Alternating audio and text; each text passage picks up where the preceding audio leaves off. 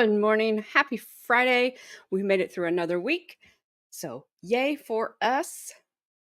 I am alternate juror. Thank you all for being here. I appreciate it. Hello, Gabby.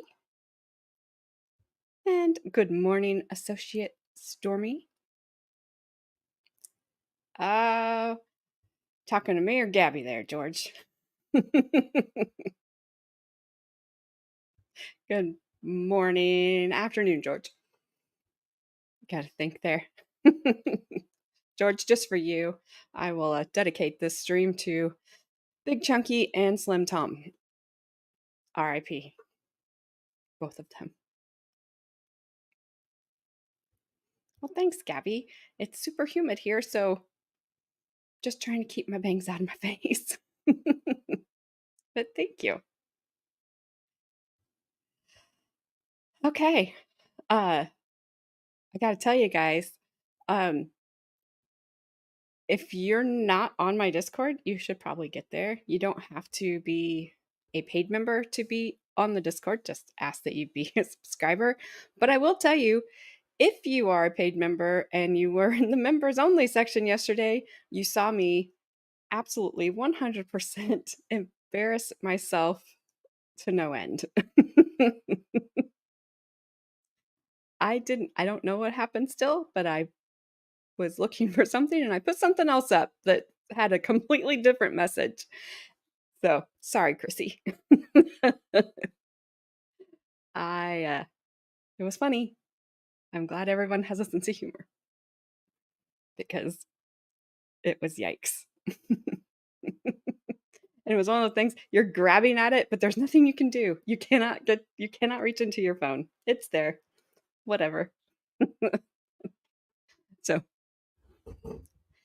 we move on. Just letting you know. All right. So we're going to do highlights from yesterday's testimony in the Andreas Tarnava trial. So if you remember, on the first day, we saw the witnesses. The one witness he's in custody, but not for anything to do with this. He was there, allegedly, when the defendant allegedly approached the vehicle they were I don't remember the guy's name that testified. Sorry, and Marisol, the victim here, they were sitting in the back of the truck, having some beverages, adult beverages. I don't know what else. Doesn't matter. The defendant allegedly approaches the truck. The witness, gets out of the truck, runs away, and the defendant allegedly uses a pew pew to pow pow Marisol. And then he allegedly dismembers Marisol and burned her in burn pits. They only found 2 bones. And the other witnesses know the defendant. Also said he was bragging about it to them. And so he was arrested. This happened in 2021 in April. He was arrested at the end of May. And so we're going to watch the interrogation video. They say he confessed in this. We're not going to watch all of it because there's some parts of it, they're just really there's no point. I think the reason they showed it, because I was thinking about this when I was listening to the state's questions they were asking yesterday. I think the defense, if they put one on, I think that it's going to be they're trying to attack the vehicle stop, the arrest, all the procedure, of what everything did, like what they did. So the state made sure to show he was read his Miranda rights. He understood his Miranda rights. They were very clear. They're read to him. There was a card with them on there. Like, they made sure to show all of that. We're not going to watch that because I'm just trying to get through it. He was left alone in there when they first, which this is what they do, they put you in there and then you're alone for 4 hours almost, give or take. He slept through most of that 4 hours. You hear him kind of at the beginning say, "It's a lie." And then he says, "What did I do?" I'm like, well, your first statement, "It's a lie," probably needs to be answered. And then you know what you did, because that's typically not what people who don't know what they did would say. It's a lie. What did I do? So that's just it was a very quick clip that you hear him do that in. Sorry, I have not. Um, it's my 1980s obscene phone call breather dog coming in. So then he sleeps. So they made sure to show, yes, he slept. Then they came in, they offered him water. They asked him if he wanted food. They asked him if he needed a break. They asked him, they did everything so the defense cannot really attack that in any way. So he made a comment, "I'm a child. Sorry, I have to play it." They're asking him how he knows Marisol, who's the victim, who he is accused of unaliving. And he tells them that she's been to his house like twice. And this is what he has to say. Let me mute myself and I'll get this going.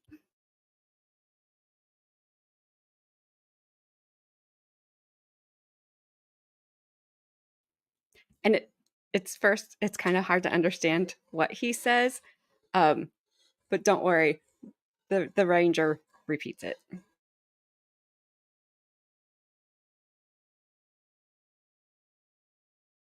Never seen for a long time. Okay. That's what I know. She won't go to Castro for a long time. Okay. Has Marisol ever been to your house? Once or twice. Once or twice. Can you tell me the reason she went over there? I mean, just feel like stuff on her titties or whatever, stuff like that. She was a woman. Okay. You know, I don't keep women like that around her because they're no good. Would you pay her for that stuff or no? No. You wouldn't give her anything, so she would just voluntarily for that? I mean, basically, like, yeah, give her like $20. Give her $20? Yeah. Besides sucking on her titty, did you do anything else with her? Have you ever had sex with her? No. Never ever had sex with her? I took this class to say yes. Well, I mean, why would you feel disgusted? Still like a nut bucket. It's not like one of those towels. You don't ever heard when you go fishing, like a crawfish, you won't ever tell everybody you caught. Like one of those you just grab and like, oh. You kill a small buck when you go hunting, you don't tell no one about it. Kind of like that, huh? No, you say you kill small or anything. Don't. Let's pause there.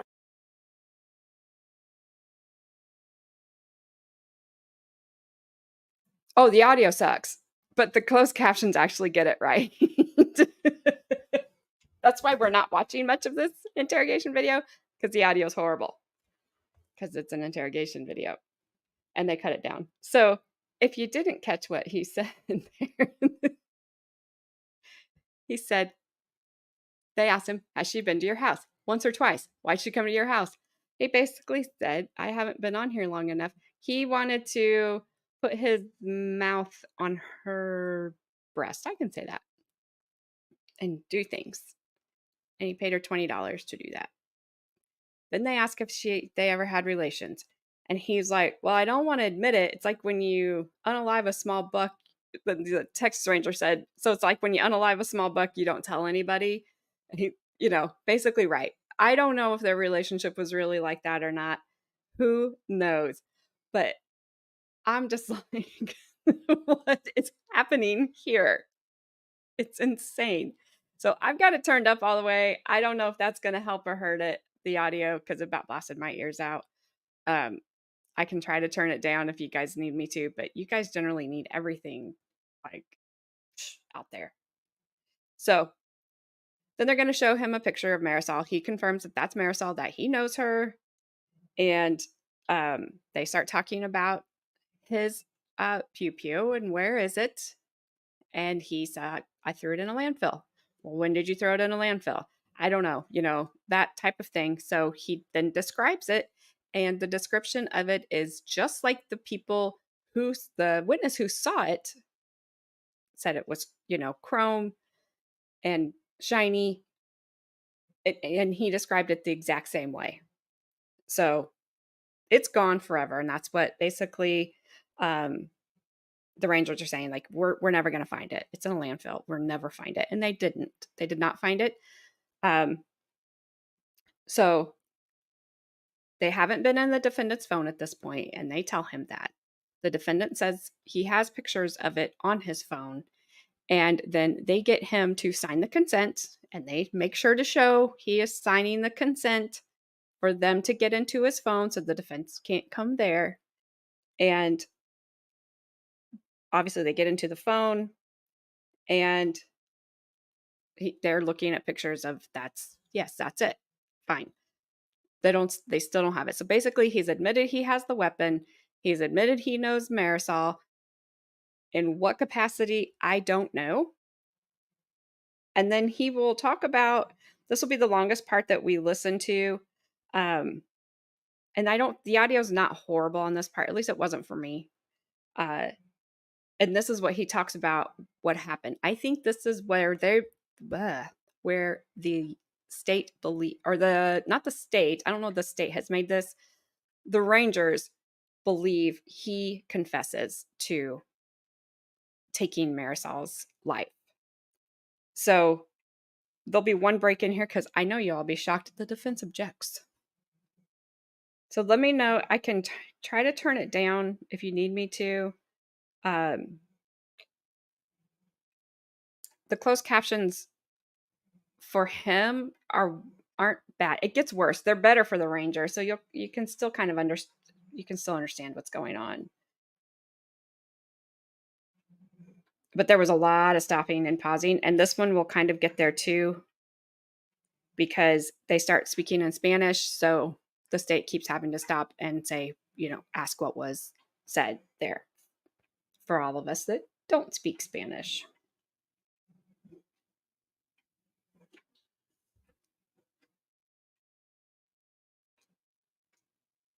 All right, so here it is. They're trying to get him to tell them exactly what happened. It takes a little bit, but he does say a lot. And again, let me know if you want me to turn the audio down or what you want me to do here to try to do. Take me back to that day. What happened?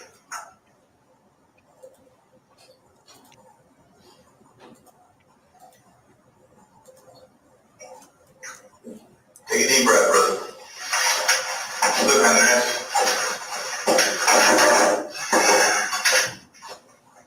Bad shit happened, man. There's no ifs, ands, and buts about it.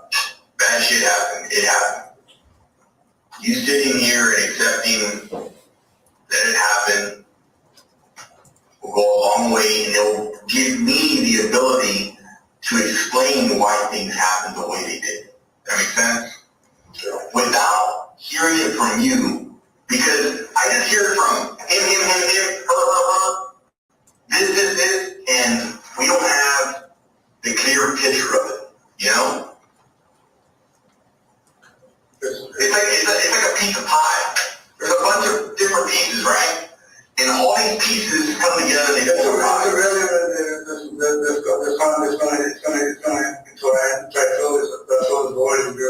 Your conversation was, but it's pretty much irrelevant that you're looking at me as a corporate president who wanted, make money so disappear. I didn't make money so disappear. Okay, who made money so disappear? Let's talk about that. Because you're right. She's disappeared. She's gone. Right? We know that. She's gone, man. She ain't coming back, brother.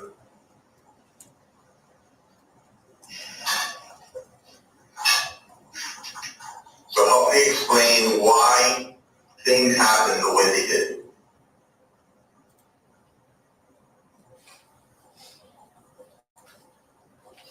Was something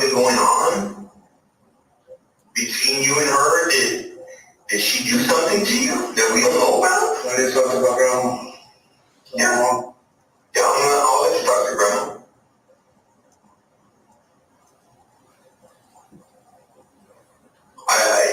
Unless if I tell you that I'm going to do something, I'm going to do it. I've been very respectful with you. Exactly. I'm going to tell you something like this, but that you don't take someone's dead fucking father's ID and social security card out of a man's wallet. Period. Okay. After a man's deceased. Okay? So I decided to do what anybody would do, but did it. Okay? Okay. Because I'm not going to let someone just take something that preciously belonged to my father. My father didn't just die in vain. He served his country for somebody just to come like that and fucking come and take it like it's garbage to go set it across the street and play with it like. Okay, so he's talking about he's going to get into it. He is convinced she has stolen something from his that belonged to his dad who has passed away, and you're going to see like he gets very upset about it. I don't know if he was a Marine.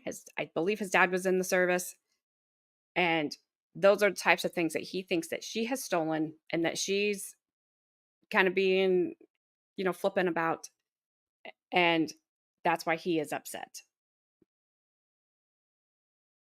And hopefully you guys can understand it. I spoke with my cards. I love my father. You do the same thing for your father if you love him the way I did. I don't think she stole. You're not going to let somebody or anyone come and take something that's precious to that one person and you sell it like it's trash. So she sold it? I don't know what she did to it. Okay, that pissed me off. Okay, pissed me off more than enough that I didn't know that someone is coming in my life. And my father meant the world to me. Okay, I never disrespected I never disrespected anybody around me. When it came to my father was, I believe you. Was everything. I believe you. So you're not just going to come and take something from me and you expect that I'm going to let it go and turn around and be like, yo, like that ain't shit to me. I'd rather die standing like a man before I let somebody come fucking take something of my father's and throw it in the trash like it's nothing. How did she take it? Can you tell me that? She was in my dad's truck. Where then I go around the corner and I go, I'm sorry to stop you. But what kind of truck is your dad drive? Or 150. F-150? Okay. So she went in your dad's truck? Okay. And what color is that 150? White. Okay. So she went in your dad's truck. Okay. When was this? Do you know? She was sitting in my truck. I went around the passenger seat. By that time, I didn't notice that she had took my inside my wallet. She could have took the money out of it and cared. Just took the money out of it and cared less about money. She took the one thing of my father that I truly wanted to keep in memory of it. You don't think my dad's social security and I didn't think I'm just going to forget about it and let it go. She took both social security and the ID, and it was inside of your wallet? In my wallet. It was actually his wallet. The wallet that's in the new car now is actually my father's wallet. Okay, so you physically saw her going in the wallet? Okay. I was going through my wallet, and it sits right there in the far corner, and the ID and everything was missing. Okay. Of course I'm going to know it's missing. And you confronted her about it? Oh, I confronted her. I asked her, did you take it? She says, no, I didn't take it. I said, well, then come to my house.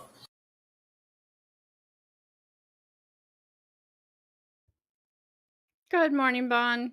How you doing? I hope you're warmer. We are just doing some highlights from yesterday so we can get to today.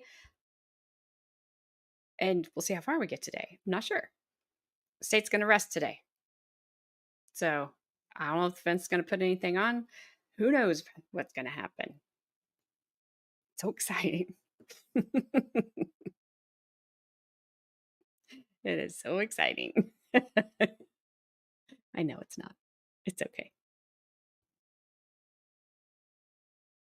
So I just wanted to whoop her ass. I just wanted to whoop her ass and give her a good little taste of what she had done to my fucking ID and my dad's social security. So you want to go over there? So you were telling her to go to your house? Yeah, and I said I got my figure. She already knew that I was going back for her. Don't take something from me and expect me to let you walk around laughing and praying on me. Because I'm gonna die one day. And I'm pretty sure I'm gonna die regardless. Anytime you want it.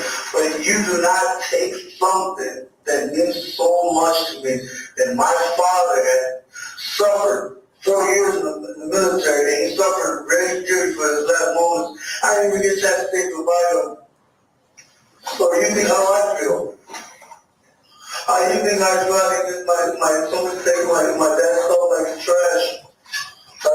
She denied taking it. You told her to come over, and you tried to lure her over because you said you had eyes for her, right? But she wouldn't come. Is that correct? Yeah. Okay. So then, did you try to lure her else any other time? No, I tried multiple times. Okay. How would you try to lure her? Let's talk about that. I tried to be real nice to her. Okay. And she like befriend her, I guess is what you said? Yeah. Okay. How would you be nice to her? I'd be like, I'm basically, how you lure anybody? Tell me about it. How would you lure her? No aggression, just straight up, hey, one of your friends, but she made it irrelevant that she took my dad's social security card and everything. How would you want to stay away from somebody that you know you did something to? You try to avoid them. She would avoid you. How long did she avoid you for? A long time. Can you give me an approximate time frame? A month, 2 months, 3 months? 4 months. 4 months? That's pretty relevant that when she made that statement, that was kind of tough, and she did have to take her social. Out of my wallet. Did you ever find your dad? Do you have a social? No. I found an extra one. It's in my wallet right now. You have an extra one of your dad? Okay. So then, money does not, I'm going to explain to you, money is like toilet paper. You can get that anytime you want. You can make that anytime you want. You can do anything with it. But the things some stuff is very sentimental to you. Yes. I hear what you're saying. You cannot replace it. You cannot. I cannot get my father to come back from the fire that he burned for like 3 hours or an hour and ask him up and ask my father, hey, can you give me something like this to remember you? But so everything I have with my father is precious. That's sentimental. I hear you. Like that best, for instance, you're gonna pass it one day to your son. So I'm not sure if his dad passed away in a fire, because that part right there was confusing to me. So I'm not exactly sure if that's what he was talking about, and maybe that's why he allegedly did what he did to Marisol, because he was saying, I didn't get to say goodbye to my dad. I didn't get to ask like my dad for anything to remember him by. And then he said he burned for 3 hours. So I don't know if there was a house fire or whatever. And I'm not sure if he's talking because the ranger is going to start talking about his badge and how important that would be to him. And I'm not sure if he's talking about his dad's like dog tags because of being military that he doesn't have, or he had maybe replaced in some way. If that's like the thing that he's really upset about. Because he said, money. I'm not upset that she took the money. I can get more money. It's this other stuff that can't be replaced that she took. If she did, I don't know. That's just what he thinks. So we just have to go by that. Yes, Vaughn, if that is what happened and then he did that to her, that's really dark. Absolutely. It's pretty scary. Or your daughter. And it's sentimental. You read my mind on this. I was about to say, when we're talking about sentimental, that badge right there is very sentimental. It's an honor to wear that badge. But it was bad on somebody that was probably, they wear that badge before you, and it was bad on you. Right about that. You cannot get something to get replaced. So the reason why you wear that thing. You're right. Certain people have certain things and they keep them very true. You can't say that anyone in here in this whole facility doesn't have something over the basketball ones. Whether it be a ring, whether it be a string, maybe be some old photo there's in the house. It doesn't matter. It doesn't matter what it costs. It doesn't matter what it looks like. No matter what it smells like. It's something that reminds them of it every day. So is that why you were so upset and you blacked out and you had shooting? Is that, I mean, it seems like, well, it's not, it seems you were very, very angry about this. Well, until this day, wouldn't you? I'm still angry. That's something I'm gonna let go. So I don't think it's younger. So that day, I mean, you found out that she was over at Fowler. How did you find out that she was there? Did someone call you? Did you drive by? Did you get a text? Or somebody told me that she was there. I'm sorry? Somebody told me that she was there. Okay. So you got a phone call or a text? Not a phone call. A phone call. Okay. So you got a phone call. They told you, he or she told you, hey, Michael's here. So, and obviously, this person knew of it, that they said. How are you feeling? Today is the day that George picked for you and Madison. So he'd be really thrilled if you helped him out with that, but the rest of us wouldn't be. Also, for you baby to be Madison born days or whatever, after the 24th.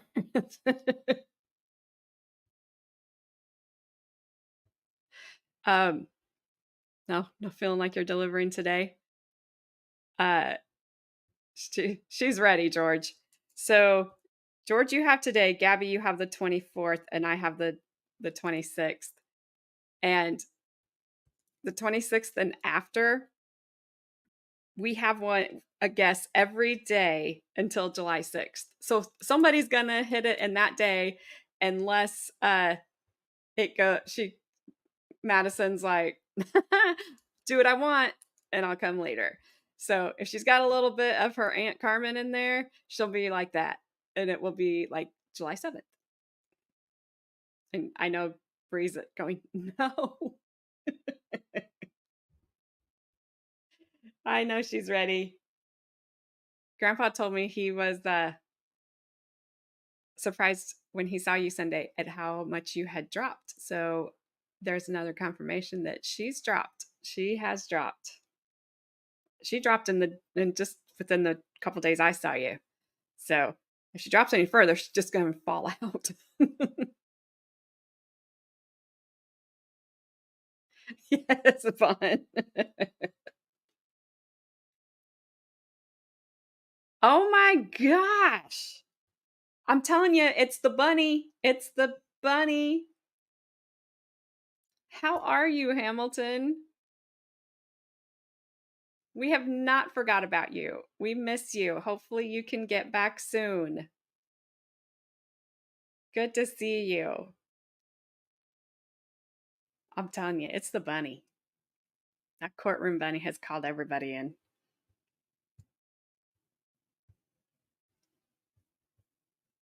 Except Chrissy.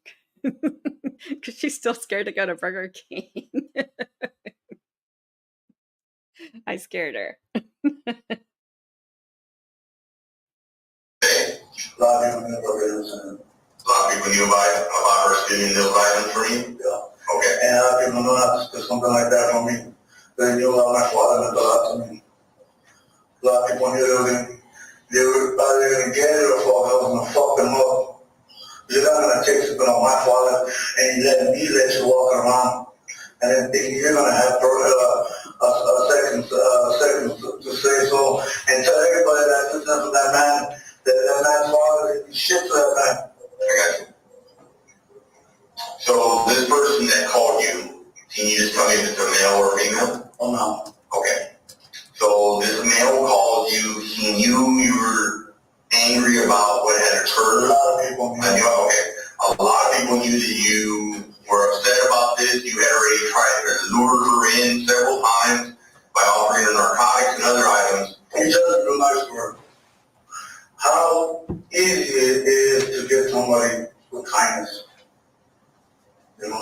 always give rules to somebody. They get what you want. Even if your motives are wrong. So that day, you got that call, tell me what you felt. Phone rings, this young man called in and said, hey, can you kind of tell me what he said? Aquí está. Aquí está. In Spanish? Aquí está. Let me pause there. After everything we just heard, Ranger repetitive, at 1:46 and 38 seconds. Sure. What does aquí está mean? Aquí está is slang for someone's here, referring to a person is there, something along those lines in Spanish. Does the conversation, to your recollection from this point forward, kind of come in and out of English and Spanish? Correct. And you told us during the first day of testimony that you are qualified by the Texas Rangers to use your Spanish during interrogations and your job duties. Correct. Okay. Stay will resume the video. And then?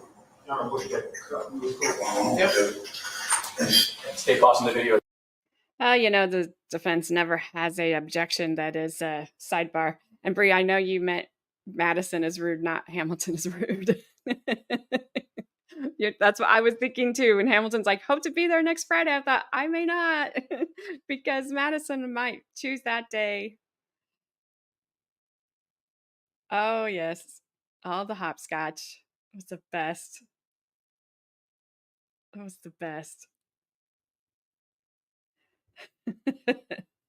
Okay. Gonna fast forward through this objection with the defense because he's the defense. This defense attorney, I can't with him. I really just can't. It's actually a really short sidebar. Probably the judge going, go back to your seat, sir.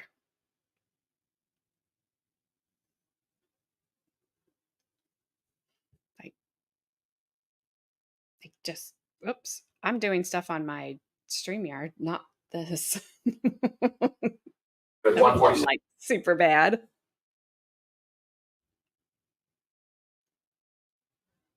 Don't worry, we're not missing anything right here. For some reason, they were just showing that instead of the lawyer standing up at the judge's bench.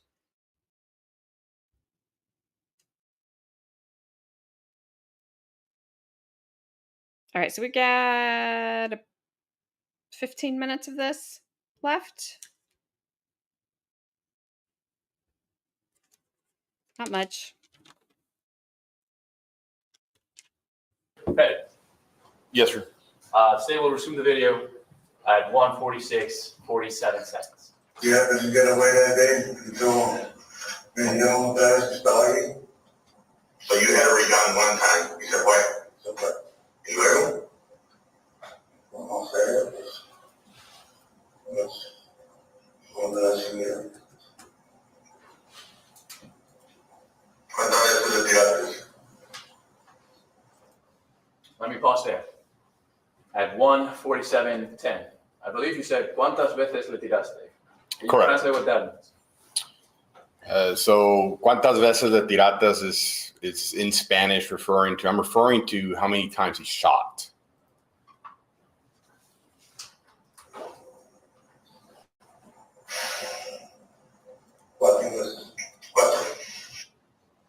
What does the defendant reply to that question? Andres responds by saying cuatro veces, and cuatro veces refers to 4 times in English. Okay.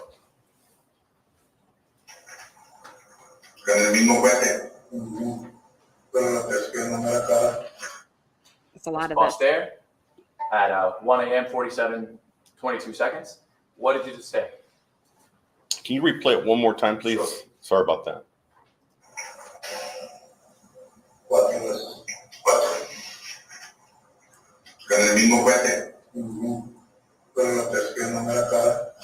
Pause again. I asked Andres con el mismo cohete. Cohete is a street terms jargon for a firearm when you're referring to these kind of offenses. And Andres replies Something along the lines or similar to until I caught her in the face, I believe he says. So you were asking if he was using the same firearm? Correct. I asked el mismo cohete, which is translated to the same firearm. And what firearm are you referring to? The previous one that was identified in the phone, the silver one with the wooden grips. The ones we put up on the state's exhibits? Correct, the state exhibits. Okay. And he admitted to using that very firearm? Correct. And that he was aiming for her face? I don't believe aiming. I believe he says until he caught her in the face. Fair enough. Okay, resuming video.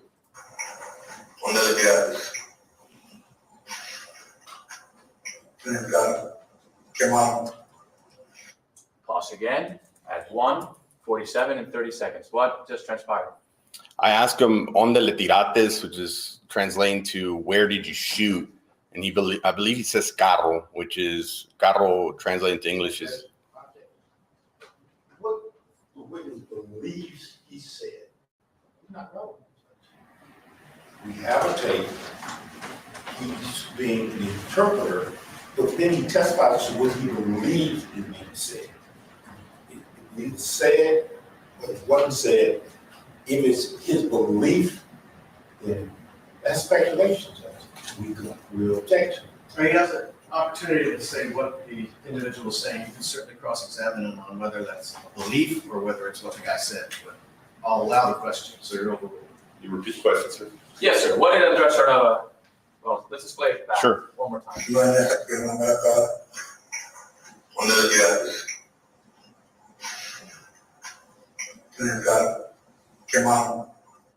Okay. What did you say, and what did Andres Tarnava reply? I asked Andres where he shot, and he replies, "El carro," a vehicle. Okay. Let's proceed.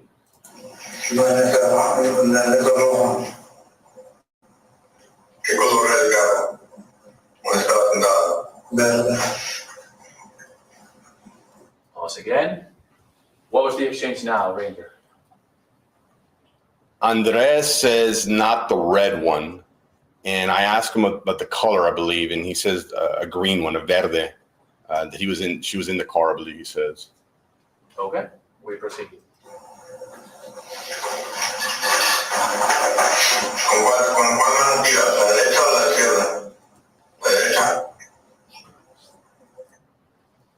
What about now, Ranger? At 1 a.m., 47 minutes, 51 seconds. What did you ask Andres Tarnava? I'm asking Andres what hand he utilizes to shoot, and he makes a movement with his right hand.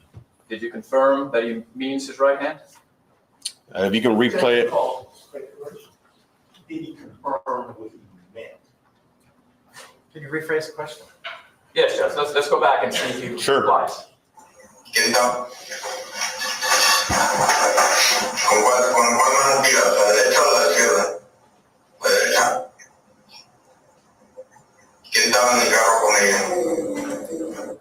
Okay. I ask Andres which hand he utilizes to shoot, the left or the right, and he makes a movement with his right hand. I ask him that the right hand, the derecha, which is right, and he acknowledges it. Okay. What was the next question after that, Ranger? I think I paused just as it happened. If you can replay it one more time, please. Certainly.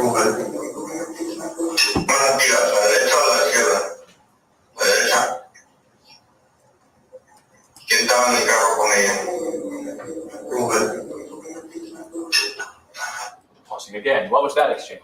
I asked Andres in Spanish who was inside of the vehicle with the victim, and he replies, Ruben. Okay.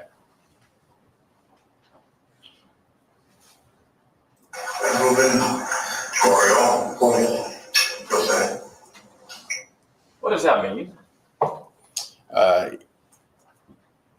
Corrió means run in English. It's translated to run. And Andres says, yes, he ran. And then I tell him, yes, I know. And who is being referenced as the runner? We're referring to Ruben running. So Ruben ran away. Correct. Okay.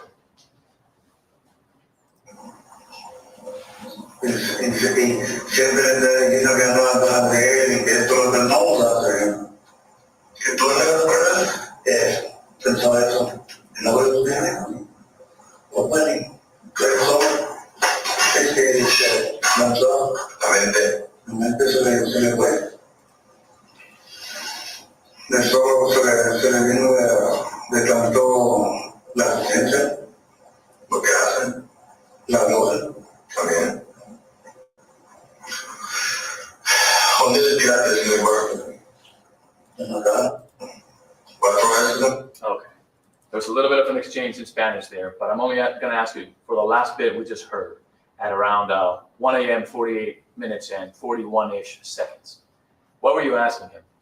I asked Andres where he shot her, referring to the victim Marisol, and he says the face again.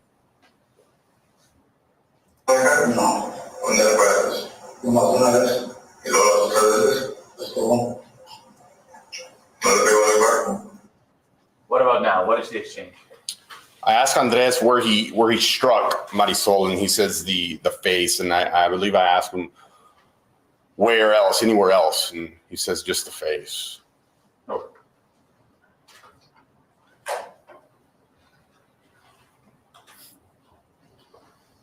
Guess we can just let it play until 48 and about 55 seconds. ¿Qué hizo antes que le tiraste? ¿Te dijo algo? No, no. ¿Gritó? No. ¿Te dijo? No me lo tell me, no. Let's pause there at 49 minutes and 4 seconds. What was discussed now? I asked Andres if the victim said anything before she was shot, and he replies, no. I believe he says it several times.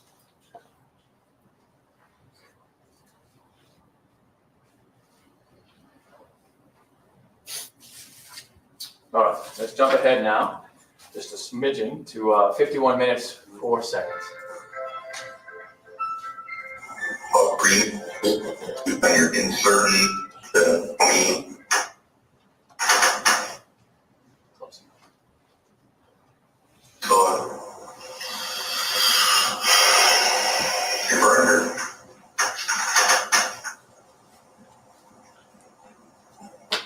Back to English at When this you point. burned her, did Correct. you have to, how many pieces did you have to cut her up into? Just cut her up. You cut her all. Yeah. What exchange just happened, Ranger Pettis? It's in English at this time. We're speaking English. I asked him if he burned her and if he cut, referring to the victim, if he cut her up. And he replies no. And I believe it says the word whole, referring to the whole body. Why were you inquiring or asking the defendant if he had cut up the body? Previous investigations to get rid of a body. It's common for a criminal suspect to cut up bodies to get rid of them. Now, you told us that when you were at the Fowler Road address, you were able to see and photograph some burn barrels. Correct. Were you able to get a good look at them? I did, yes. Did they appear to be large, medium, small? I don't believe they're the full size, which is a common like 55-gallon barrel. I believe they're a little smaller. In your investigative experience, as well as your experience with law enforcement, do you think a body would fit in them? It's hard to say, depending on the person, the victim. Is that maybe why you were thinking some cutting must have happened? Reading. That's sustained. Don't leave your witness. Yes, Judge. So, Gabby, that's the way I took it. I believe that's the way the Texas Rangers took it. And again, I don't know what has happened between 2021 and 2024 where this guy hasn't been either tried already. He changed his plea, obviously. So I don't know. But yeah, to me, he basically like, yes, I did that. And then he burned her.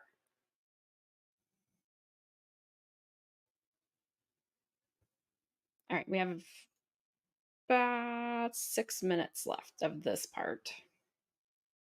Judge, could it have fit someone of Marisol's size? Possible, but the barrels were a little smaller in size. Okay.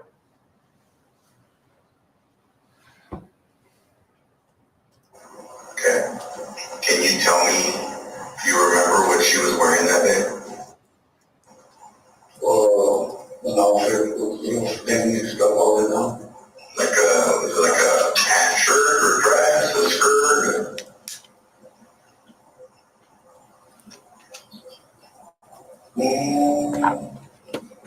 Was there a little outfit? You don't remember what color by chance? Blue? Okay. Was she wearing tennies, boots, heels? Vale, tiempo que no lo voy a dejar en un portal que tenía. De cosas en el Senado.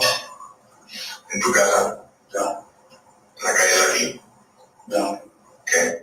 Let me pause there. There was another switch into the Spanish language. What transpired, Ranger? Correct. If you can replay it, it's a little gargled, but we're talking Spanish and he switches back to English. So I just need to go back to the profanity part. De cosas. Okay. Is she wearing tennies, boots, heels? Vale, tiempo que no lo voy a dejar en un portal que tenía. De cosas en el Senado. ¿En tu casa? No. ¿En la calle de aquí? No. Okay. I asked Andres, referring to the victim, what she was wearing during the incident. And he uses the term me vale verga, which is translated to English, I don't give a fuck. And then he refers to placing her in the, I believe he says asenador, which is a slang term for either oven, fire, barbecue pit, something like that, asenador. And then I asked him where the asenador is, where, and I said the house, and I also asked him Lucky Road, and he acknowledges it. So I did this in the barrel, or was this in the fire pit? In the barrel. Okay. ¿Qué le echas? Aceite. Morro. Straight with the barrel, or was this in the fire pit? In the barrel. Okay. ¿Qué le echas? Aceite. Morro. Straight morro. Let's pause there. At 1 a.m., 52 minutes, 24 seconds. What just transpired, Ranger? I asked Andres where he placed the victim, either in a fire pit, referring to like the land, open fire pit, or a barrel. He says the barrel. I asked him what he utilized. He says aceite. Aceite is oil. I asked him, I believe, motor oil, and I believe he acknowledges it. Okay. Okay. Solo. No. Solo. No. What about that bit in Spanish at 1 a.m., 52 minutes, 31 seconds? I asked Andres if he was solo by himself. Solo is by himself, and he acknowledges this. I believe he says, yeah. Okay. Okay. Y la quemadas. Was relevant at this point. With obvious. Well, how much do you think I felt? Well, and you say it's relevant. How do you think I felt about my dad's personal items? Oh, I told you that you're very upset about it. And I'm still upset about it. And I'm still gonna see her now. I'm gonna fucking fire her ass. I'm not gonna just let it go. Ranger Perez, did the defendant appear remorseful?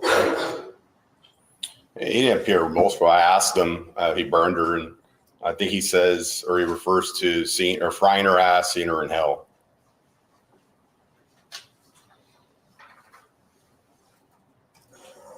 You not take something of my father's and mock my motherfucking dad and served the United States Marines and was a good father for me for almost 36 years of my life.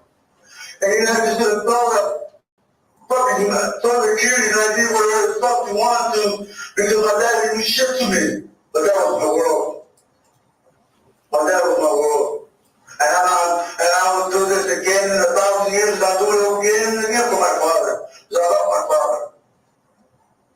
I love my father. And I'm willing to pay high heels for it. Because I love my father. My father was the world to me. My father and nothing else matters. Not money, Let's pause again at 1:53. Speaking again of remorse, Ranger Perez, did we hear anything relevant towards that? Okay, so confident opinion, Judge. That's sustained. Fair enough. Let's move on to 156.27 for the last bid from the video. Yeah, I think he's thinner. Well, she's crazy, but she's a good woman. My grandma gave me everything that I deserved in life. And Actually, hang on. Let me play it at 154.38. My grandma's crazy, but she's a good woman. My grandma would smack me if I said that about her. Even now, beyond. That's funny. it's going painting. It's like, oh, shit, it's him to say everything. So one day I shut my eyes for good. Does it bother you what you did to her? I want you doing body shit and anybody wants to took my fucking life. Okay, now let's jump ahead to 56.27. That lady did like mother era. So he said, does it bother you what you did to her? And he said no.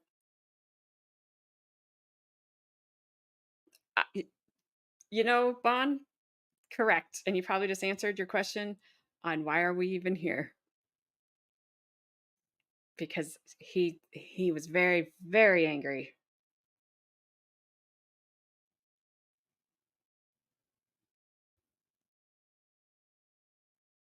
Of course she would, Gabby. She's your grandma. It would just fit. Yeah, I could see it. I could see it. It'd be a good time, though. I didn't mean like you're crazy in a bad way. Not that kind of crazy. Looking in a barrel. Why not? The big deal. Okay. And to verify the blood, we're not looking for anyone else. The blood that's inside your car is Marisol's blood. Very much. Pretty much, yeah. Okay. Okay. Okay. What do we find any? Because we colored examples of it tonight. Okay. Yeah. Pause there.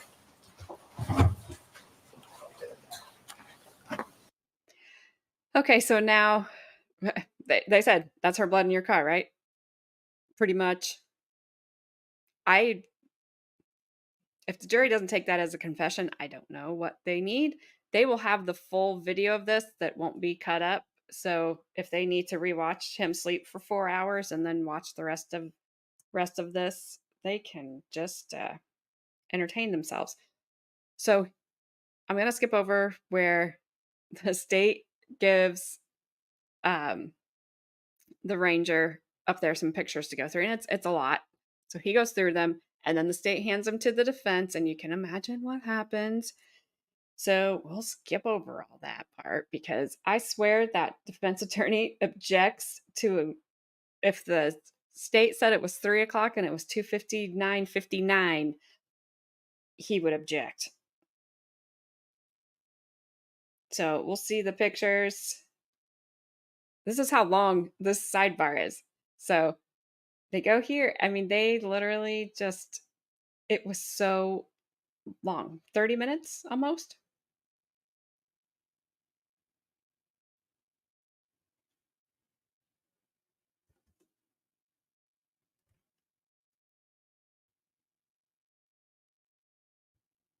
State Exhibit 39 appears to be a closer image, zoom-in version of a barrel. Okay, let's skip ahead a little bit. I'm going to set these off this side. What about stage 42? State Exhibit 42 appears to be fire debris, possibly from the inside of the barrel. I believe the barrel's in the top portion of the picture. So we had emptied out the contents of the barrel. Okay, 43. State Exhibit 43 appears to be a wooden frame with a screen. We refer to it as a sifter. This device is commonly used in crime scene processing to sift through items of fire debris or dirt, that kind of debris field. And 44? State Exhibit 44 appears to be a blue tarp laid down on the floor with unknown objects that were located. Are these objects coming out of the sifter? Correct. Okay, and 40, oops, 45. 45 is just a zoomed out version of a blue tarp. The items that were being recovered, you can see to the left, the fire debris, the fire pit area. See the sifter there, and to the right appears to be just crime scene material, supplies. What about 46? State Exhibit 46 appears to be the 2 burn barrels. You can see the tarp, the same items that were referred in the previous state exhibit. Both barrels have a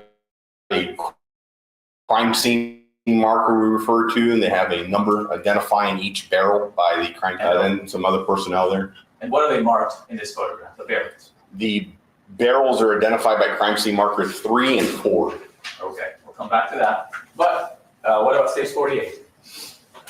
State Exhibit 48 appears to be 2 paper bags that have some writing on them. Can't really read the writing from here, but sure. State Exhibit 48, 2 paper bags. They have a possible medical examiner's case number. They're labeled blue tarp fire pit, blue tarp barrel. This is common paper bags that we utilize to package evidence. And Ranger, would you kindly read that medical examiner number into the record? Each bag is identified by a Sharpie written number, and it states ME Mary Edward number 21-1606. I'll repeat, ME 21-1606. Thank you, sir.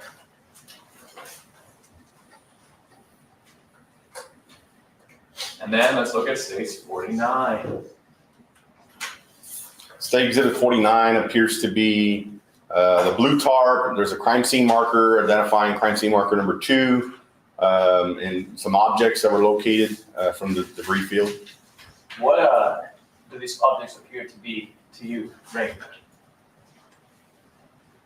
They appear to be human remains. In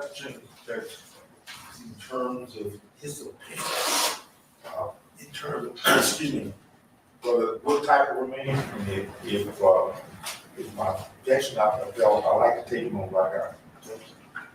Because if he's testifying that what type of remains, No, he has his to- scientific background. He asked them what they appeared to be to him. Appeared. So that's speculation in terms of if he said that it looked to be a bone, that's different. Go ahead, you can take him on board now. Just answer his questions. Sure. Now, you just testified that they appear to be, you said, human remains. That's what you said. Correct. Okay. Did you do any testing on those items? I did not.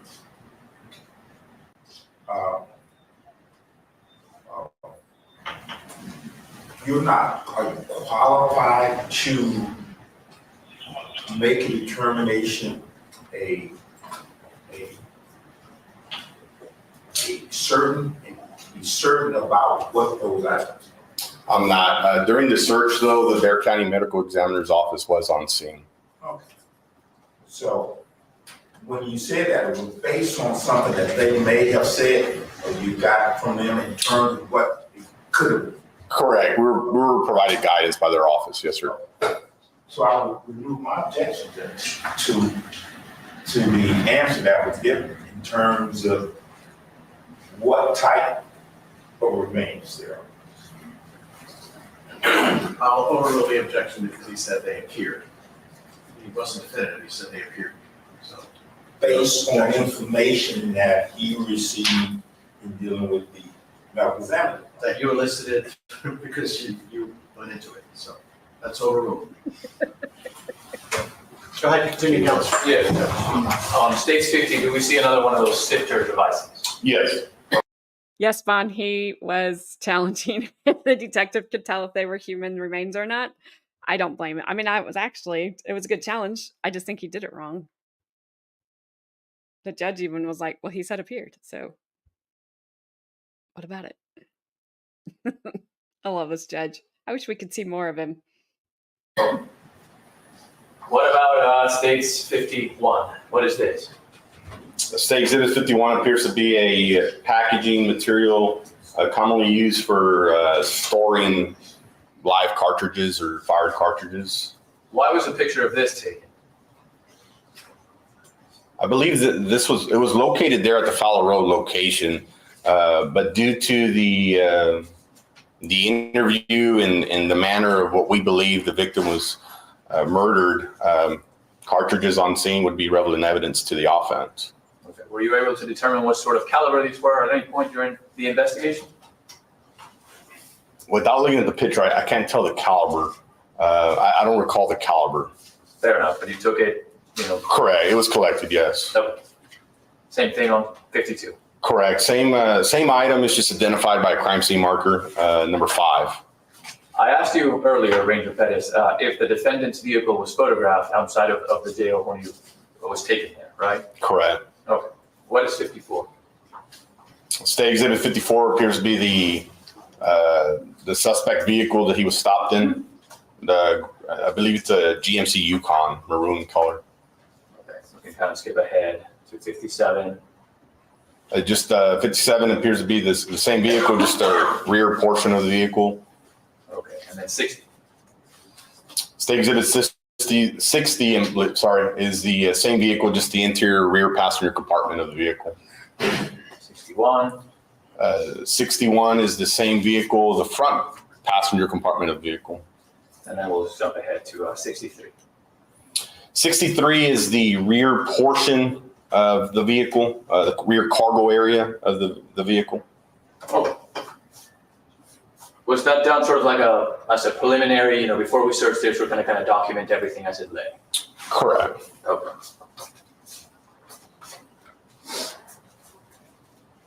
Let's go back to this photograph here. 246. I believe, I might be mistaken, but I believe earlier on I asked you if you had seen these barrels at the scene and if you knew who took custody of them from the scene from law enforcement. Correct. And you told us it was the fire marshals. It was the Bexar County Fire Marshal's office, yes. Okay. Were these barrels brought to court today? They were, By whom? by the Bexar County Fire Marshal's And office. did you receive them here in the back from them? Along with the court reporter, yes. Okay, so you're the last person to touch these pieces of evidence. Yeah, I just carried them, yes. Fair enough. All right, so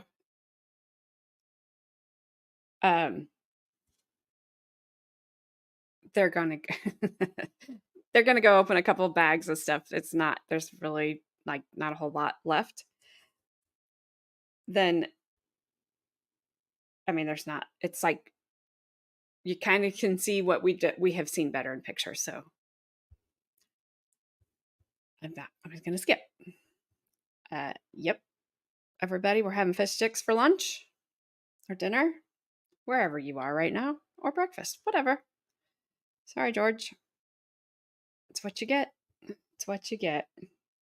Gabby has repeatedly warned you.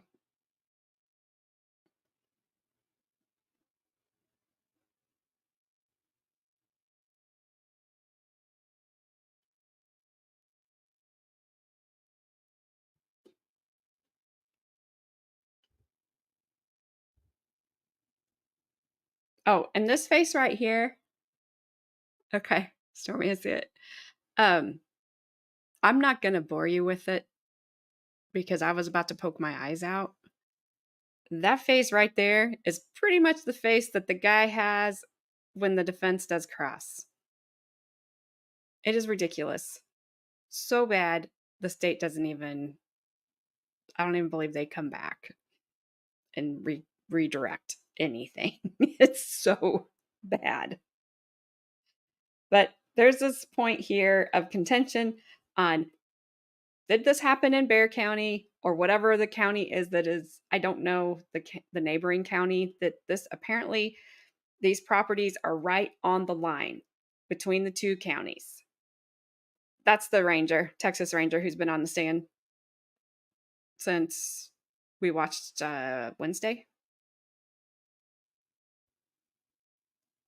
So, yeah, the defense, yes. So, it's going to ask a couple questions just to solidify where this happened, and then we will move forward.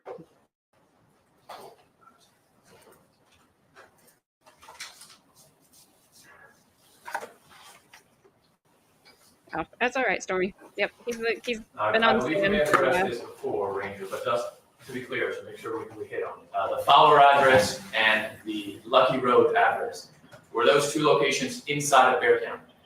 They were, yes, sir. And around what time of the month, date, year was this investigation taking place? I believe it was May, the month of May. And when was the murder believed to have occurred? Without looking at, I don't recall. Fair enough. Of course, the witness, right? Yeah. Let me show you states 11. If you need to refresh your recollection, Sure. please. His glasses are broken. I do feel kind of bad for him. He's got tape on both sides of his glasses. This one stem's about to fall off. So can they not get him glasses or at least fix those?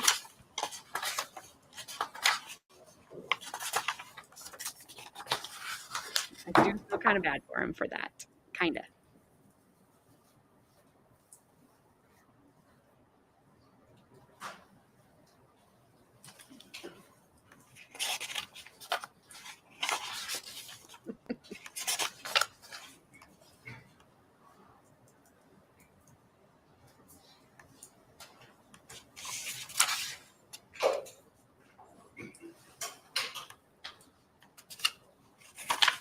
I'm not gonna find it.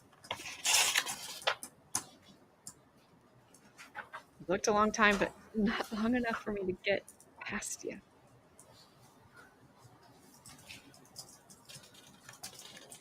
Dear heaven, sir. So it appears to be the last portion of April. She was last seen alive. She was reported missing the early part of May.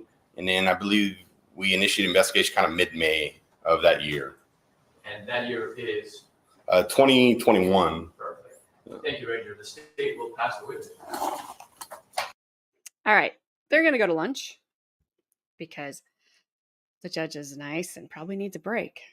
And so do they, probably, before the defense asks any questions. He went on, I think, for about an hour asking. There was this, he's hung up. Like I said, I think his whole approach is the procedure was that it was just not done correctly. Like they did not have probable cause to pull him over. They didn't have this, that, or the other. And the defense or the state has just laid out, like, it didn't happen in this county. We're in the wrong county. The state's, I think they saw that coming when we watched day one and have just cut that off completely.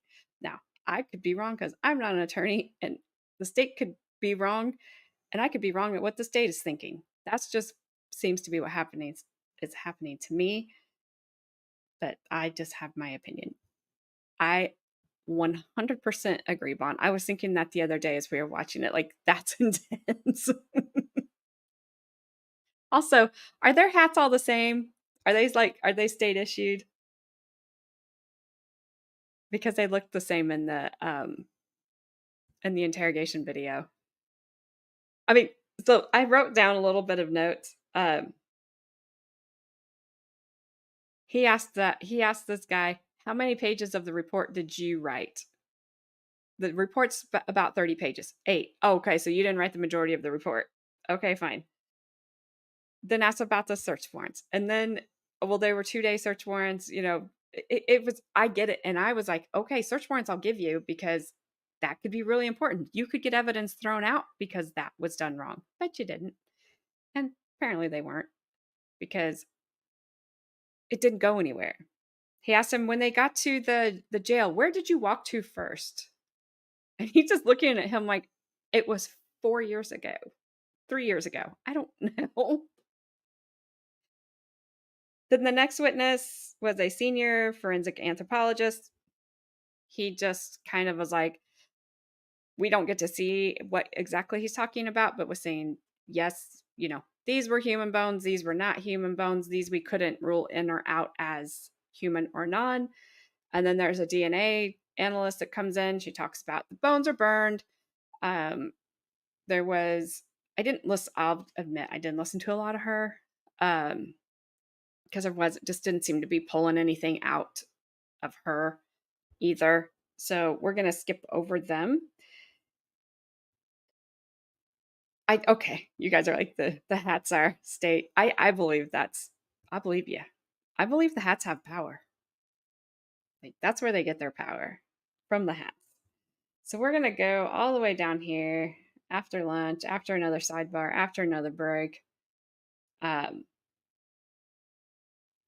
and start in the day with Ranger Brad Peters, who was also in the interrogation room with one of the hats on.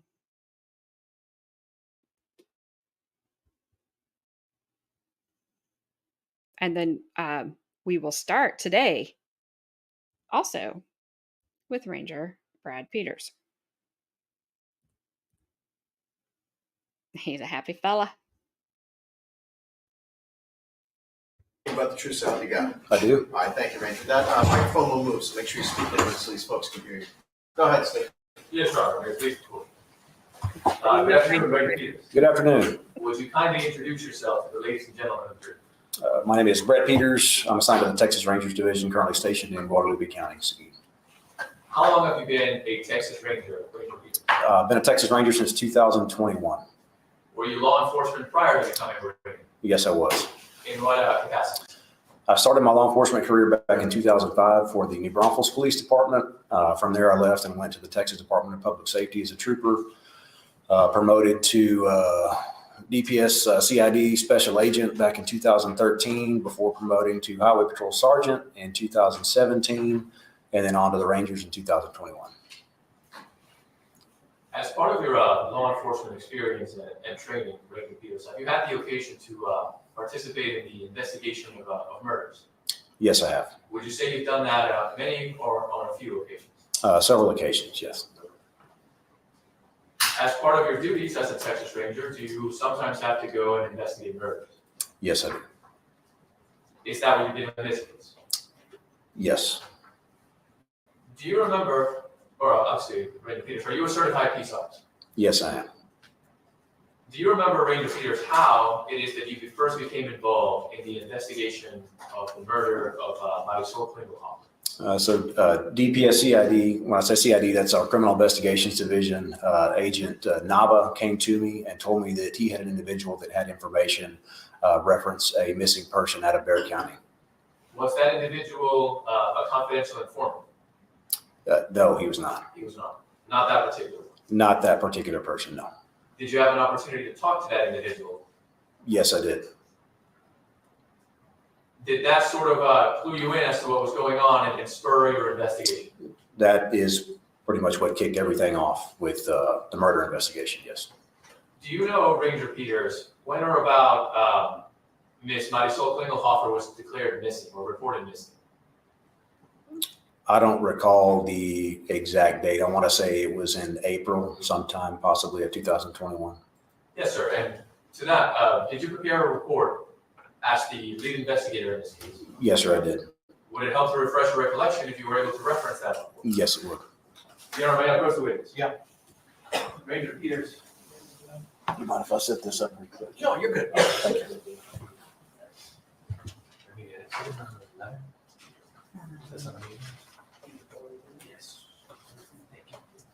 Ranger Peters, I'm going to show you what has been marked for identification purposes as State Exhibit number 11. Can you take a look at it really briefly and tell me if you recognize what it is?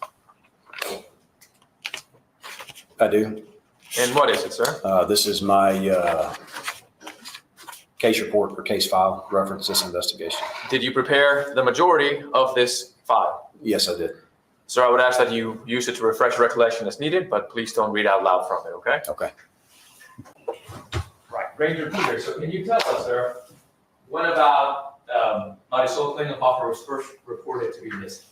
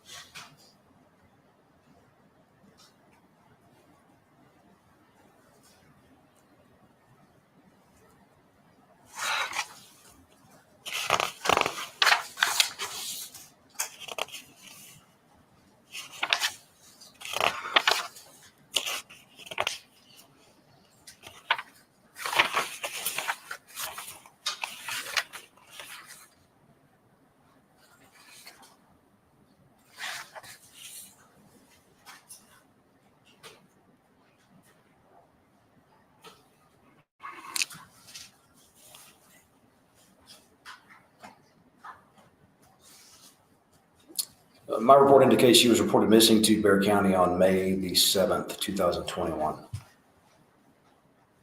Thank you, sir. So did this case begin as a sort of Getting close a missing person report? So Bexar County Sheriff's Office investigators had received a report of a missing person, and that's how that missing person report was initiated, was through Bexar County. And then I guess after Agent Nava of the Department of Public Safety reached out to the Rangers, it's the first time law enforcement got any information regarding that this might be a homicide, right, a murder. To my knowledge, yes. Okay. What other duties or events did you perform in the beginning of this investigation, after talking to that informant that came forward?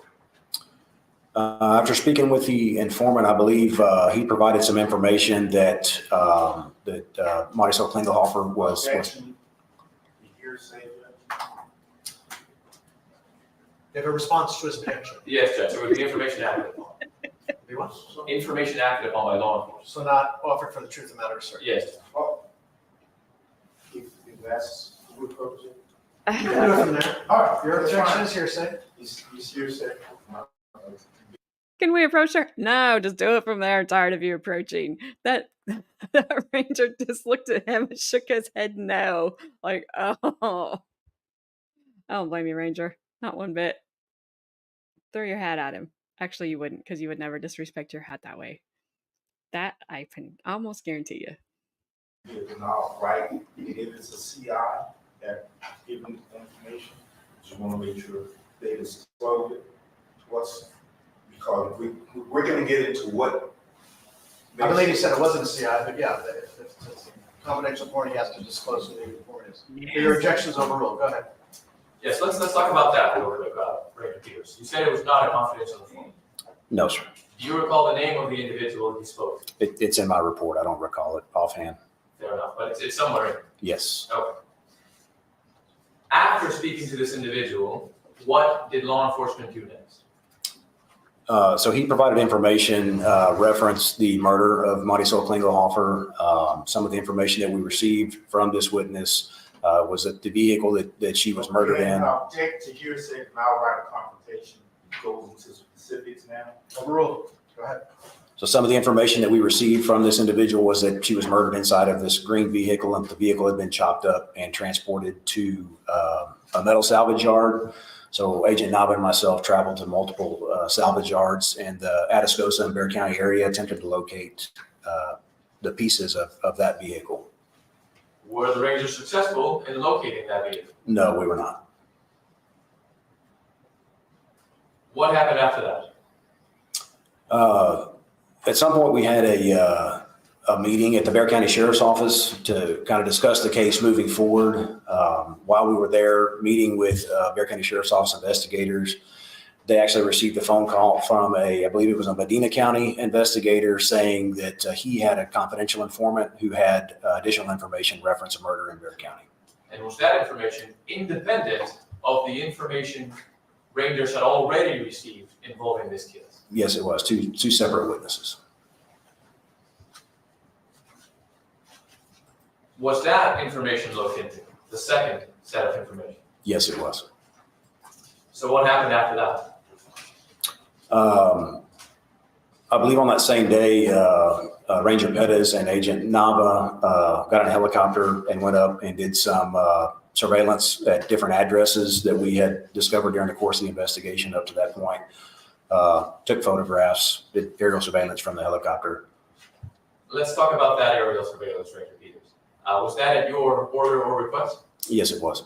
And what were the two addresses that became relevant for the investigation of this case?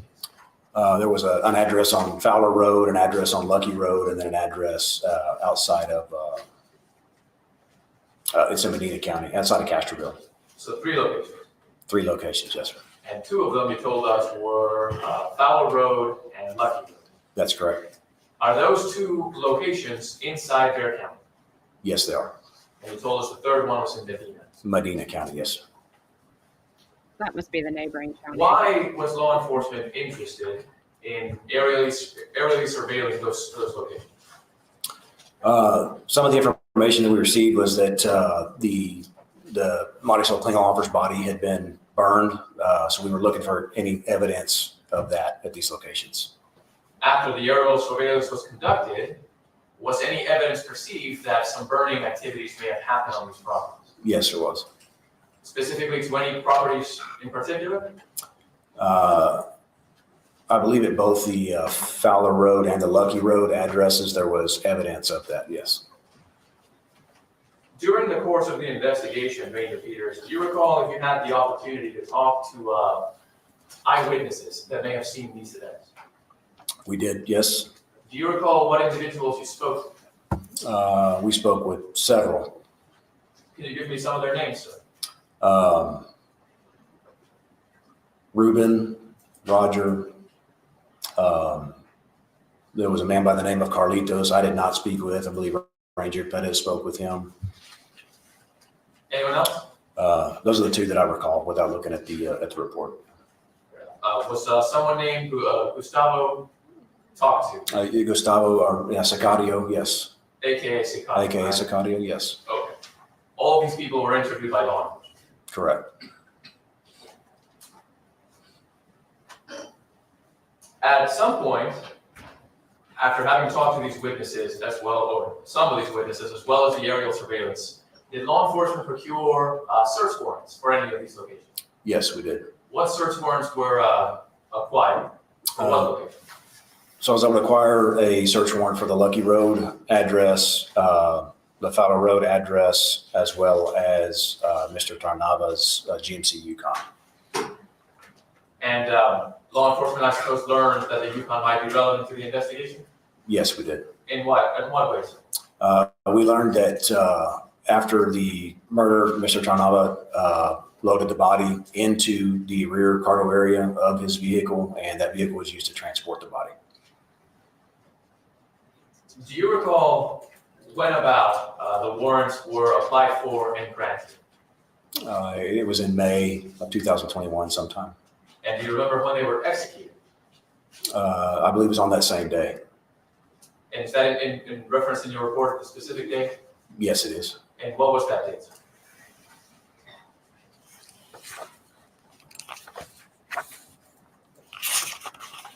Can I look up the answer? I mean, refresh my memory.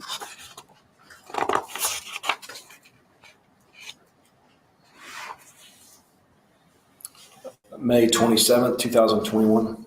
Okay. May 27th. And you told us that reports of Marisol Klingelhofer being missing were filed on or about May 7th of that same year, 2021.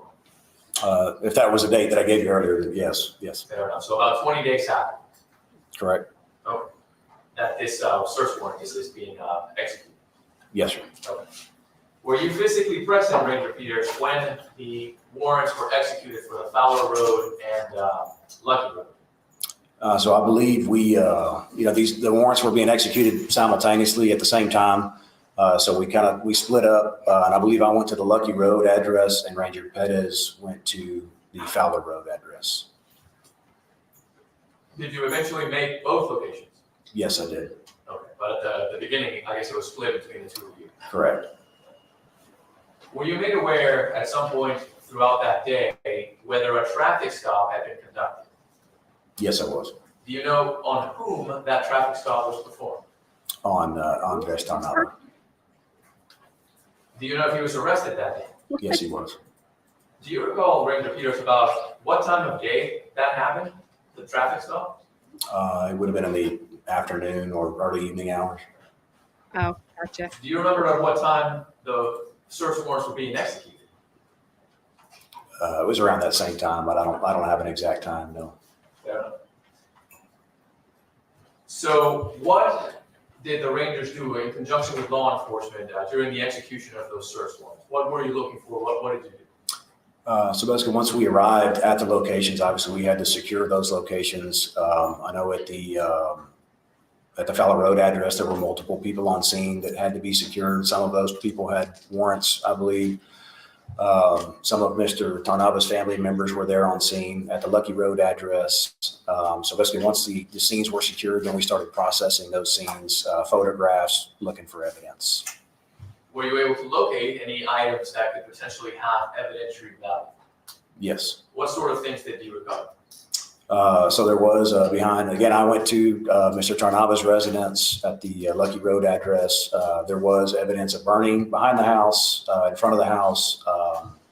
Spent cartridge cases, 25 caliber cartridge cases were observed in the front area of the residence leading up to the house. Why were the spent shell casings relevant in any way in this investigation? So obviously the method, the tool that was used in this murder was a handgun, is what we had learned. So those handgun cartridge cases would have been relevant to this case. And you mentioned a burn pit or signs of burning. How was that relevant? I'm sorry, how was it relevant? Yes. Because the information that we had received on what happened to Marisol's body after the murder. Were these things collected to the best of your ability? Yes, they were. Now, you told us you eventually made the Fowler Road address as well.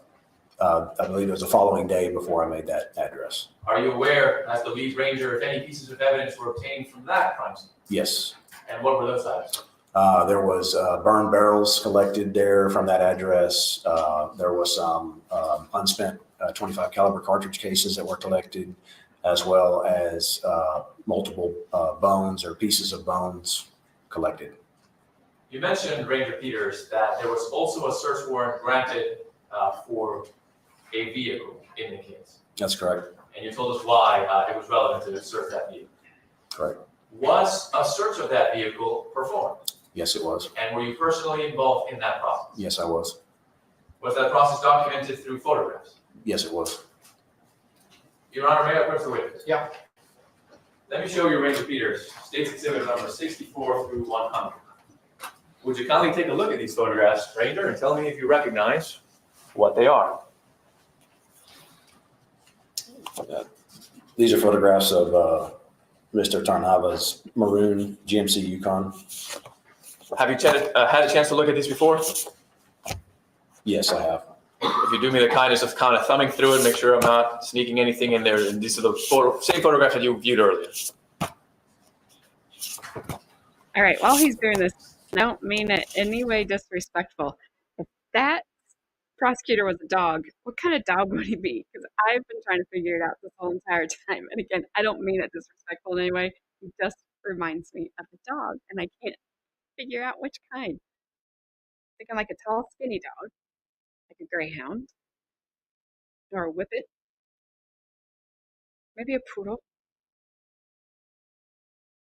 I'll get you all thinking. I've been watching too many videos about dogs and a human that is impersonating dogs, and he's spot on. Love it. Makes me laugh.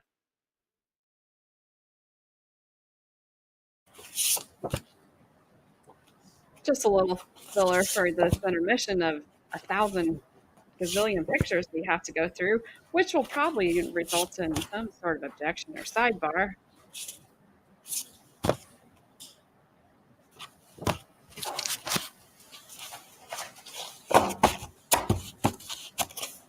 A baby whippet. Okay. Do you recognize these? Yes, I did. Were you present when these photographs were taken? Yes, I was. Were you present when the search was conducted? Yes, I was. Do these photographs fairly and accurately represent what they show?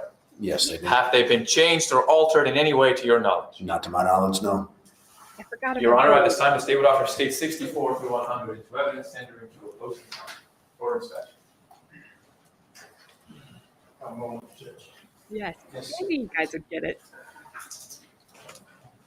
Okay, let's get an objection here. What are you gonna be, like an Afghan hound, maybe? I think so.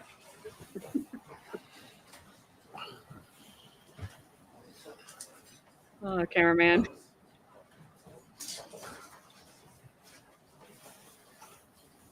Hello, cameraman. That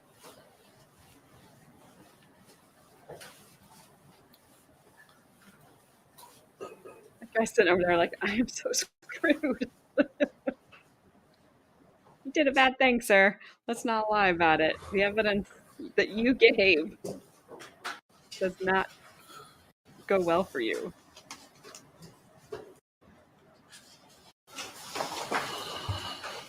Told ya. Must be short because I didn't write it down. Told you, told you, told you. He cannot not have a sidebar.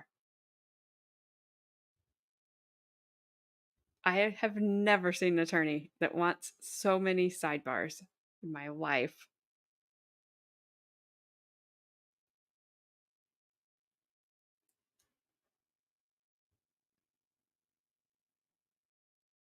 Absolutely. Absolutely. They do have consequences. Not only did he do that, George, he told on And himself. permission to publish, Judge. I agree. Huh? Okay, Ranger Peters, you told us that. I believe you said this was the next day, so May 28th. Or I'm sorry, no, I'm That sorry. was the same day. yes. That's right, May 27th, same day. Thank you, Ranger Peters, that's my mistake. Okay. So, State 64, what are we looking at? That's a front view of Mr. Tarnava's Yukon. And do you know where the vehicle is located? It's in the evidence bay at the Bexar County Sheriff's Office.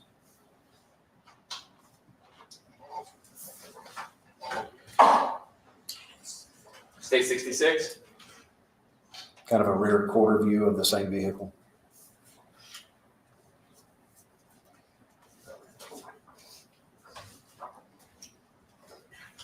Let's jump ahead to State 70.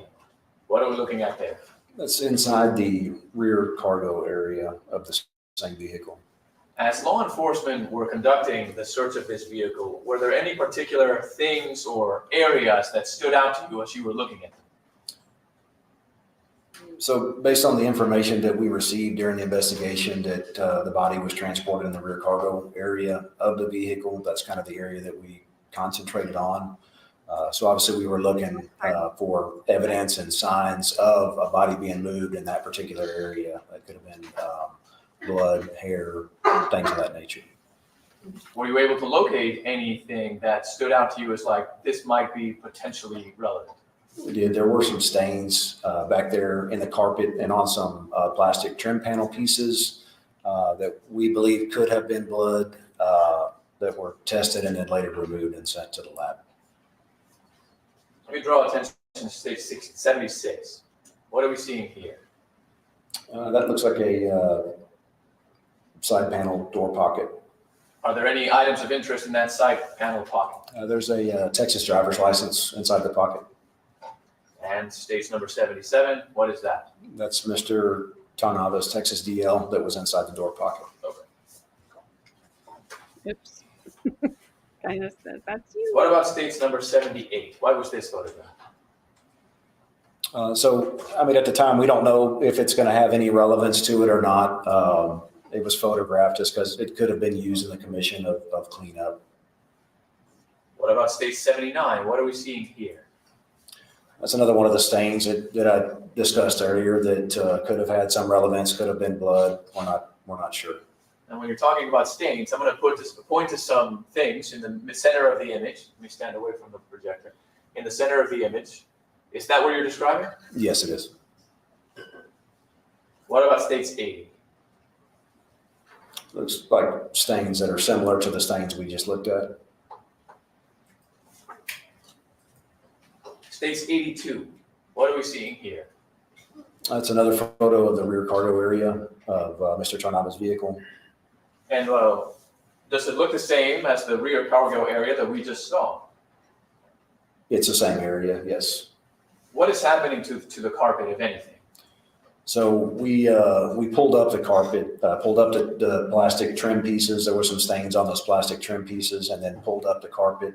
What'll happen, obviously, anytime liquid is exposed to a carpet surface like that, it's going to seep through and it'll get into the padding or whatever is underneath it. So that's what we were looking for. Let's look at States 83. What is 83? That's another similar stain to what we've been looking at. It's a different location of the car than the first one. It may be. It's hard to tell from that photo. What about 84? That looks like a driver's side seat, plastic trim with some stains on it. And I'm going to point to something on the right side of the image. Is that what we're talking about? Yes, it is. What about 85? That's just marking those stains there near the seatbelt on that driver's seat. State's 86. Those are cotton tip swabs that we will use to collect samples for testing. That's one of the plastic trim pieces there that I mentioned earlier that were removed from that carpeted area. So I'm going to point to something running diagonally, I guess, from top to bottom near the center of the image. What is this? That's the sterile cotton tip swabs that I was discussing earlier. And what are those used for, Ranger? That's what we'll use to collect certain types of evidence. If we've got a dried evidence like dried blood on the surface, then we'll use some sterile water to wet the tip of those cotton swabs and then collect that sample for testing. And what about this thing near the bottom of the image running sort of horizontally? That is a test strip. It's called a hemostix test strip. So what that's used for is it detects blood and urine is its original purpose. But what we use it for in the investigative side of things is we can use that to determine whether or not a substance located is blood or contains blood in it. So we'll take that sample off of those cotton tip swabs and we can touch it onto that the yellow tip on that test strip. And if it turns green, then it's detecting the presence of blood. Did any of those test strips, as you were using them throughout this investigation, test positive, if you will? Yes, they did. And remind us, that means when they turn green, it means what? That is a positive result for the presence of blood. Okay. State's number 87. And it's going to be a little difficult to see in this lighting, but what are we looking at 87? That was tough for me to see as well. Let me bring it closer to you, see if that helps. Take a look at 87.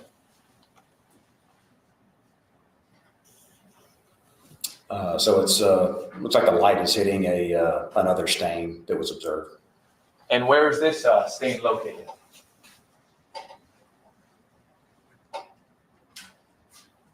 It looks like it may be on the wheel well of that cargo area, but I can't say for sure. And you told us that the light was directly shining on it? That's what it looks like, yes, sir. What about 88? What are we seeing here? That looks like the lid to the fuse panel inside of the vehicle that has some additional stains on the inside of it. What about 90?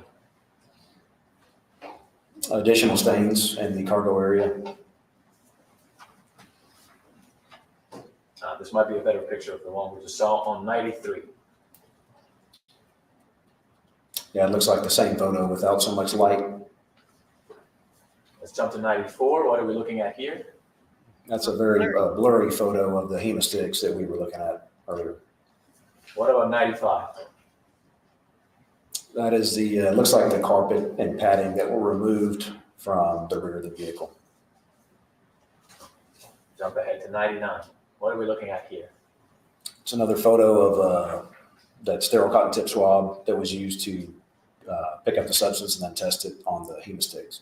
Can you tell the results of this particular test that was photographed? It looks like there's a faint green. Okay.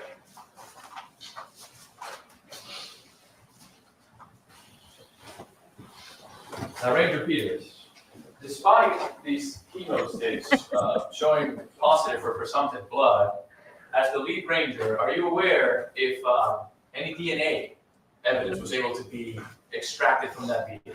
There was none. No. Sorry? That would be based on hearsay, Judge. Does he took the test? Did you just ask him? Yes, I can re-ask the question. Yeah. To your knowledge, as the lead investigator in the case, was any DNA successfully extracted from the vehicle? Is there still an objection? And my objection was that they have to stop that predicate. It would have to be based on hearsay. All right, so Unless she did the test herself. that's overruled. You can answer the question. No, to my knowledge, there was no DNA recovered. So despite those hits, that was sent off to testing and came back negative. That's correct. Could not be matched to anyone or anything. Correct. Gee, defense, that answer actually helped you.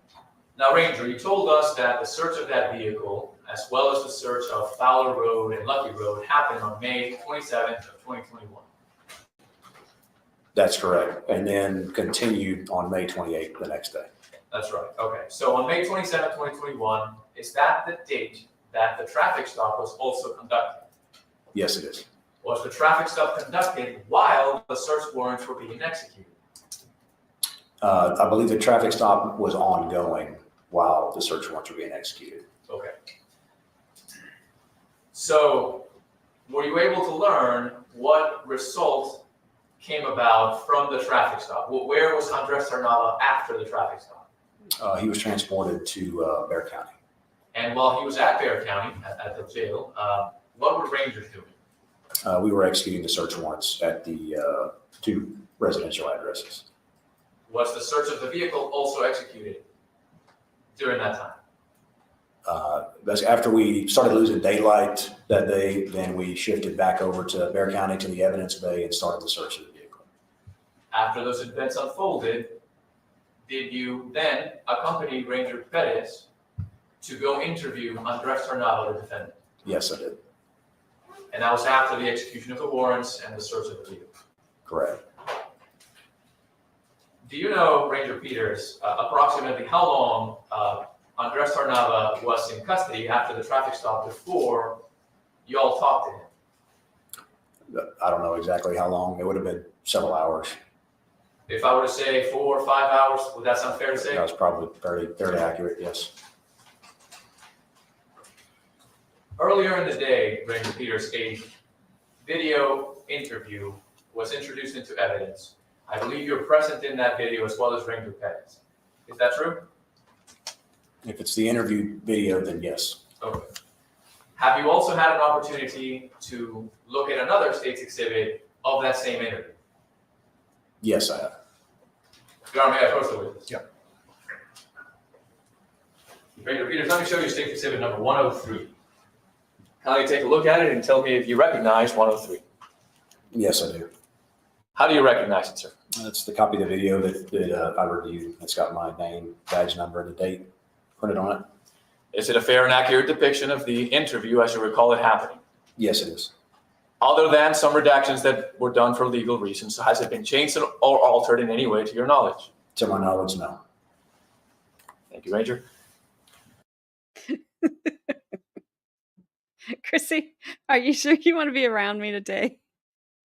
Are you sure you feel safe?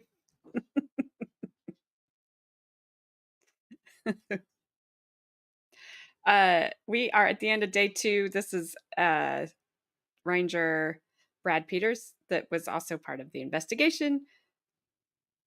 And so this is direct, and then we're going to go into today's stuff. And warning, just remember, y'all, when we go into today's stuff, I can no longer protect you from the defense attorney because I don't have any timestamps. Things are real. So it's the Wild West. We're gonna need our Ranger hats. Wish I had one. I'd put one on. And I don't blame you. I feel really bad, Chrissy. It was funny. I was laughing really hard, but I felt really bad. I had it sped up today, and he talks at normal speed. But having the state sped up is like, holy cow. So yeah, that's what today starts off with. So as soon as we're done with this one, in 4 minutes, we're going to today's. So, I can't help you anymore. I've done what I can. Tried as hard as I could. And Your Honor, at this time, the state would offer states 103 into evidence. It corrects that Miranda thing that we had earlier. It supplements states 12 and 12A.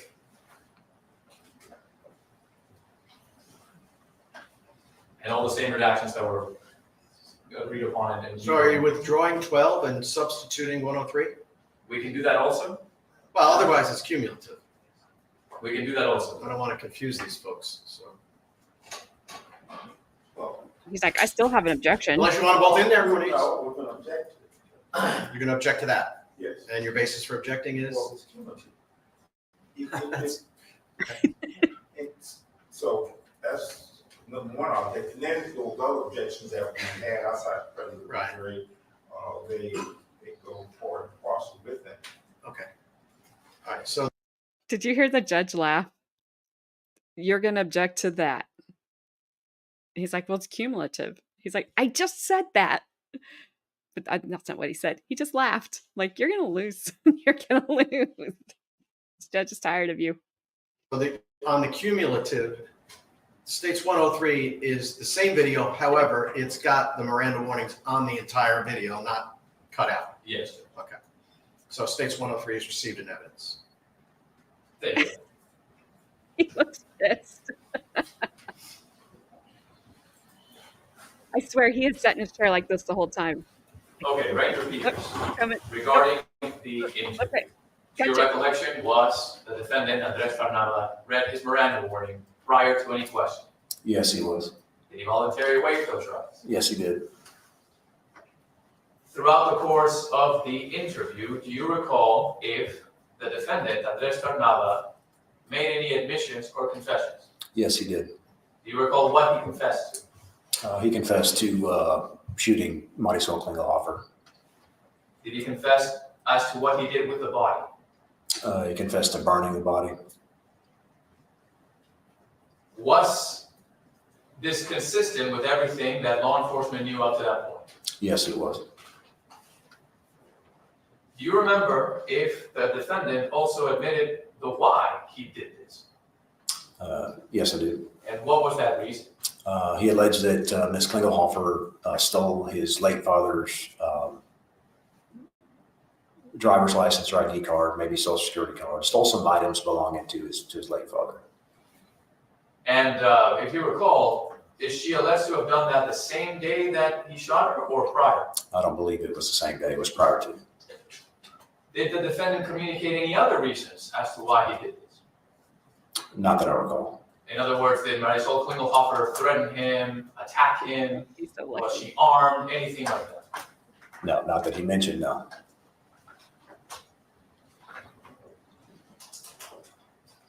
To your knowledge, Ranger Peters, of any of the evidence that was recovered, was there any potential human remains? Yes, there was. And was that submitted to a laboratory for testing? Yes, it was. Are you aware of what results, if any, came back from the lab? The results, Actually, that would be based on your saying this, he did the testing. I don't think it's necessary to sustain. Well, if I may I ask it this way, Judge? Did results return without telling us what they are? From the Yes. lab? yes.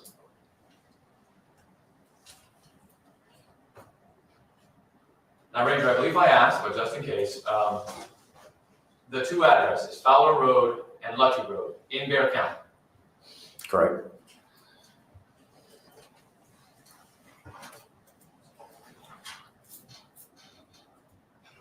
Thank you, Ranger Peters. The state will pass the witness, Your Honor. State's gonna pass that witness. The judge is like, go home, jury, go home, run, run, run. I mean, he's got to do his job on, but man, he's kind of just sucks at it. Like, I can't figure this guy out. All right, we're going into no man's land now, so I'm like choking myself with my headphones. I can't have them both in. I won't be able to hear after this if I did. All right. They start right with, boy, the defendant's looking a little sloppy today.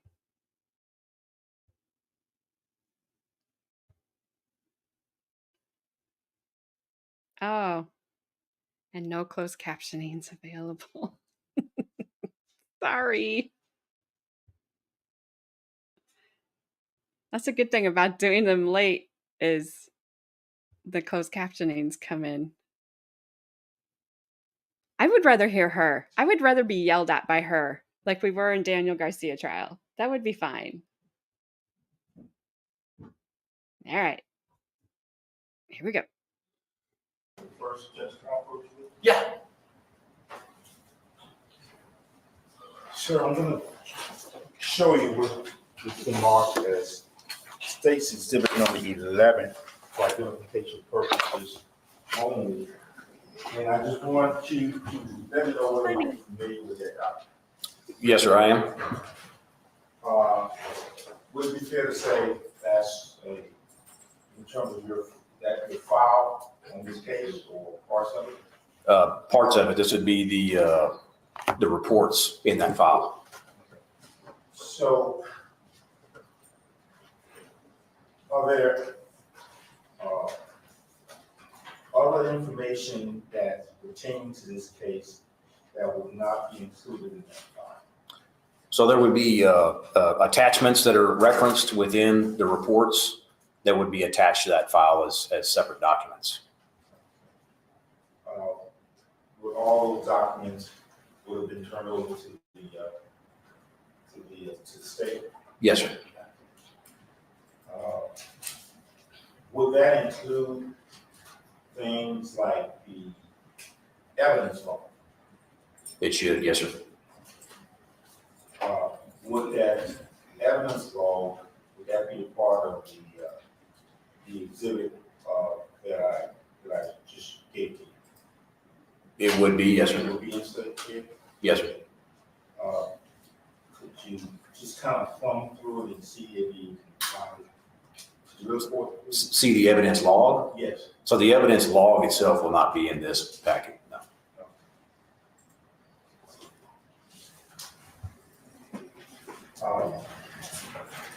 Could you briefly, I'm starting here, but I'm gonna go back, but with reference to the evidence law, what is that exactly? What is, could you kind of explain to the jury what is a function of an evidence law? Yeah, basically, an evidence log is just a document that it documents what evidence is discovered and what evidence is collected, date, time, who recovered it, and so on. Would it also give you an indication in terms of which officers were at a particular scene? It could, yes. When you have, say, crime scene, a crime scene normally taped off, say, evidence tape to tape off a crime scene. Is that normal procedure? Yes, it is. In say, for instance, in a case where you're, say, seeing that subject to like a search warrant or something like that, would you want to put evidence tape around a particular scene? Yes, sir, you'd want to secure that scene. That's correct. Okay. Now, was that done in this case? Yes, it was. Do you recall which, do you know which officer, say in the Fowler location? I'm sorry, Mr. Cox, can you The speak? Fowler location, do you recall which officer would have been responsible for placing crime scene tape? No, sir, I don't recall. If Did he just ask which officer is responsible for putting up crime scene tape? Those are the kinds of questions he asked the other ranger. They were so ridiculous. He asked about evidence logs. He asked about, I forget. There was all kinds of logs, and this guy is just like, are you kidding me? Crime scene tape? Well, Chrissy, I would like to say that I may have contributed to that. Oh my gosh. I'll never look at a Magic 8 Ball the same, ever. And I will never look at a Magic 8 Ball and not think about you.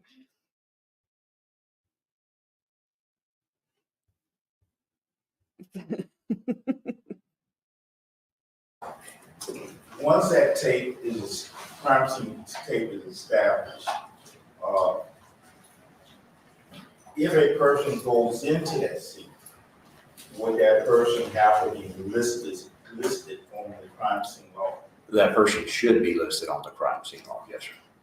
And which would also should indicate when that person entered the crime scene and also when that person exited the crime scene, correct? That's what should happen, yes, sir. With reference to crime scene law in this case, that you said it's not a part of your, safety exhibit number 11. No, sir. Did you review that information in preparation for your testimony? Yeah, you're asking about the crime scene law? Did you look at it? Did you review it? No, sir. No, sir. So there were some items in reference to this case, your testimony that you didn't review before in preparation for your testimony. That's correct. Finally, the crime scene law in this case, do you know whether it was 1 page, 2 pages, 3 pages? Do you know? I couldn't tell you, no, sir. If you, with reference to states exhibit number 11, if you look through it, could that refresh your recollection to how many pages compose the crime scene law in this case? I don't believe it would. No, sir. You didn't put it down. You didn't write it down in there anywhere? No, sir.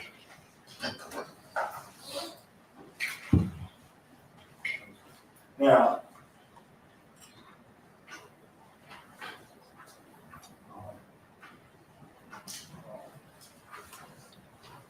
this particular case was actually assigned to you, correct? In terms of an investigation, eventually this case was assigned to you, correct? Correct. Okay. And you testified earlier, you're a Texas Ranger, correct? Correct. And when a case is assigned to you, you become like the primary or the lead law enforcement officer with reference to as pertaining to this case, right? Correct. So it's fair to say that in terms of information as situations develop, even if you get information with reference to work from other officers or other rangers, it's fair to say that that information eventually flows to you, right? It should, yes, sir. It should. And it's fair to say, is it fair to say that one of your jobs would be to compile all the evidence in the case, correct? Correct. And that becomes, I would say, a master file for you and all the information that has been collected on this case. You should have the ability to access that information. You're basically responsible, correct? That's correct. And it's fair to say that if, say, for instance, excuse me, if there was, say, additional information that was needed, say, for a witness to be contacted or to look for, say, additional evidence, if you were not able to do it yourself, you could actually request other rangers or other law enforcement agencies to assist you, right? That's correct.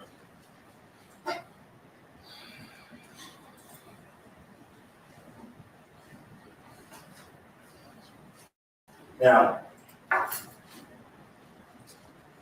do you recall when you first became involved in this case in terms of the approximate date? When did that happen? That was in May of 2021. And was the case assigned to you by someone? Is there a procedure how you would be the lead on a case, not someone else? How does that work? So I wasn't really assigned the case, if you will. The case was brought to me is how I became the lead on that investigation. When you say brought to you by another ranger or another police agency? Right. So as we discussed yesterday, the information in reference to missing person, the possible murder, was brought to me by Special Agent Nava with DPS.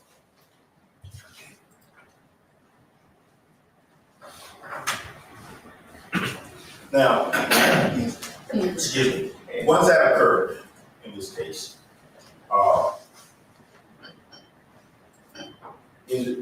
would be your first thing to do is try to develop in terms of either a strategy, or do you just at that point try to review information and make a determination in terms of how you're going to say attack or address trying to resolve the case? How I think. So it depends on a case-by-case basis. In this situation, there was an individual that was a witness that was interviewed that provided the initial information to start that investigation. So it started out in this case with the interview process of you with a witness. Correct. Okay. Now, do you recall the reference that first witness?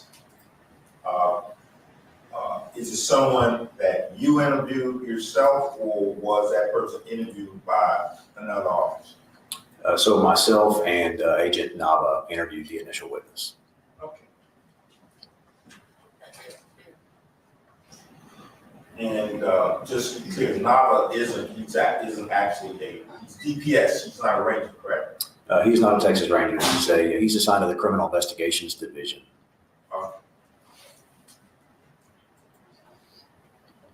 Now, eventually, did you have a partner, or did you join with someone and have someone join you from a ranger from the Texas Rangers that became like your assistant in terms of this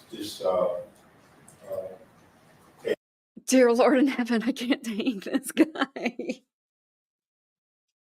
I can't do it. Even the dogs are leaving. Even Ruth's like, I'm out. What is this? Has he asked any question that did not have to do with who did this, who did that? Like, this guy's going to remember every little thing that somebody did 3 years ago. I mean, little things, not like relevant things. Yes, I need Jody here to play what's his name? The Glare. I need her here. It's awful. I mean, I can slide through it and see where we end up. I was just really trying to not have a whole bunch of time when they go to lunch. But we can go past if you guys I mean, I'm sure. It is like that, Gabby. That's perfect. It is like, how many looks does it take to get to the center of a Tootsie Roll Pop? And he's like, well, who licked it first? Did you lick it? What side did Ranger Pettis lick it off of? This could go downhill fast. I'm not saying anything else. Dear. Ugh. All right. You guys want me to slide on past? I know Gabby's going to be like, slide, slide. If you want me to go, I'll go. I gotta, I mean, we have a little buffer. I knew it. I don't know what he's trying to do. I mean, he leans back in his chair like he's got a gotcha moment coming up, like a gotcha question. And then it's like, did you press on the gas pedal when you were driving here today? Well, yes. Well, do you know how hard you pressed on the gas pedal? Was it only you that pressed on the gas pedal? Did somebody else press on the gas pedal? Did you press on the brake? Is it in your log? Like, I've never, this is horrible. We've seen some bad attorneys, but not like this. Yeah, it does seem that he really doesn't like first trial with like, I think all of us could go in there and ask better questions.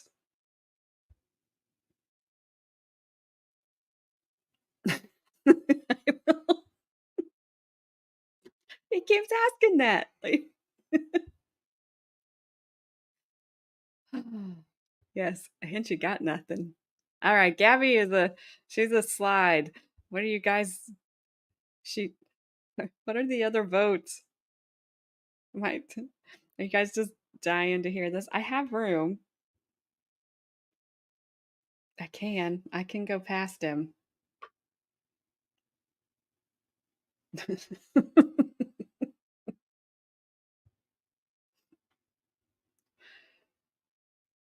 It's it's just wide ruled blank paper.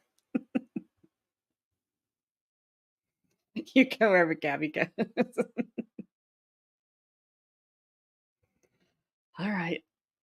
All right. I have no idea how long this goes.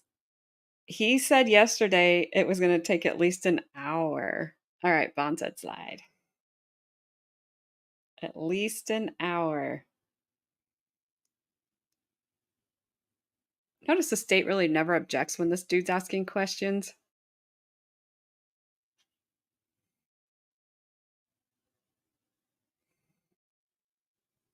Oh my gosh. Let's see what they're talking about now. We'll just see what he's saying. Crime scene law. Holy cow, if I just yelled at you, I didn't mean to, but that came through like 1,000 times worse than it's been. Is that in your packet? It is not. Do you remember seeing it? Have you ever seen that? Do you remember reviewing it ever? See, do you see the bunny ear down there? It's bent. Poor bunny. I think he fell.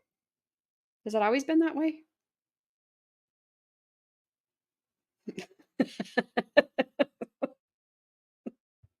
They're talking about, they were talking about the crime scene log.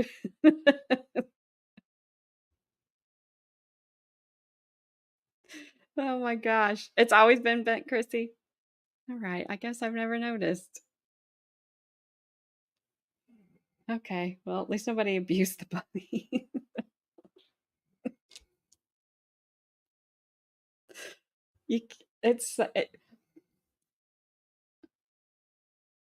For those of you that have been here long enough, it is never safe to talk about rabbits on this channel ever. Yes.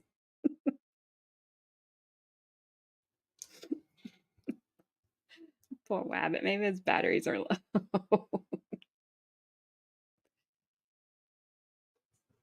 Oh my goodness. You lied about an hour, sir.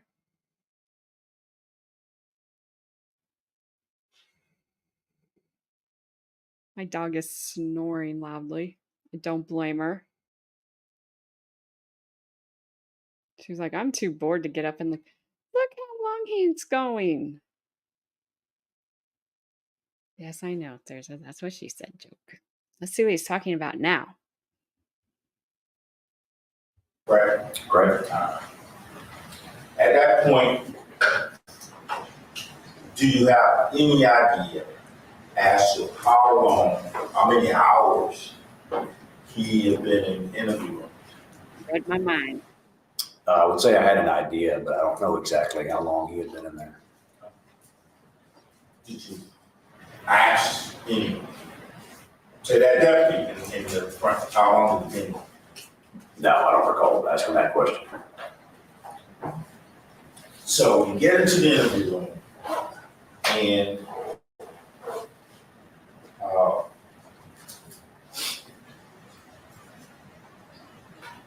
do you recall whether you or anyone else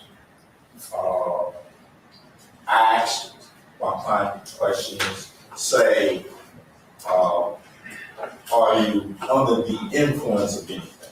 Ever remember asking any questions like that? I believe it was myself that asked him if he needed anything to eat or drink, but I don't recall asking anything about him being under the influence. No. So the answer to the question is no. No.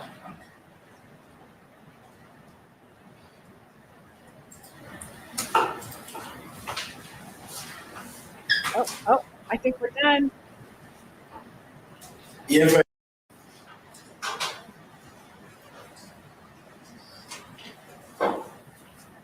okay. There.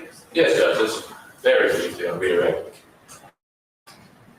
Ranger Peters, okay, you testified during cross-examination just now that the vehicle that Andres Tarnava was traveling in, that red GMC, was first spotted about 5:30 p.m. according to the report on that day.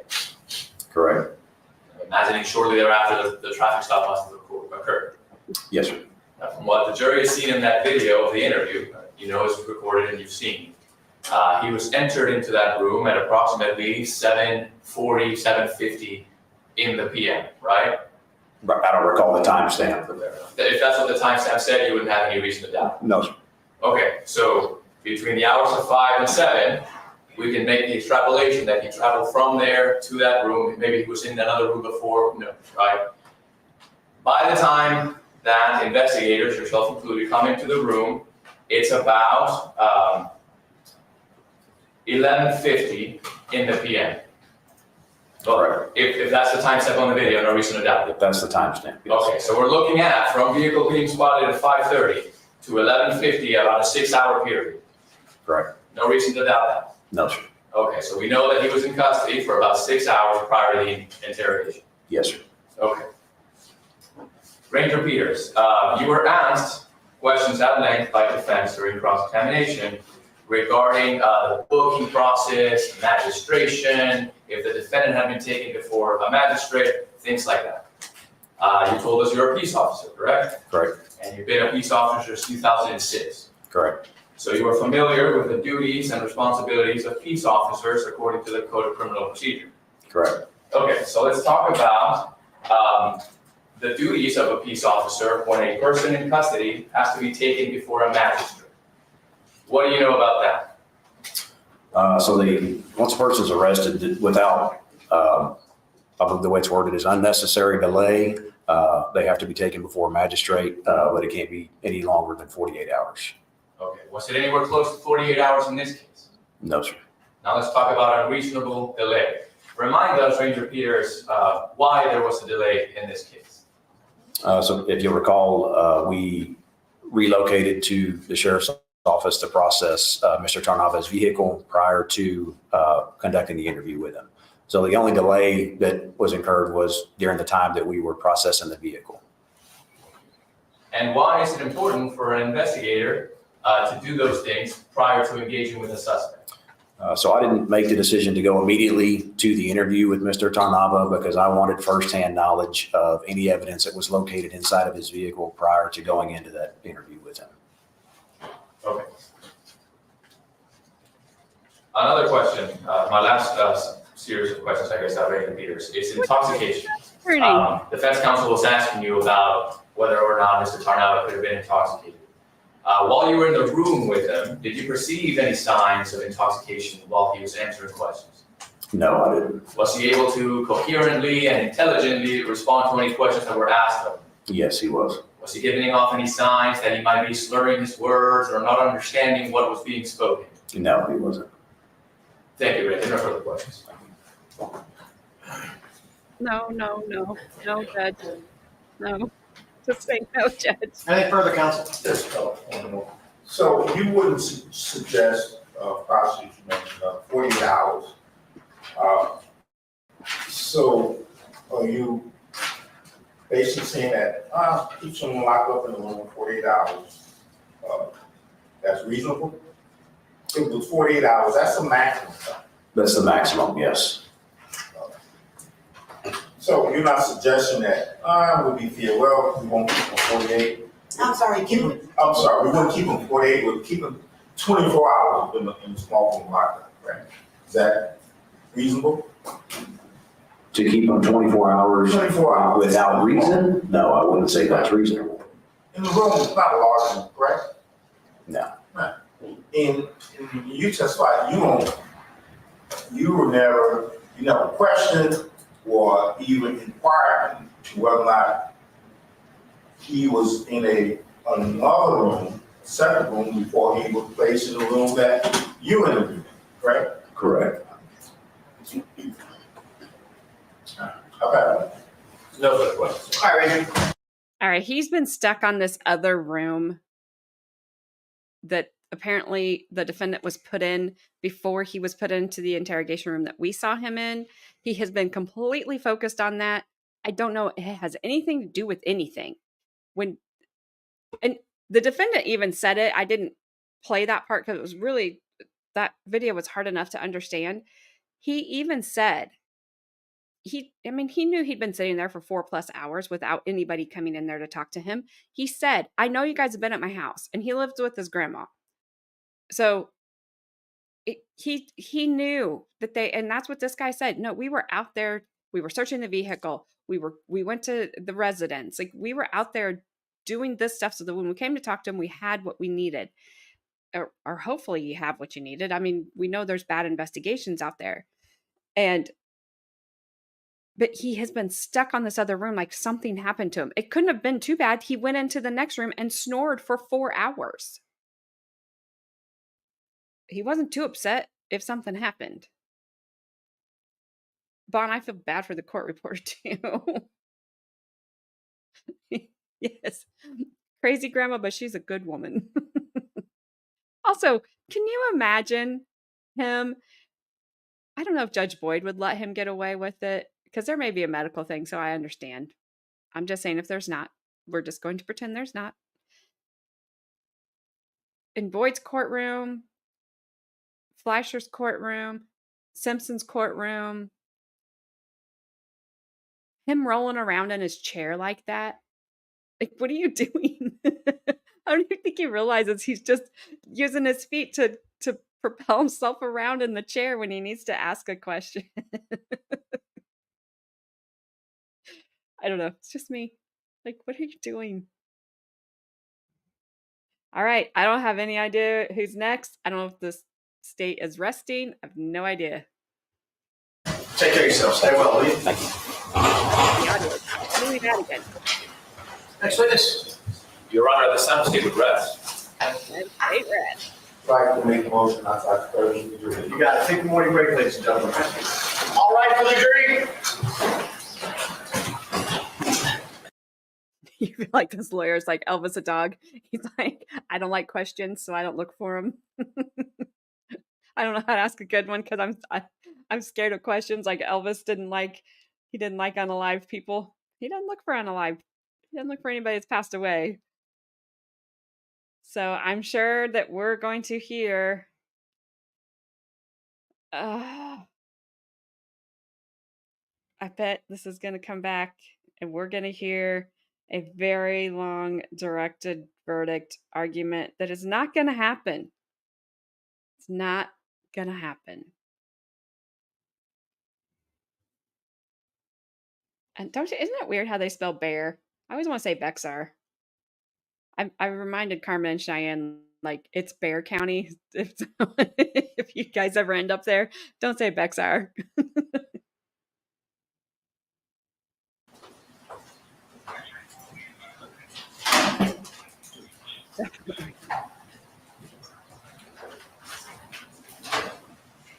All right.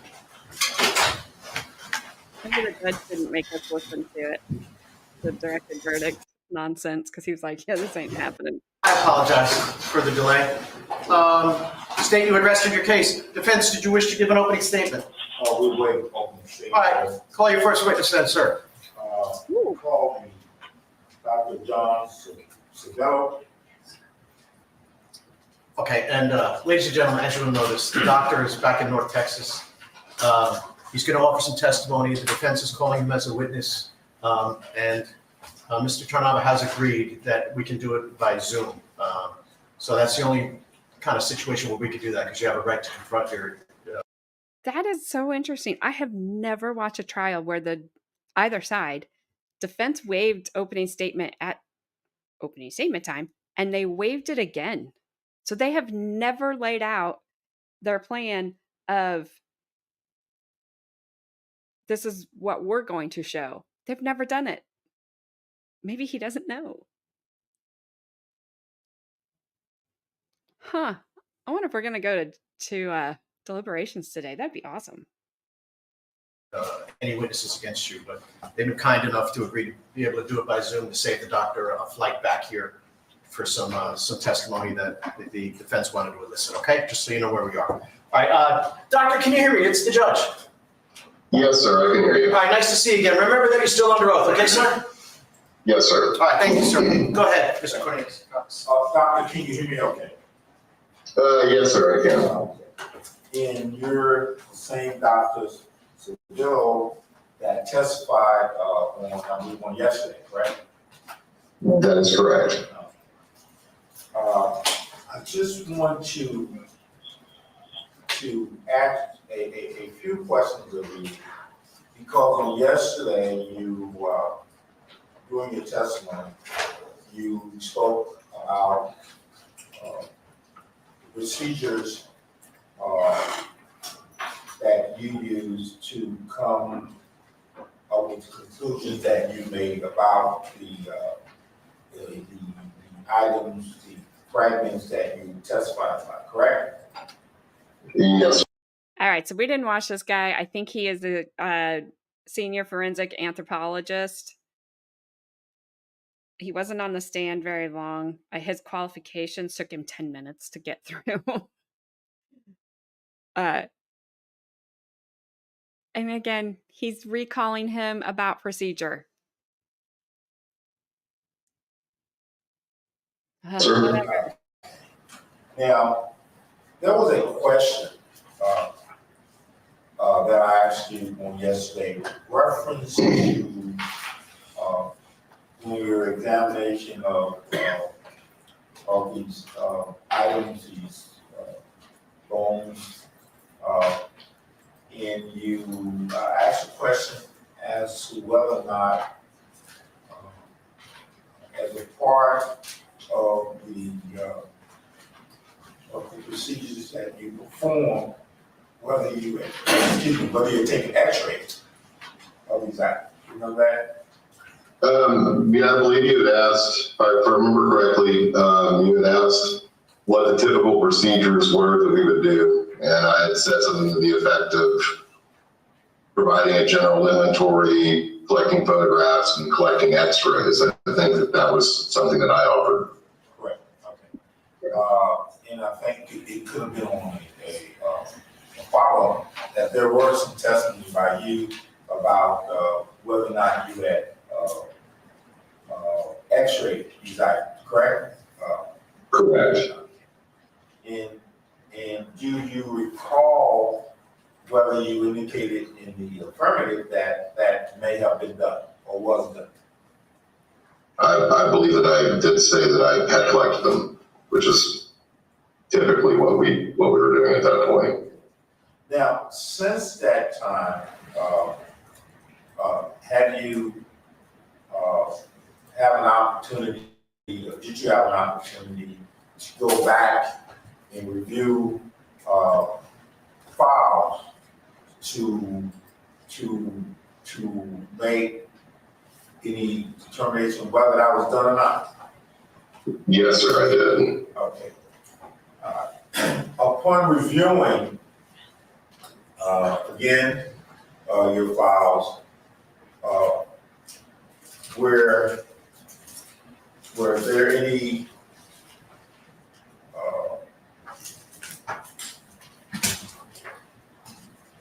the testimony that you gave on yesterday with reference to x-rays, was that testimony correct? That was not correct, no. And could you just tell me, what did you do, how did you make that determination that the testimony that you gave on yesterday wasn't correct? Basically, what I realized on my way home was that there were no x-ray images saved in my review folder that I brought with me. And so I was concerned about potentially not releasing them for discovery or not actually having x-rays, because we didn't, at that point in Denton, we didn't always x-ray cases. We did on most of them. And so as soon as I got home, or on the way, I stopped and looked in my folder. And then I got home and logged in remotely to check the electronic folder, and there were no x-rays in our case folder or in the discovery folder for this case. And as soon as I got into the lab this morning, I logged into our x-ray server and there were no cases there. So at that point, I realized that there are no actual x-rays of this material. And based on your review, and when you realize that you had made a mistake, did you notify anybody? I immediately notified my immediate supervisor and the head of our legal training person here at the center, and told them what had happened and got some advice on how to proceed.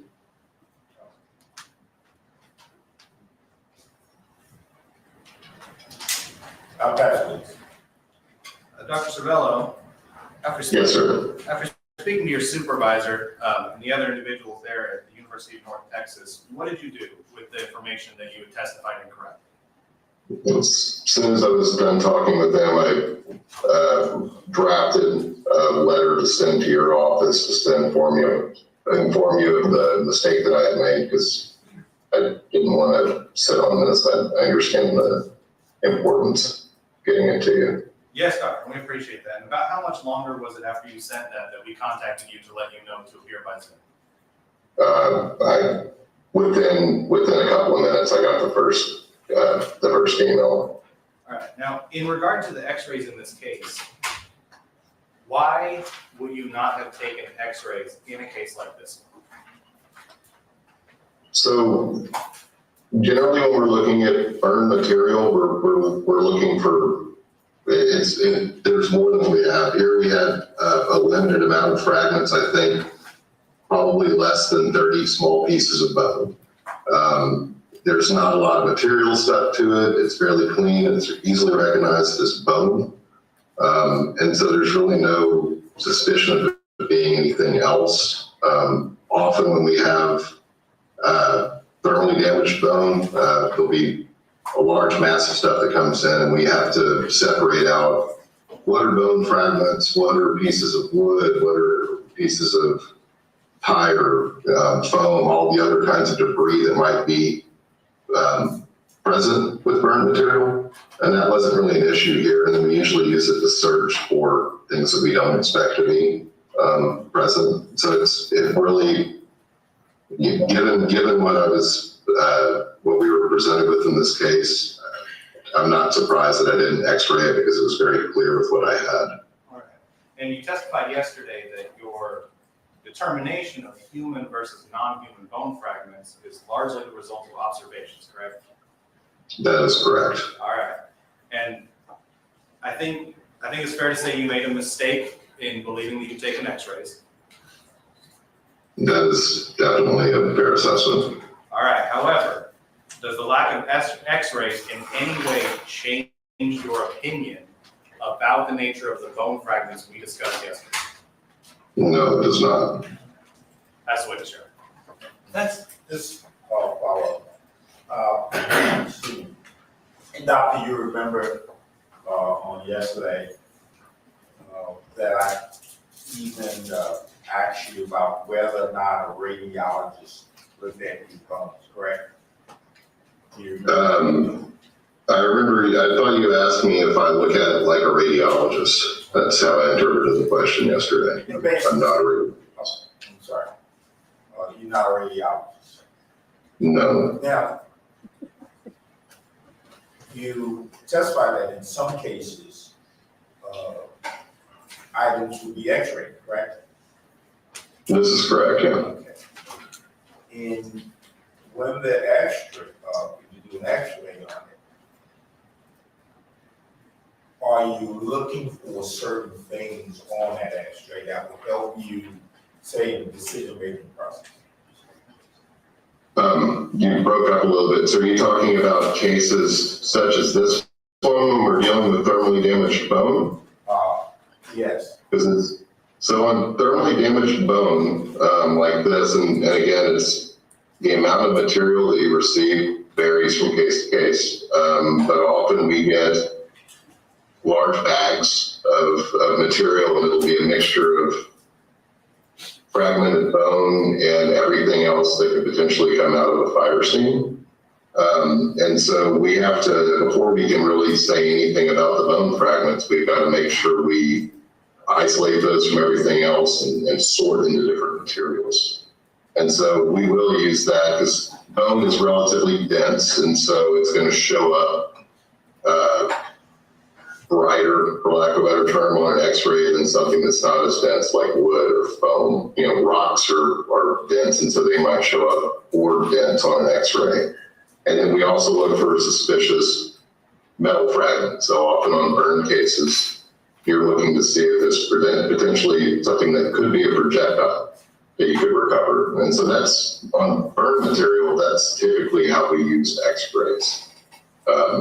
Does that answer your question? Yes, partially. Let me ask you this question. In terms of, say, human bone, or notwithstanding a person's, say, race, are all human bones in terms of, are they all similar, notwithstanding which part of the world you're in? Are all human bones technically the same types of things in all human bones? Are they uniform? Are you asking if the skeleton is generally the same across all people? Correct.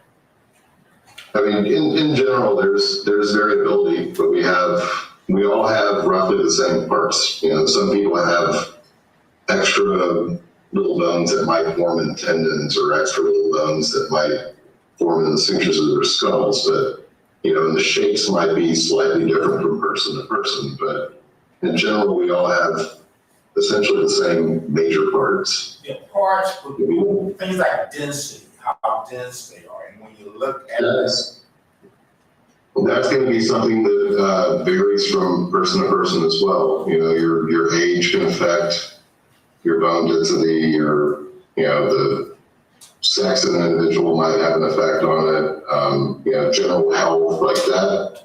That's something that's very, very broad. You know, someone that's very old and osteoporotic, or they're not going to have bone that's quite as dense as someone that's younger and has healthier bone. But that's part of that variability that you look at, but it's still recognizable as bone.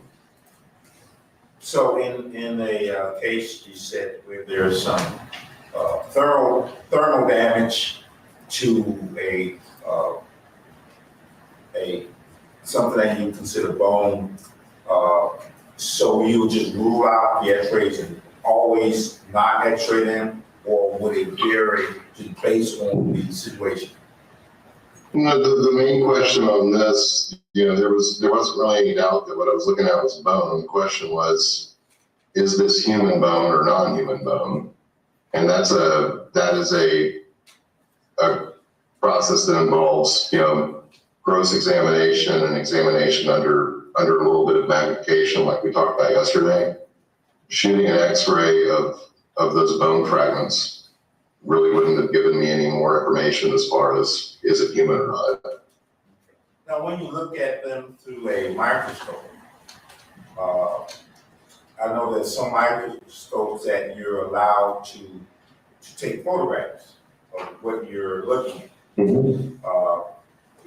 Was that the type of microscope that you were using?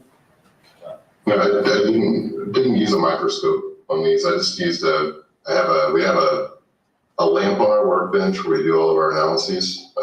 Each of our workbenches has a lamp on a long arm that has a magnifying glass in it. And then there's a separate handheld magnifying glass that we can use to look at detailed stuff. And those are the kind of items that I used. So, okay. So it wasn't a microscope, it's just like a looking glass.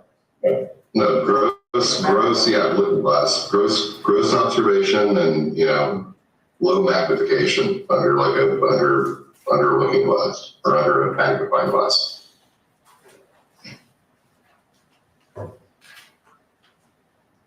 Pastor. Nothing. All right, thank you, doctor. Stay well. Thank you, sir. Can I turn that thing off? Yeah. Well, that just changed nothing. Thank you, Deputy.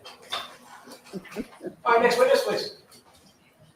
Your Honor, this time the judge rest. Stay resting close, Judge. Close. We close. All right. And we have a motion to take outside the church. Right now? Yes. Yeah. Just take him into the hallway. You don't even have to go back, unless you really need to go back to the room. All right, so Jerry. So, sorry. My guess is I don't have any more, Chrissy. I just ate the last one. I have some watermelon here.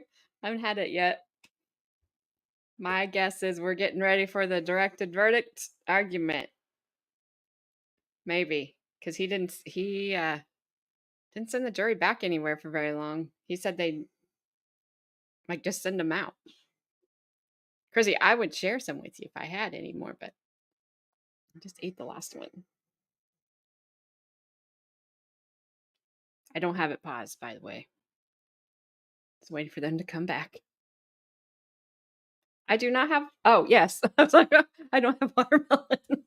I do. I have watermelon. I got it at Fresh Time yesterday, Bree. It was on sale and it looks delicious. But if you want it, you can come over and have it. I haven't even opened it because Madison needs it more than I do. Bree loves watermelon.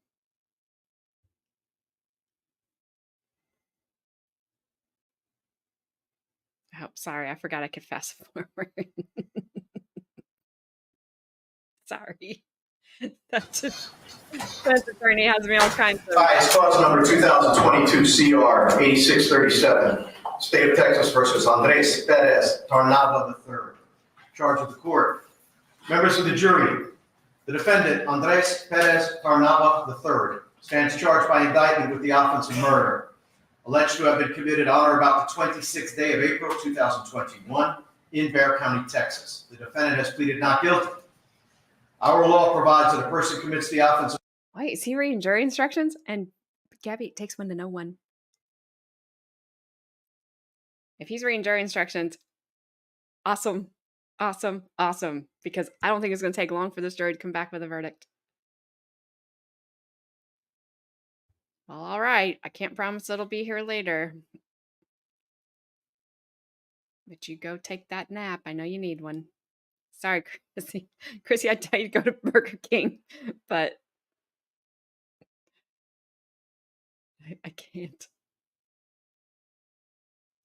I can't. All right. I'm going to see if we're going to listen to just a little bit more because if he's doing jury instructions, we are sliding.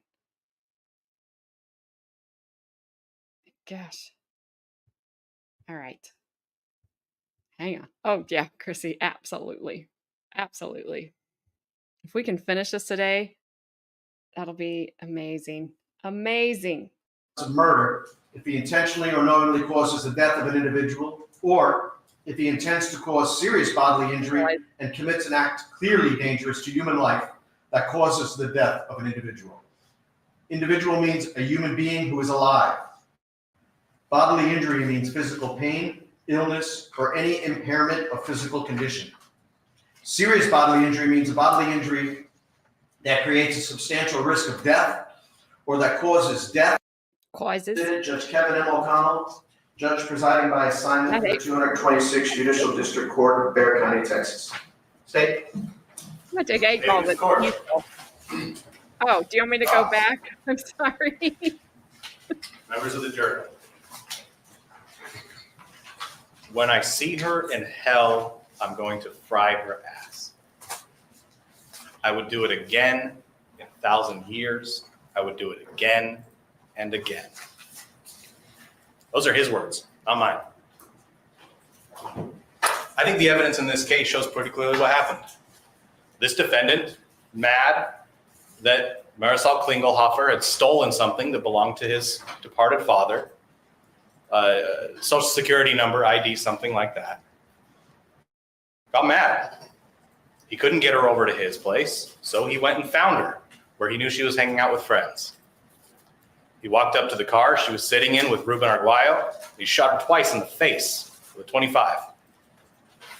After he shot her and she was dead, he dragged her from that car by the ankle over to his maroon GMC Yukon. He threw her in the back. He drove her home. He dumped her body on a burn pit, and he burnt her. He used motor oil as the accelerant. And he burnt her until all that was left were bones that were indistinguishable from the animal bones around them, and two charred human bone fragments that Dr. Cervello was able to identify. That's what happened in this case, and that's why we're here. There's been a lot of talk about the investigation, about the other things going on around this case, but that's why we're here.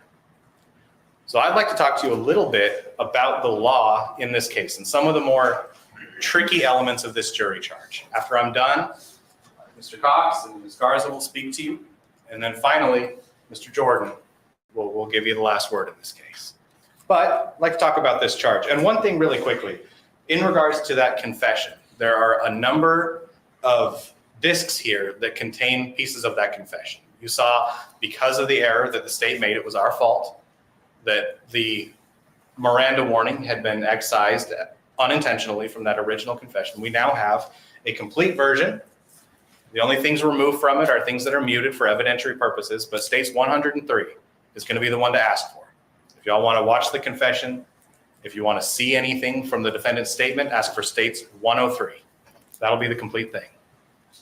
Not Now, to say 130. I'd like to first talk to you about the honor about language.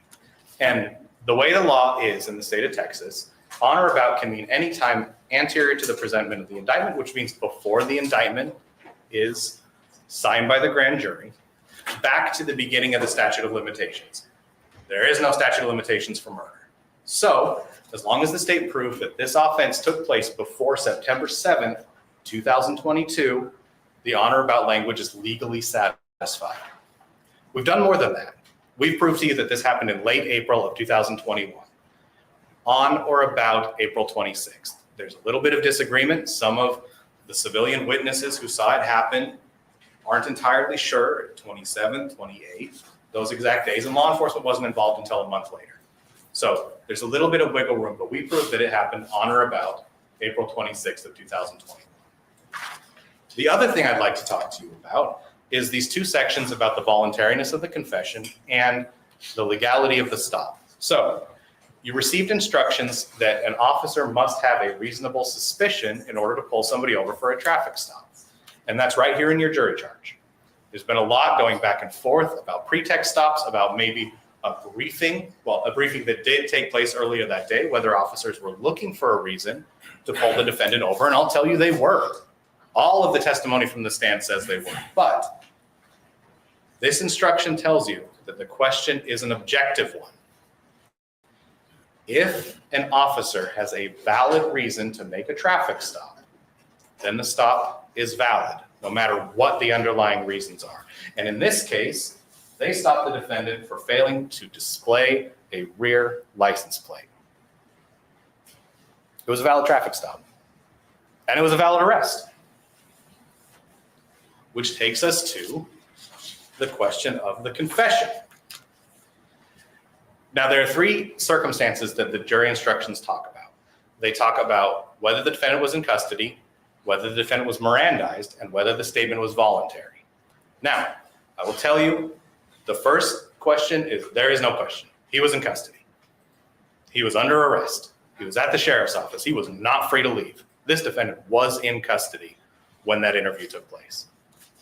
He was also Mirandized, and this jury instruction gives you the 5 questions that have to be asked to satisfy Miranda. Now, those questions don't have to be asked verbatim, but they have to ask everything in those questions in order for Miranda to be satisfied, and you can watch it on the video. You already have. The defendant was Mirandized before he said anything of substance. So the only question that's left is the third one, and that's whether or not the defendant voluntarily waived his Miranda rights. Now, the question about whether the defendant voluntarily waived his Miranda rights is not a question of how long he was detained prior to being given those Miranda rights. It's not a question of whether the police conducted other searches while he was waiting. We agree in this case, there is no dispute that 6 hours went by, a little bit more than that, between when the defendant was pulled over and when he was Mirandized. That's not the question. The question is whether he was capable of voluntarily waiving his Miranda rights when the interview took place. And you determine that by looking at the video and how the defendant was doing and all the evidence you have. You look and see if the person you saw on the video was incapable of waiving his rights or the person was capable of it, whether he was all there, whether he was lucid, talkative, coherent, whether he remembered what happened as he talked, whether he showed emotion but restrained his emotion, whether he was in control of what he was doing and what he was saying when he waived those rights. Did you see a person who was entirely broken, unable to waive his rights and voluntarily make those statements? Or did you see someone who just woke up from a nap? Now, if you find that the confession was involuntary, if you do find that he was not able to voluntarily waive his rights, that's not the end of the case. The result of you finding the confession involuntary would be that you need to disregard everything that was said in that statement and any evidence that was obtained because of the statement. Now, in this case, there was no evidence obtained because of the statement. As you've heard over and over again, all of the evidence in this case that the Rangers collected, all of the witness statements, all of the physical evidence, every bit of that evidence was obtained prior to them conducting that interview. So if you find the confession was involuntary and you decide to disregard it, you still consider all of the evidence that's before you in this case. Now, I believe that that is all of the things I'd like to talk to you about with regard to the charge. I'd like to thank you for your patience this week, and thank you. Short and sweet. Oh, we are going to get to hear from her. Finally. Good afternoon, ladies and gentlemen. Thank you for your patience, for your attentiveness, and for paying close attention throughout this entire process. I know it's been a long couple of days, and I know you have been paying attention, writing notes, focusing on the witnesses that have come forward and testified. This is almost the end of the case. This is the time where the judge will hand you the case and where he will hand you the road. You all will become judges. And what that means is that every single person that sat on this chair, you will now be the judge of their credibility. You will decide if their testimony was credible. You will decide if they were truthful, and you will decide if the weight of the evidence was credible. So when the judge hands you the case, you will now become the judge.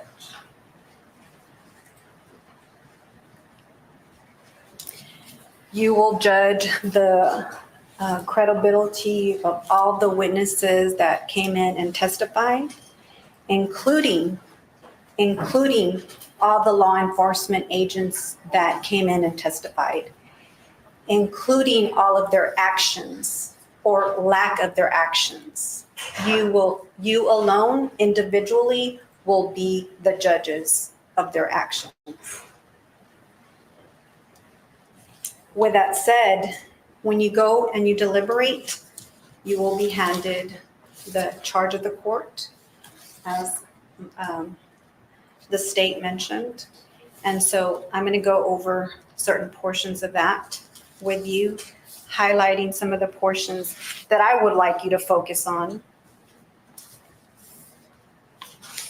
And as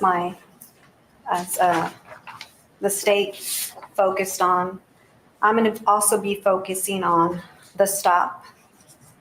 He focused on the reasonable suspicion of the stop.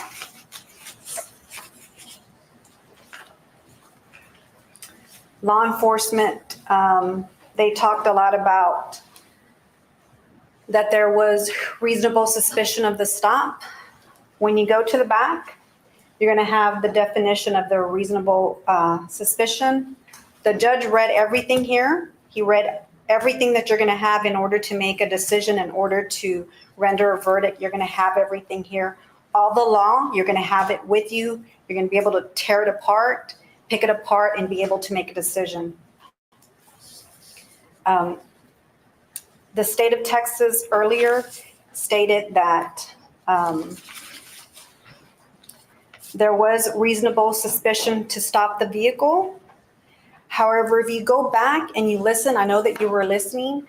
If you go back and you reflect on the statement made by Deputy Garza and other deputies, when they went to the briefing, Deputy Garza clearly testified that they were going to find a reason to stop Mr. Tarnava. They never said that there was probable cause.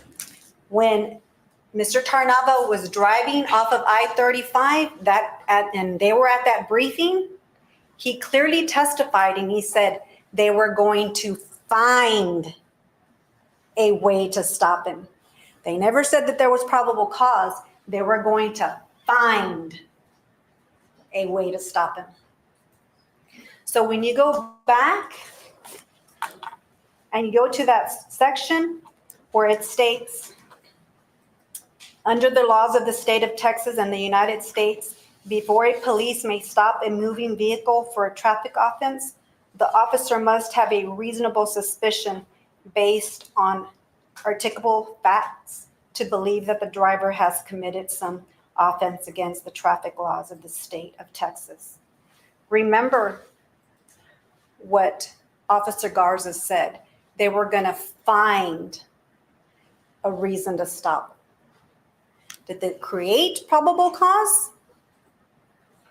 Did they make it up? Because in that briefing, they said they were going to find some reason to stop him. That's what he testified to.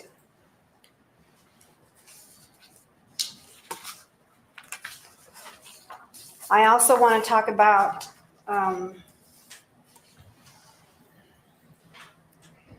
there was a lot of mention about the interrogation, about Mr. Tarnava's interrogation and his statement.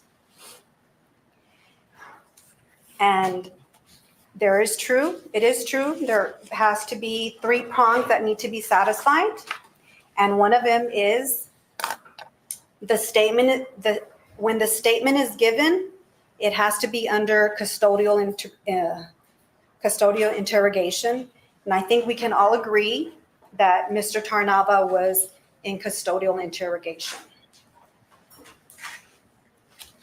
That's the first one. The second one, prior to making such oral statements, the accused was not given the following warnings by the person to whom the statement is made.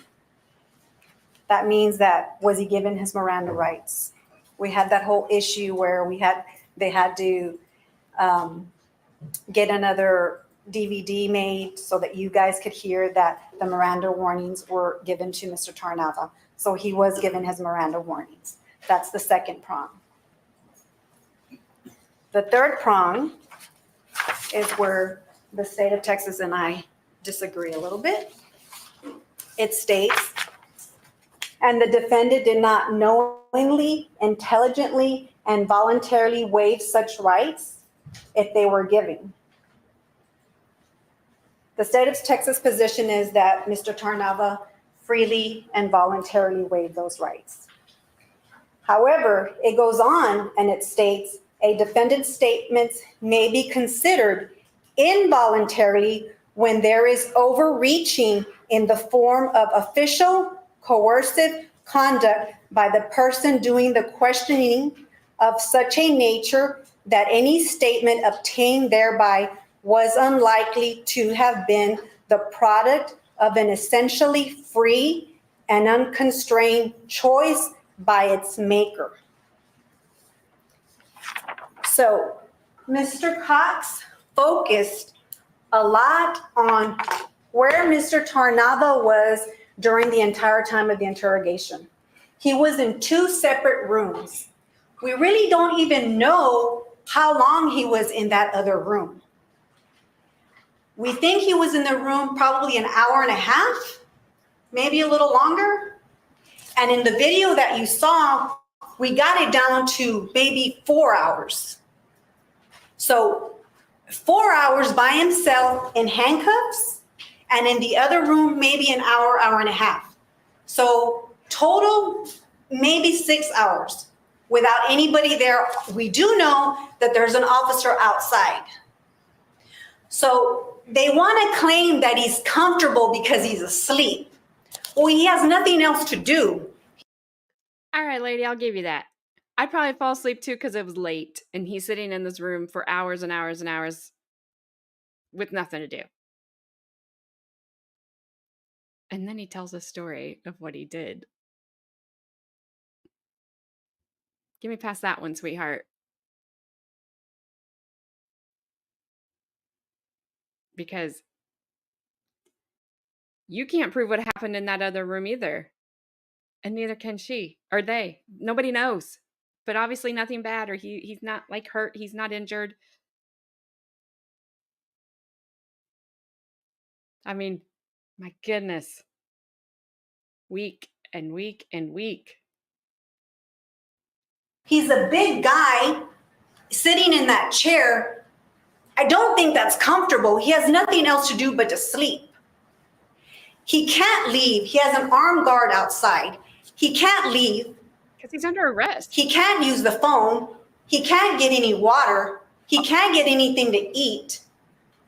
So he's not free to leave. He's been there. They don't know if he has any medical issues. He doesn't know if he has any medical conditions. He's in another room first. They transport him to the other room while they're searching his home, searching the vehicle. Then they finally come in. One part of the video that I didn't play for you guys, because they knew this was going to be an issue. The state knew this was coming up. The one part they played, they come in.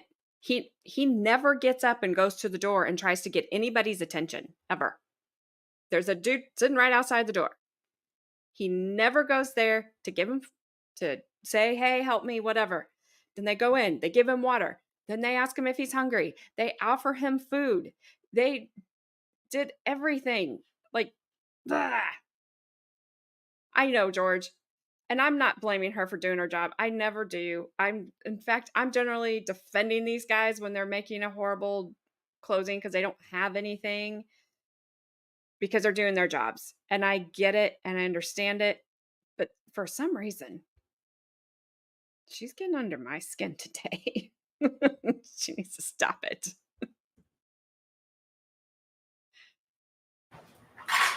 And to the law enforcement agencies, they feel that that's okay. It's not. But at least we don't have to hear the guy So you have over 6 hours take 6 of hours. him being in that room, unable to leave, unable to use the phone. He's not comfortable. The only thing that he can do is sleep. They make it a point to say that he's okay because he's sleeping and he wakes up. He has nothing else to do but to sleep. I don't see where to court, Jackie. So when you look at this definition, the fact that he is in there for these 6 hours and then they come in and they start asking him questions, you could analyze that, and it could be that the questioning of such a nature is obtained, thereby was unlikely to have been a product of an essentially free and unconstrained choice by its maker, because of the amount of time that he was in there, and he was not free to leave. It was not voluntary, because the amount of time that he was in there. You would think.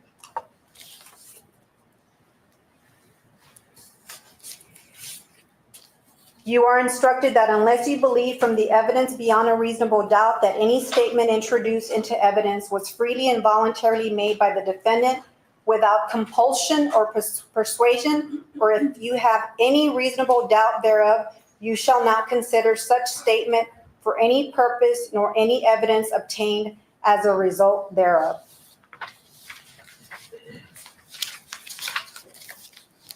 Thank you. George, the tuxedo comment comes from the Martise Fuller trial, where they had to identify Martise Fuller, and one guy said he was over there in a suit, but one guy said he was over there in a tuxedo, or woman. I don't remember. They were young. He was young and stupid. They were teenagers, and so then they kept saying he was in a tuxedo. He was not in a tuxedo. So now that's what we know you wear to jail. To court. In jail too. That's where he's at, and he needs to be. He's in prison for forever.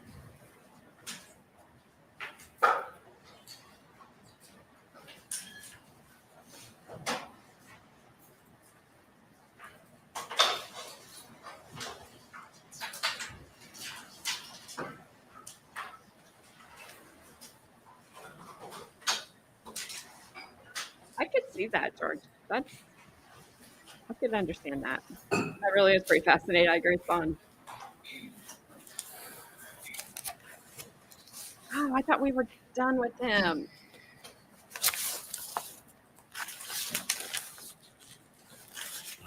May it please the court, No. counsel for the state, members of the Judge. jury.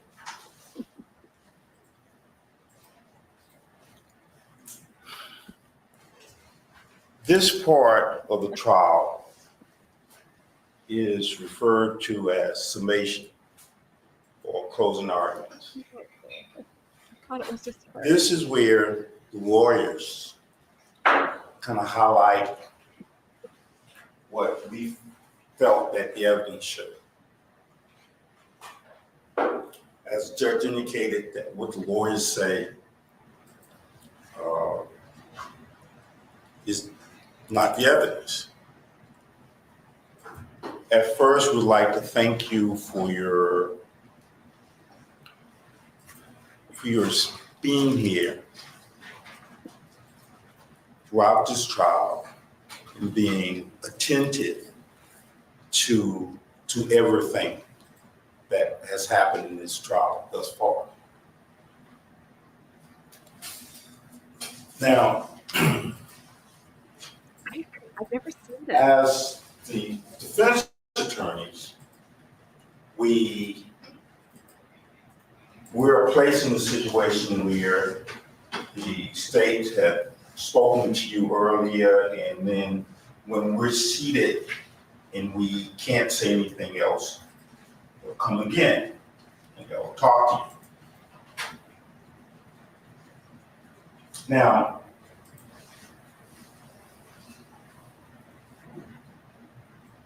so we have to kind of respond to what they said thus far and kind of anticipate what they're going to say when we're seated and we can't come back and say anything else to you. Sometimes they'll come and they'll point a finger at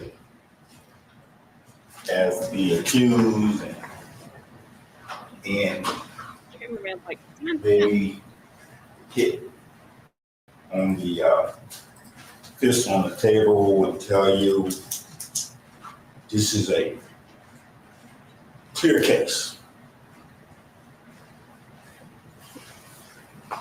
That brought you everything. The only thing you need to do is go back into the jury room, come back with a swift verdict of guilty.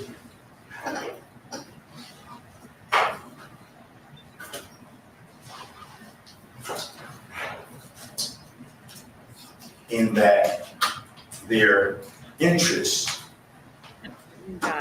is just providing facts and justice.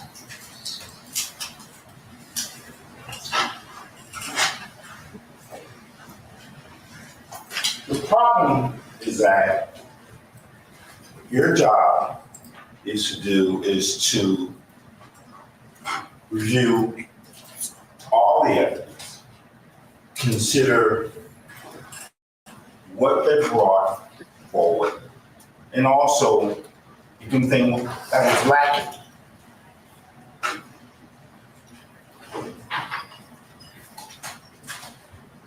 The burden never shifts. The burden never shifts. Their responsibility to provide the evidence and prove every element of this case beyond and to the exclusion of every reasonable doubt. And if they fail to do that, You're welcome. it's not a situation where you have to grapple with that. If they fail to do it, your verdict has to be one of not guilty. That's the law. That's the law. Now, as I mentioned already, the prosecution act, well, you want to look at the charge, take it back with you, and I think the words that the prosecution used, that this is a tricky charge. And this is a law that's given to you by the judge. Now, they refer to it as a tricky charge. Why? Because it's the law, and if something doesn't go along with maybe their theory or their way it should go, then the law becomes tricky.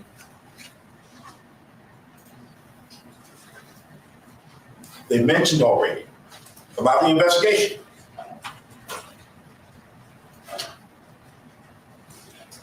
The defense spent a lot of time on the investigation, talking about the way the case was investigated.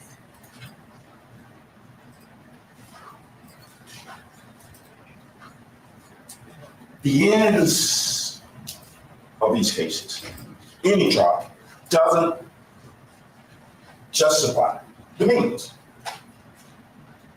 So it's not a situation where you can investigate the case in any kind of way you want to, and at the end of the day, as long as you convict somebody, all's well.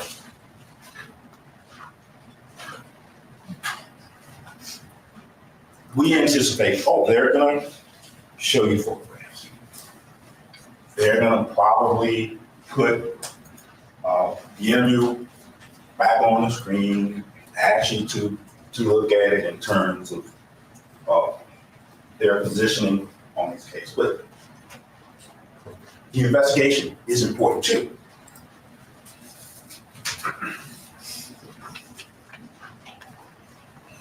And there were witnesses.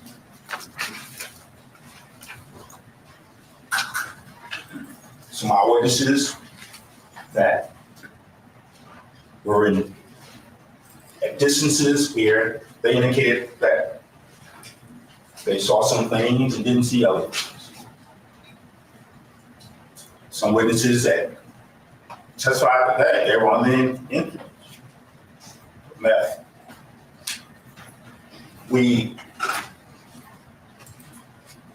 That's all part of the case. You can't separate things and just say, well, no, it doesn't matter. You gotta look at it all.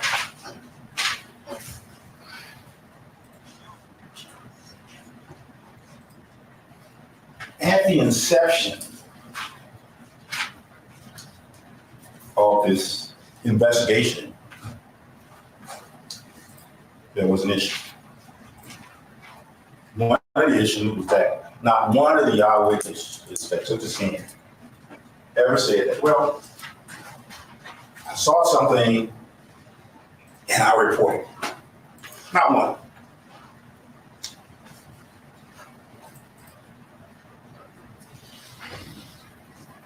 Secondly, with reference to the investigation,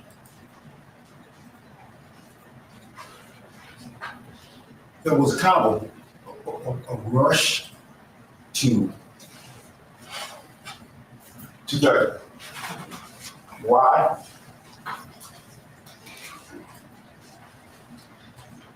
Because at very inception, you have a situation where the two rangers that testified, Ranger Peters and Ranger Perez, give different versions of what happened at a briefing that happened the same day that my client was stopped and arrested.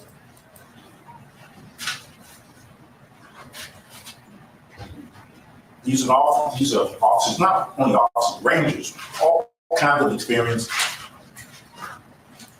Get up on the witness stand and they're looking at their notes, their case file.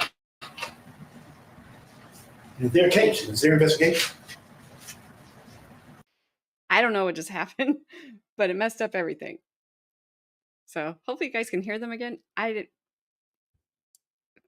think they don't want to hear them either.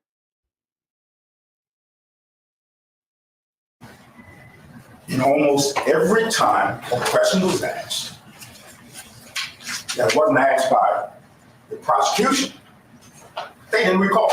Oh, yeah. What time did you leave the location? I don't recall. What time did you get to the location? I don't recall. Did you write it in your note? I don't recall. Look at the notes. Oh, it's not there. I don't recall.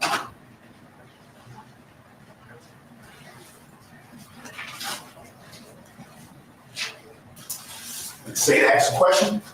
Oh, sure. Something to their event? Oh, say it. Anything else? They didn't recall. The problem, in the statement come and tell you what? Oh, that's not important.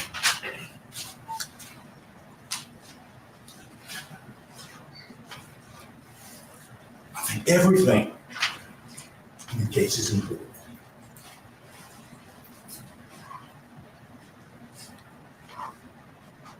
We ask questions about the evidence law.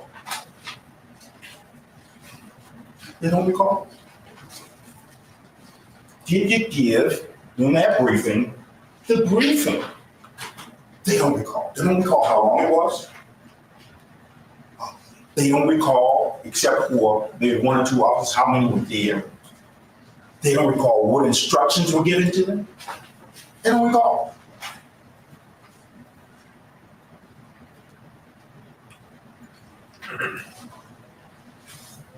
They go out and they claim that they execute search warrants. They don't know how long it took them.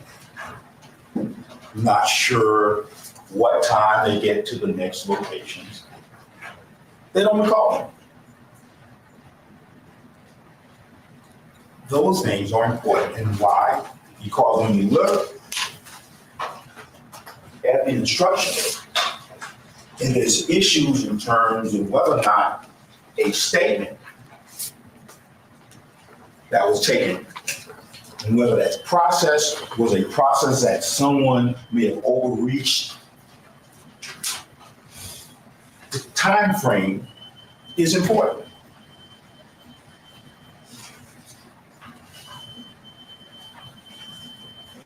The lead ranges. They don't ask whether the client had been magistrated. They don't ask how long you've been in the room, whether that room was air conditioned or not, whether it was hot. They don't ask. I submit to you because no, that's not important. What's important is to get a statement. Now, that's important, to get a statement. The ranger on the stand, under oath, is asking you to say, well, it doesn't matter whether the person's under the influence or not, or drug, alcohol, it doesn't matter. Why? We need a statement.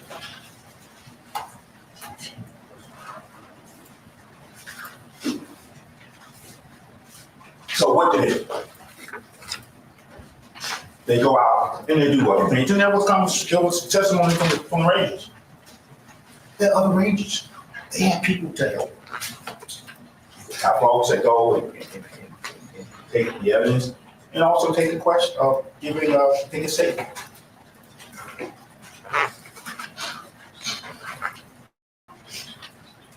To have someone sit for hours and hours, and we don't know what those conditions were, mostly.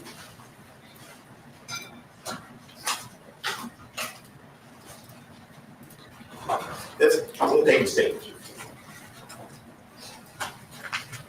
Part of it to kind of wear a person down so they're more susceptible to giving a statement.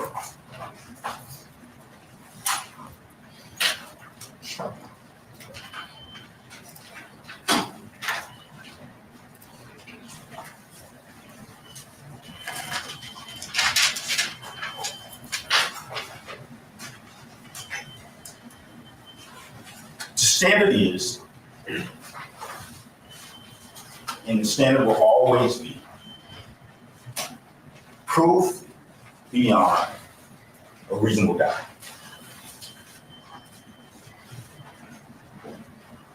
Proof beyond a reasonable doubt.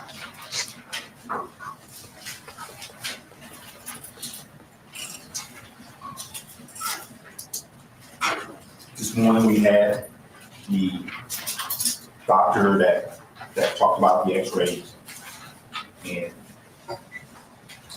he mentioned that she testified under oath about his observations, reference x-rays that were a part of his decision-making process, and he realized that he had made a mistake.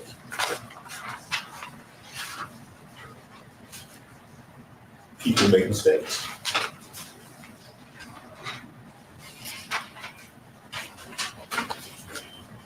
People make mistakes.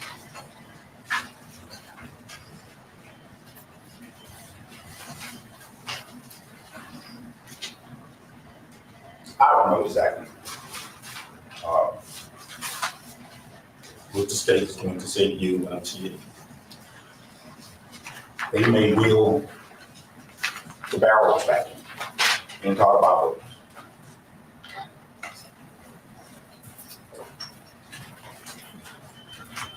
But what I do know is that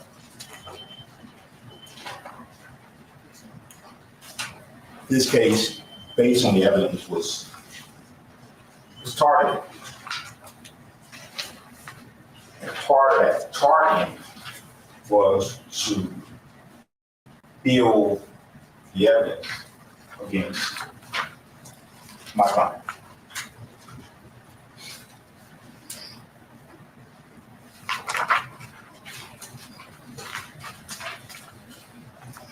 Officer Gardner, I believe, who was at that briefing, and his testimony was that he was told that they needed to find a reason to stop the vehicle.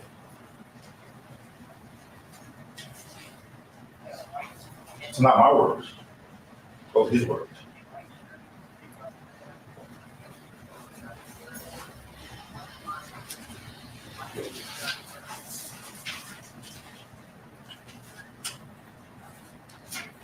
I submit to you that in terms of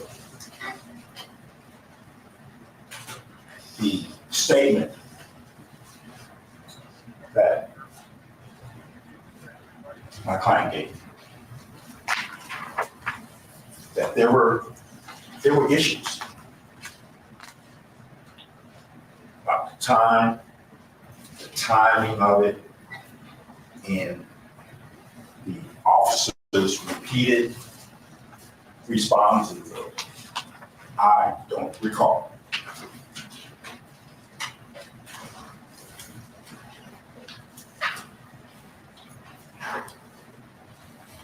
I submit to you that that statement, based on that, based on the law, the charge, and the instructions, be disregarded. The state tells you that, well, even if you disregard it,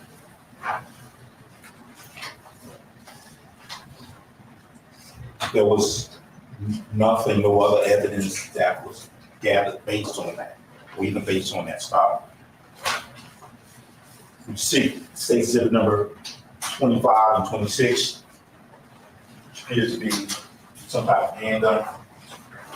That comes from that interrogation.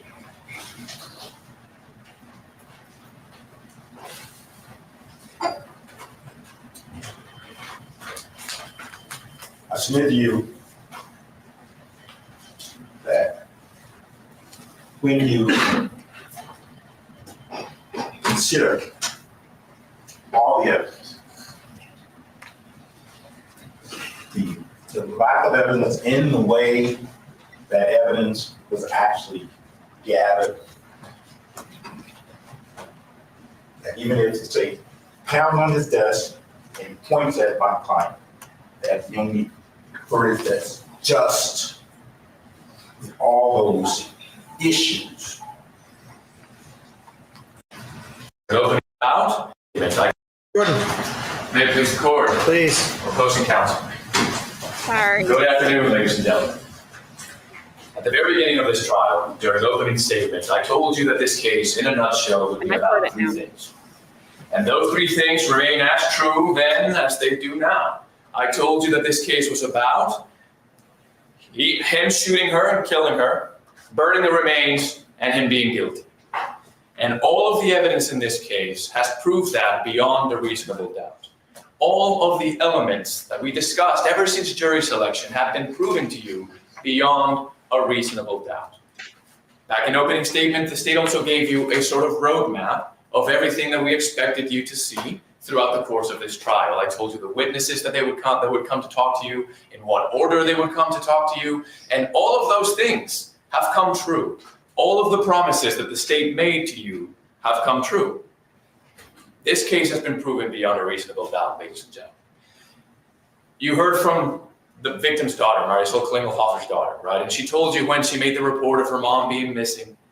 You heard from the two officers who started receiving those anonymous informants, as well as the witnesses that came forward regarding the disappearance of Marisol Klingelhofer and how she would never be found. You heard about the traffic stop. You heard from the rangers. You heard from the anthropologist that confirmed those 2 bones that I told you they found were human remains, where the witnesses say they would be found. And you also heard from the defendant himself, like I told you would, throughout the course of that interrogation. Beyond a reasonable doubt, ladies and gentlemen. This case, since the very beginning, has been about those 3 things, right? I agree with Mr. Cox to this point, and I told you this even since jury selection, right? Our duty as prosecutors is to see that justice is done, right? And we brought everything to you that we could to show you beyond a reasonable doubt exactly what happened in this case. And the reason I say everything that we could is because obviously there were things that we could not. Things like this firearm, right? And we know what happened to that firearm. Things like DNA from that blood, that presumed blood that was found in the back seat of that GMC and that back trunk area of that red GMC, right? But let me remind you all the way back to jury selection when we talked about who decides when, how, and where a crime takes place, right? Do you guys remember that? The person committing the crime decides, right? Who decided to commit this crime? Andres Tarnava. Who did away with that gun? Andres Tarnava. Who did away with that body? Andres Tarnava. Andres Tarnava, the same person who hoped that by his brutality and by his intimidation, no witnesses would come forward and talk about the crime that he kept bragging about for days after he had committed it because he had 0 remorse for what he had done. We brought to you the barrels, ladies and gentlemen, because I think it's important. If you recall, when Ruben was up there testifying, the threats that Andres Tarnava was saying to him was that he had cut her up and he better not say anything or he would kill him, right? That's his words to Ruben. We brought you the barrels so you can get a size comparison, right? So you can see them and see their size. And you tell me, when you go back there and deliberate, if you believe that a whole body could be fit in those barrels and then burnt so severely that only 2 bones could be recovered. He was making very credible threats to those witnesses. Now, regarding those witnesses, ladies and gentlemen, we talked about that too, even since jury selection. We talked about perfect witnesses, right? We're not saying that the witnesses that came forward to testify for you are perfect people. We're not, and the state of Texas is not sponsoring that to you, right? We don't get to choose who sees a crime. They are the people that they are, and they are who they are. We don't get to choose, because like we talked about with who chooses where and how a crime is committed, we have nothing to do with that. But we brought you those eyewitnesses so they could give you the accounting of what they saw that mid-April day in 2021. And their stories were all consistent. They were consistent to each other's. They were consistent with the eventual confession that you hear from Andres Tarnava. To the T. Ruben ran away. Multiple shots. Green vehicle. 25 caliber handgun. Chrome in color. Small. It looks small in his hand. Everything is just consistent from point A to Z. Because it's the truth. You don't have to like those witnesses. We're not asking you to like them, but they were telling the truth, and that is obvious. They didn't come forward. I wish that they had. That would be the right thing to do. I'm not justifying why they didn't come forward, but they saw what they saw. There's also the matter of the voluntariness of the confession, and that was a point of debate throughout the course of the trial. It was voluntary, ladies and gentlemen. That's the point of the Miranda warning. 6 hours. It's a long time, but relatively not that long when you consider into account, like Ranger Peters told you, that it can be kept in custody for up to 48 hours before being presented to a magistrate. That's worst case scenario, right? A maximum of 48 hours, not to exceed 48 hours, right? The question is whether the delay is reasonable. And we know what they were doing. They were gathering all the evidence that they could before they talked to a suspect in a murder investigation. We want them to go into that interview room armed with facts and evidence that they can confront a person intelligently with, right? They weren't out there twiddling their thumbs and trying to wear down his resistance or what have you. They were gathering evidence. evidence that can go away, evidence that can spoil, right? Like bodies and things that are burnt, things that can be moved, right? So it's important, it's super important. Vehicles can be moved, super important. Likewise, you can see in the video that the defendant spends most of those 4 hours in that interview room sleeping. He's asleep, right? When the Rangers come in, they ask him, "Are you okay?" Golden opportunity to say, "No, I'm not." They read him his Miranda warnings, one after the other after the other. He nods his head. He says, "Yes, I understand." At any point, that's the point of the Miranda warning. He can say, "I don't want to talk to you. I want my attorney." He doesn't do that. It's voluntary, ladies and gentlemen. And even then, for about an hour, he claims that he doesn't know who Marisol is, and he's giving off this whole tale until he eventually confesses, right? There was no degrading of his ability to resist or anything along those lines. That was voluntary. It was a voluntary confession, ladies and gentlemen. He even goes as far as to give you the motive as to why he does it. It was so voluntary, in fact, that he tells you why he did it and how little lack of remorse he has for doing it. He'd do it again. He said that. There should be no doubt in any of y'all's minds, ladies and gentlemen, as to what happened in this case. There shouldn't be. But let's go back to the subject of justice, right? And Ms. Garza told you this as well while she was up here and told you that you would go back to the deliberation room. If you recall back during opening statement, I also asked you or told you that at the end of this trial, at the point that we are now, the state of Texas would ask you to return the only true verdict in this case as supported by the facts and the evidence, right? Remember that our job to seek justice. Well, now that job actually goes on to you as you go back there to deliberate, right? The ability to do justice in this case and to arrive at a just verdict supported by all the facts and evidence is up to y'all when you go back there. We try to arm you with as much facts and evidence as we possibly can for you to make that determination fair and easy for you, right? As easy as we can make it. And all of the evidence in this case, the overwhelming amount of it, all of the corroboration between it has done that, ladies and gentlemen. So the state of Texas is going to ask you, as I said in the very beginning, to return the only true verdict in this case. And that is a verdict of guilty. We live in a society, ladies and gentlemen, of consequences, right? A cause and effect. And when you do something, you have to face the music, right? Like the saying goes, he who reaps the wind has to be prepared to reap the whirlwind. Well, now it is time for Andres Tarnava to face that whirlwind which he himself created. So find him guilty. And I assure you that when you return that verdict of guilty, you will not be telling this defendant anything that he doesn't already know. Thank you for your time. Hi, ladies and gentlemen, we await your unanimous verdict. All right for the jury? Perfect timing. Hey, I offered Bree the watermelon. She said she had to go take a nap. So it's either I eat the watermelon or you hear my stomach growl. And you probably hear it growl anyway. I wondered when old Rue was coming back. Yeah. At least the defense said, or the state at least brought it back. He did a good job. You talking about the whirlwind?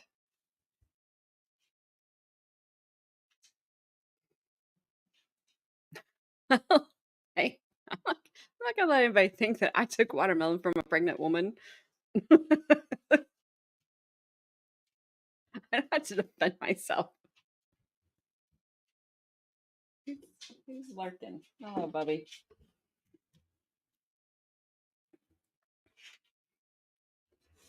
He's like, I heard food. All right, well, now we sit and stare at each other.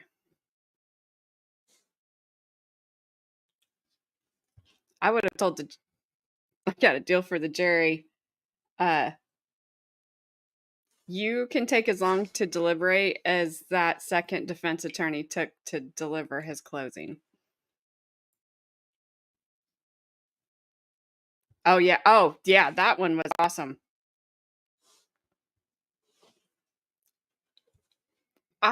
George, I have not unalived anything. I didn't even know anything had been was unalived last night because I was sleeping. I didn't find out until this morning.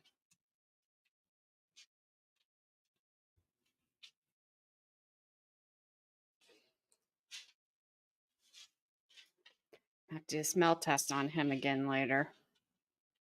Well, let me go get to the live part. They may already be back.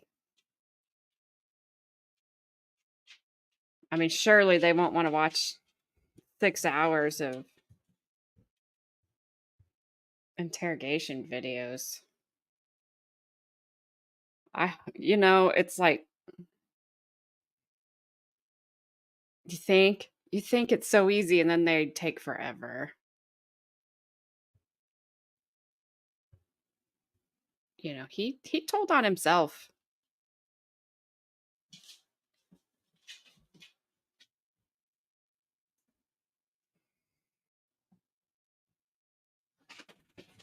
Yeah, I mean, you can't force somebody to plead guilty, so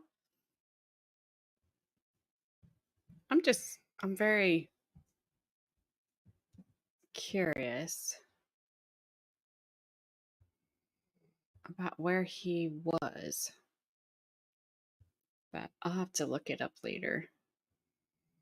Um, I do have some news I've been meaning to tell you. Sorry. Y'all probably know already. Uh, but Sarah Boone's eighth lawyer quit on her. The world is still round and ice is still cold. You have all the breaking news now. And nobody cares. I don't know what her angle is here. I don't know if she just thinks like the state's going to run out of public defenders and they're like, go home, Sarah. We can't do anything. They had a status hearing, George, and like Sarah came in with some attitude. And then she just always complains that her attorneys don't have time for her. They don't return her calls. They don't do this. They don't do that. She can write a freaking note that is 1,000 pages long and like you can't get through it because they have other clients and she wants to be the only one. Like the other judge said, then you need to hire your own. You need to hire your own. And she can't. Well, ugh. Nobody can be nice to her. She's not nice. She's not nice. And I just don't know what she is trying to do. That was my only thought. Was she just trying to run out of public defenders and then be like, oh, gotta go home. Oops. Like,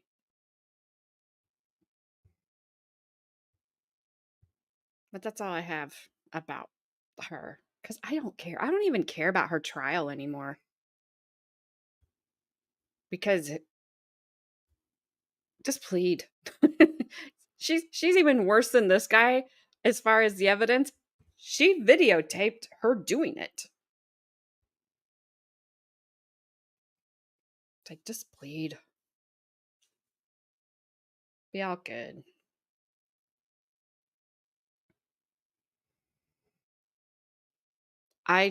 She thinks she's smart enough to have an angle. That's the sad thing.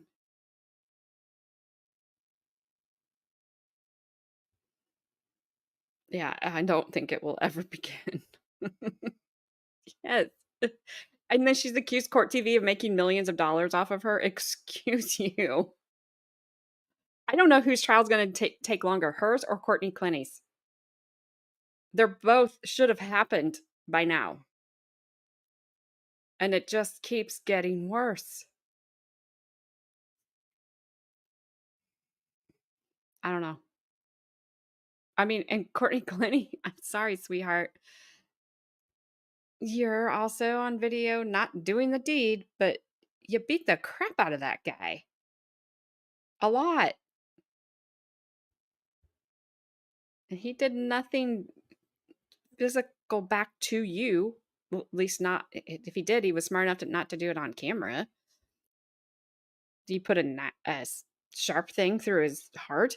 And then you call your mom before you call anybody else? Nope. Nope. All right, George, I have a story for you about your cat. So I know this will shock everybody here. When Carmen was, I don't know, she was a teenager, she told me she was going to get a cat. And I told her, no, she's not going to get a cat.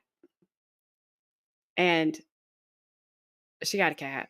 Actually, I just had that cat until November of last year.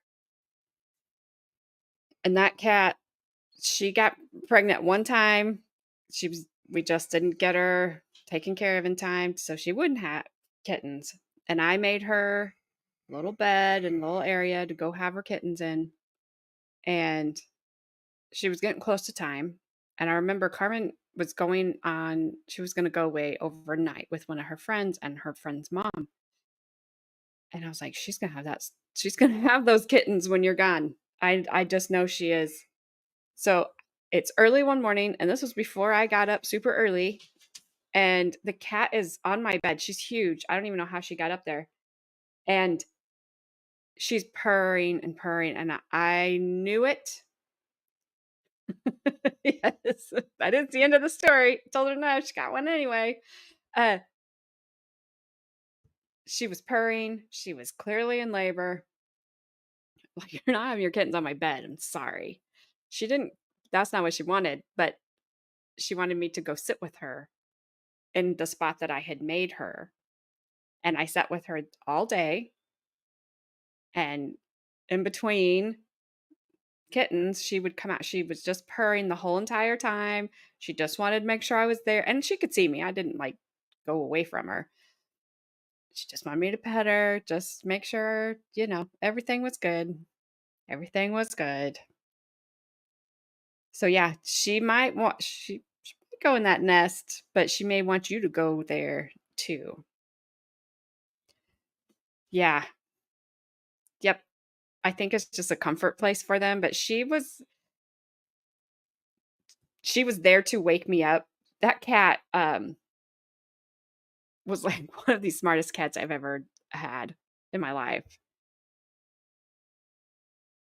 She taught herself how to use our dog door, so I didn't have to have a litter box, so she just let herself in and out, which was a blessing and a curse because she did bring some treats inside sometimes. But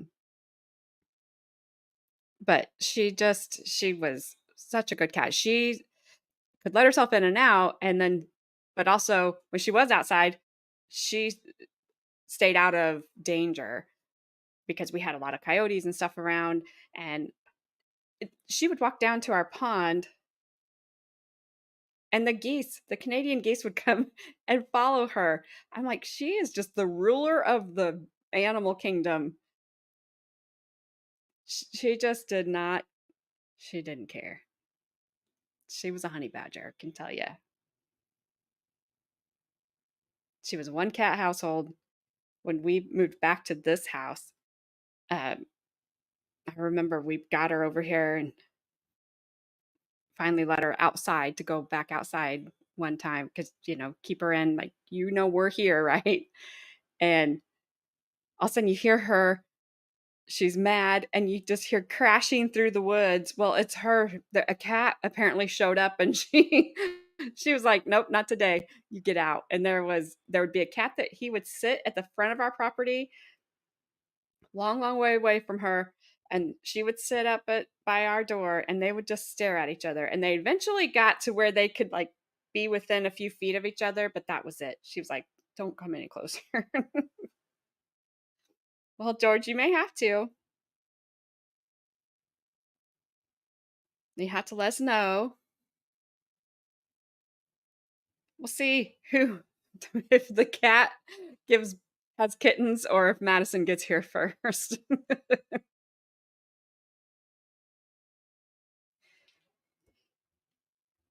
All right. I don't know how long these guys went out. Or I don't know. I didn't look. This is what I was worried about. Was catching up. I need Jody here. Wake up, Jody. It's like 6:15 in the morning. Get up. See, George, I can use you and Jody to know if somebody predicts the end of the world, and then I wake up the next day after it was already supposed to end, and if you and Jody are still active and around, then I know it didn't end again because you guys get there first.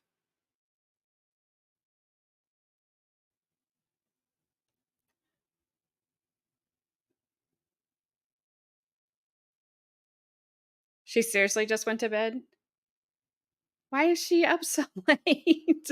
Oh my gosh. She should have came over. We could have chatted. I could ask her all about Outback Steakhouse and how fake it is.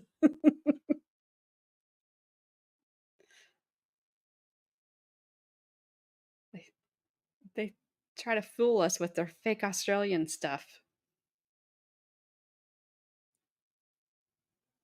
Hmm. I got nothing.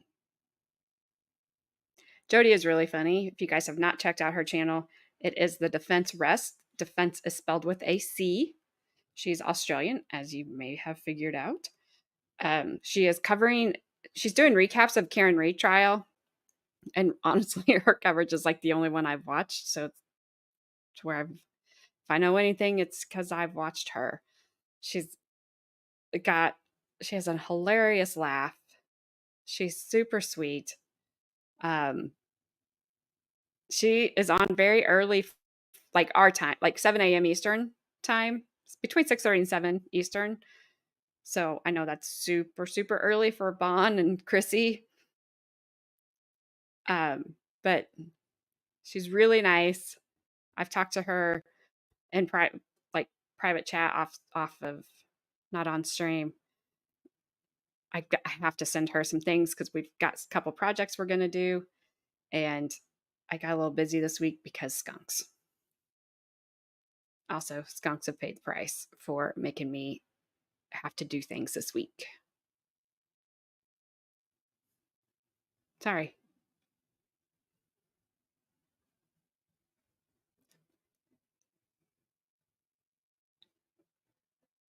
I've not seen Bob, though.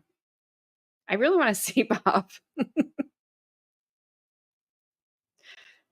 because I really want to. I don't know if he's survived getting his tail ripped off, but I really want to see him. I'm pretty sure I saw him running that day away from here.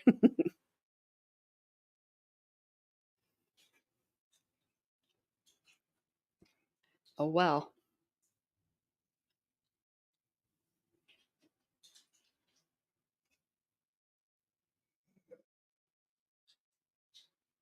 Yeah, I haven't.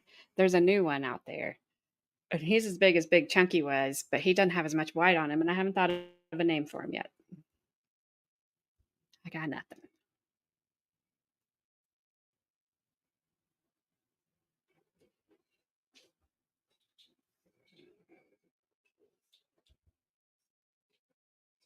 All right, what are we going to talk about? we've got the baby thing down. She goes Monday, so I'll get an update while we're streaming.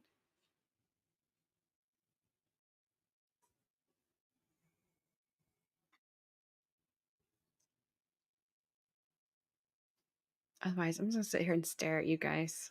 You're staring back. I can't see you.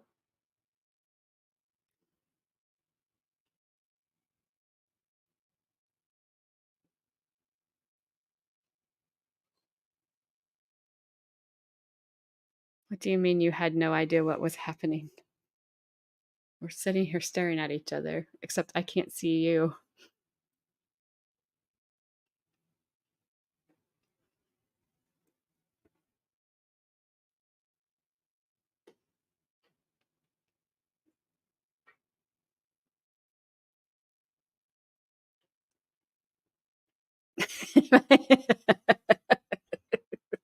Bye, Mr. Gabby. It would be it would be creepy.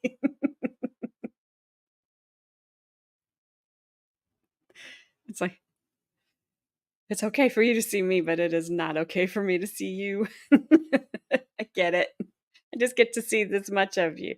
Just your hat. That's all. George's face, Gabby's kind of face. I get to see the back of Bree and Brandon. There she is. Just in time.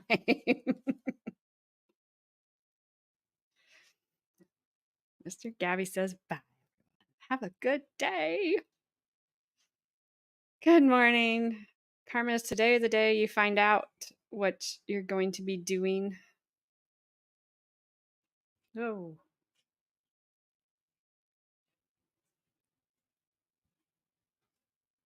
I mean, that's okay.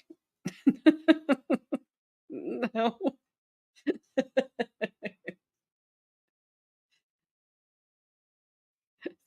You're good.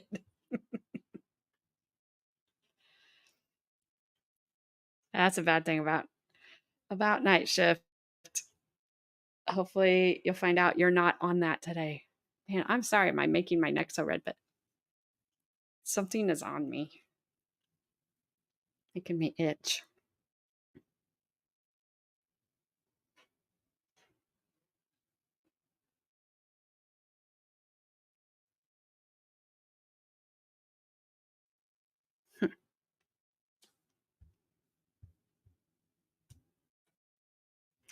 I highly doubt, but I will look and see. Nope. I was going to see if Judge Fleischer was still going. Oh, I'm sure. Revenge of Chunky is no. What it's the revenge of is stupid. My pine trees have something on them, and they have absolutely. I am broke out like all over the side of my body that touches the pine trees when I mow, but it's like spreading.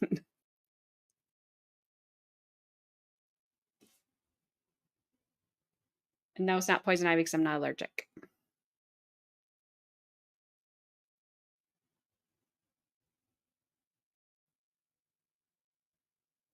What we got? What we got?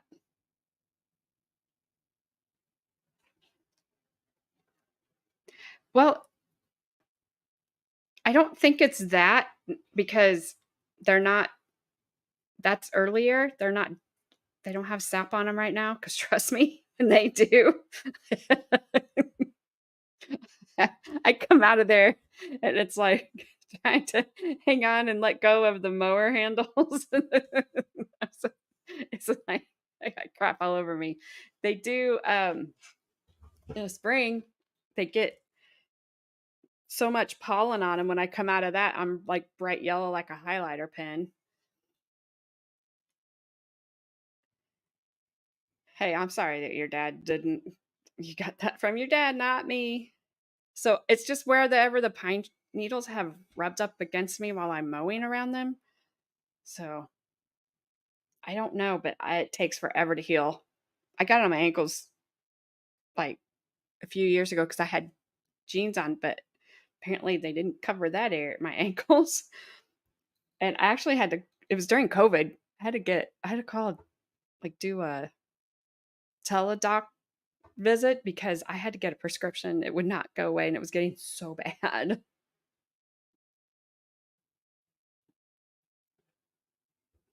So yeah, when I'm just sitting here, like, I just try not to scratch up here, but I can't help it. You have to go to work now? Huh. Okay.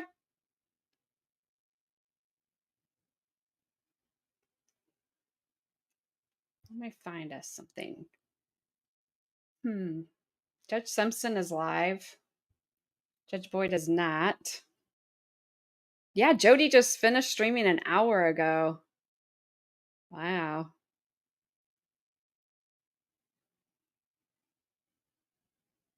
Two to 10. All right. Then are you off for the weekend?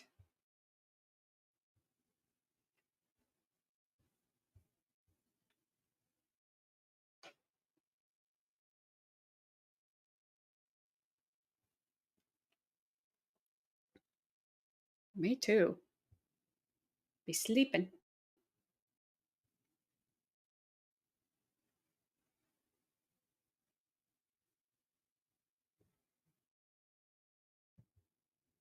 Uh-oh, I'm about to get raided. I can hear him coming. All right, Simpson is live. Judge Middleton has finished up. Boyd is not live.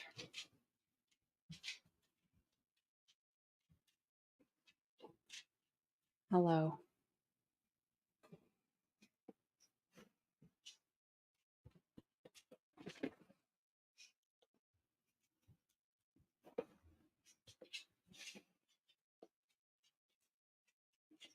You?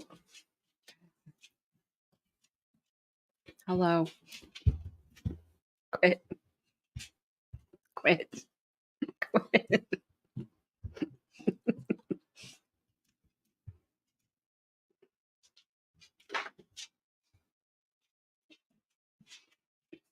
I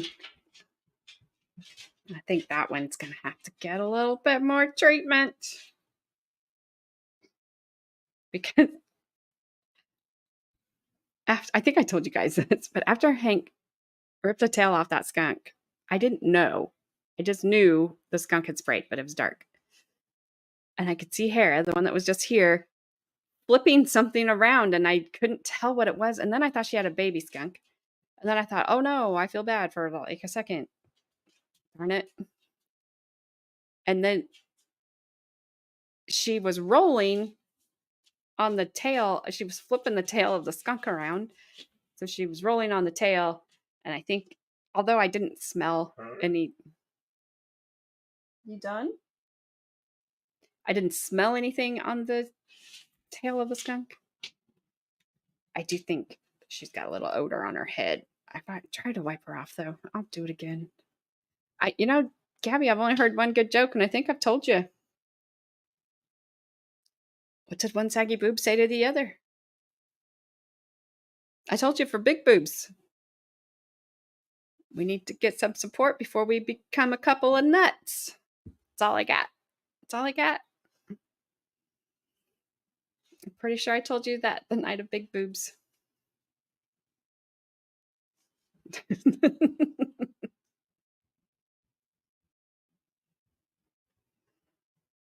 Oh, George, I have never seen anything like that.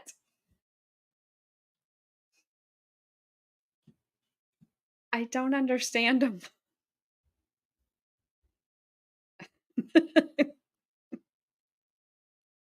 Like, I don't understand them. Let me look up jokes.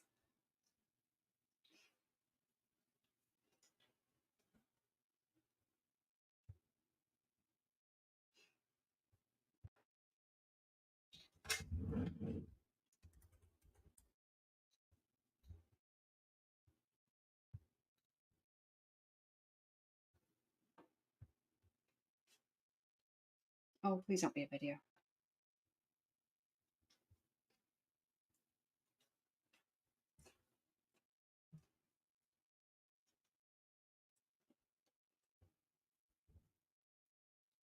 All right, the first one that came up, this is on the Today Show article. I adopted a dog from a blacksmith. As soon as I brought him home, he made a bolt for the door. They said they were funny. Did you hear about the two rowboats that got into an argument? It was an ordeal. Get it?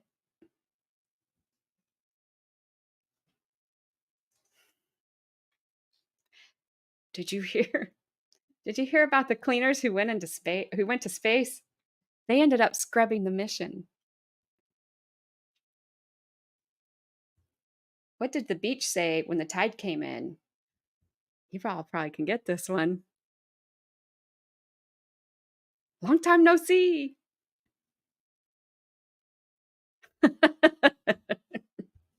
See? Why did the blonde get fired? Sorry, we're not doing blonde jokes if you're blonde. It's just a joke.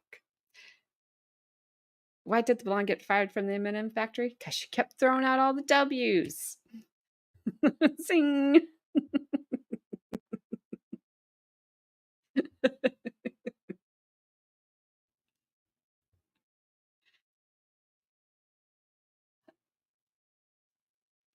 Why? Here, Gabby, this one's for you.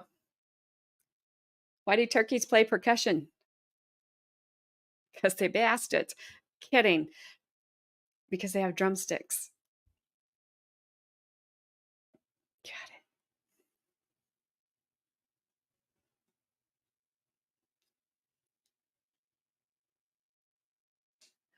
it. I can't.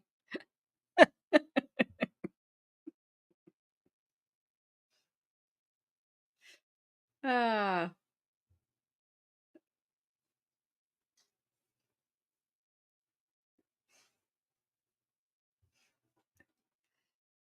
There are only 2 things I don't eat for breakfast. Any guesses of what they are?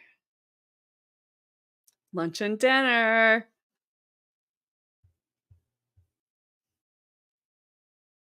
Oh, you guys should know this one.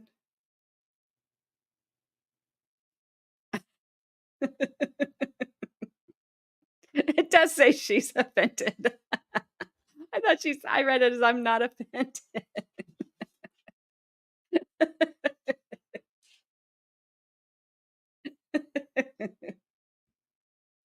How much does it cost to swim with sharks? An arm and a leg. I've lost subscribers yet. What did one toilet say to the other? You appear a bit flushed.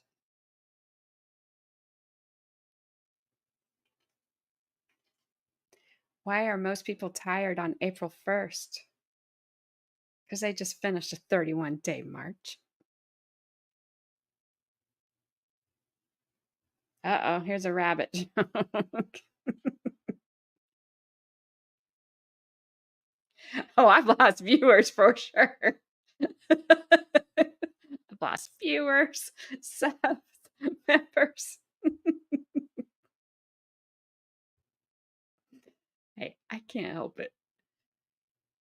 Why did the rabbit go to the salon? It was having a bad hair day. Why don't you go flush yourself? I've tried. I'm glad, Vaughn. I really am.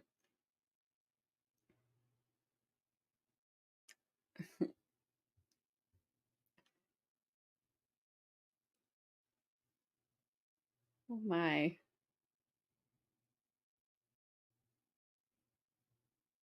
Here, George, here's one for you.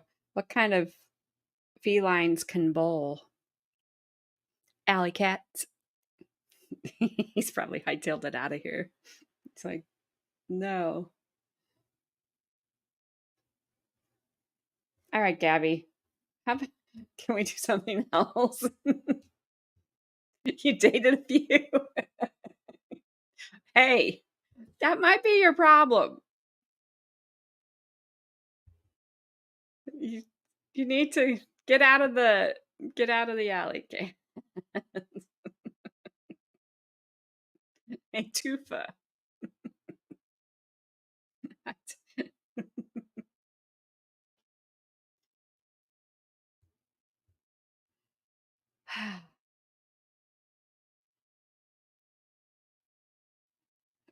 Hey, I can take you to an Amish. I can take you to a place not far from me, but I can take you to a few places that are full of Amish people.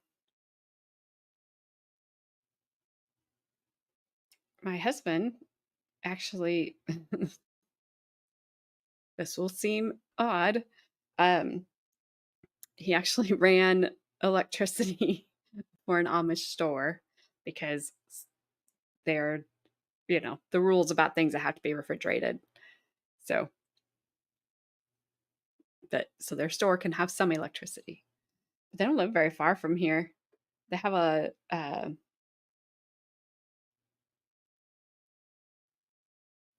think it's a little Amish bakery in the little town, not far from me.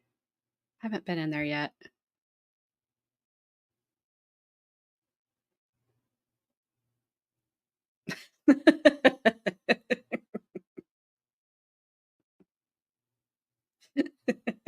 They'll be like, "Oh, good times. Sounds fun, Vaughn." Note to self, take Vaughn out to lunch next week.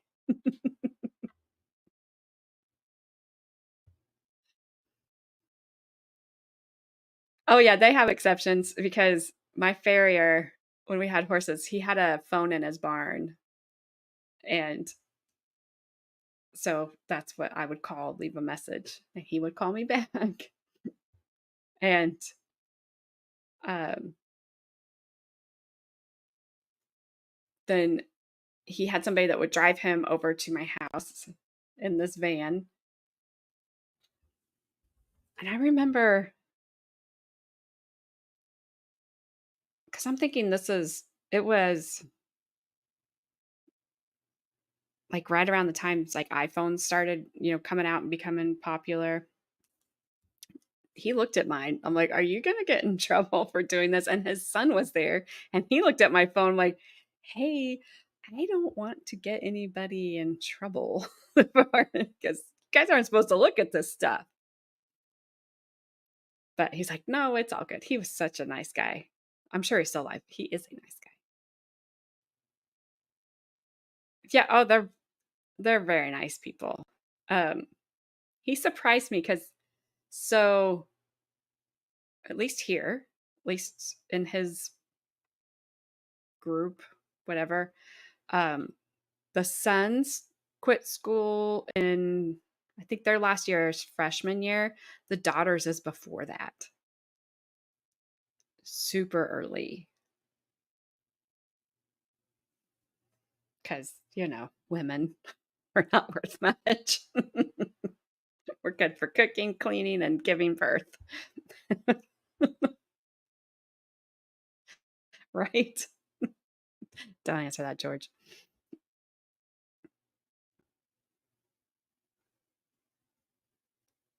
No, they're very nice people.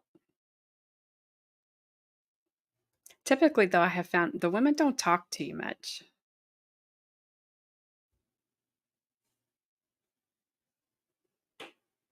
He's already typing.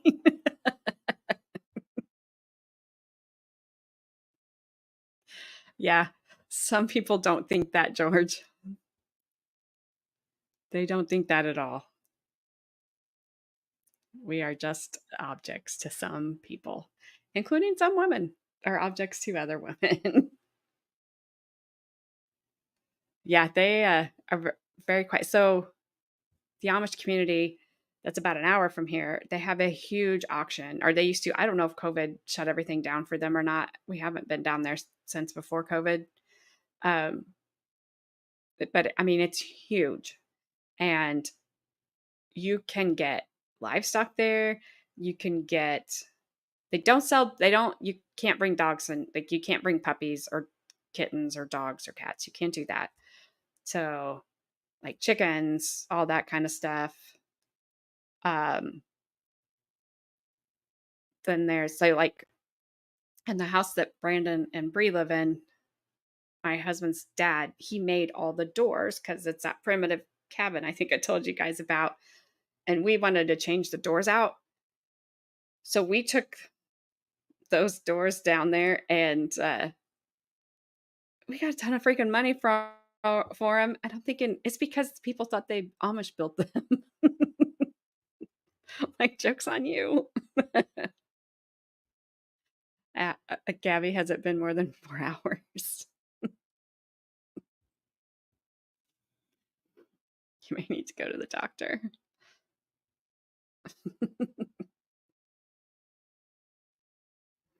All right, can we see what's going on in Judge Simpson's room? He might be doing something. I think he's doing landlord tenant.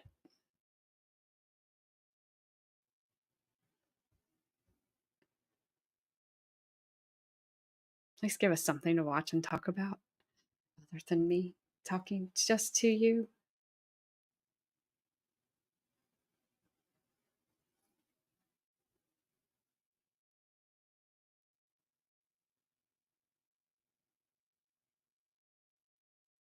Oh, they're definitely hard workers. Yeah, the auction down there, George, let me tell you, huge.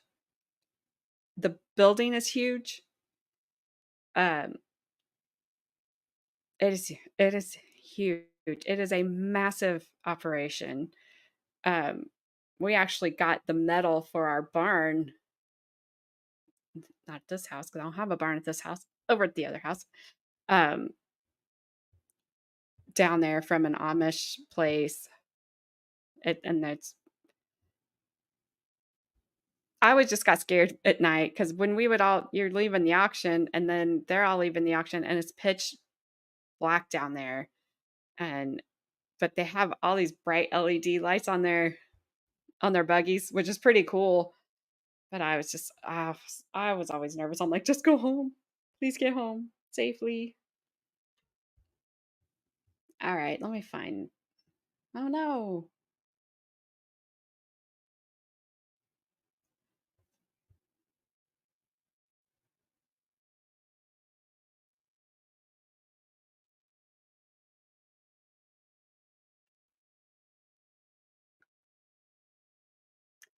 Uh. Where's Round Rock? That sounds familiar.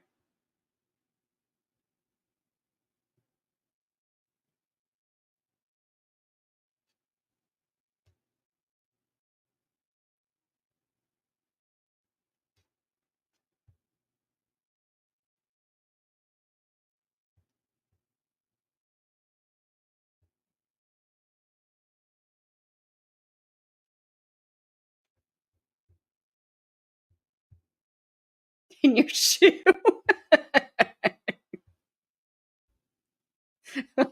That sounds like a you problem.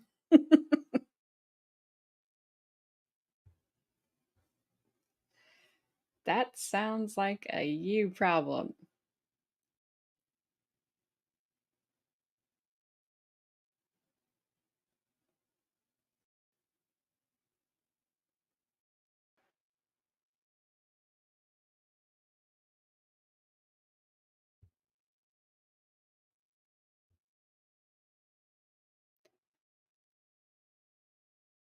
Round Rock, Texas? Is that where a powing was?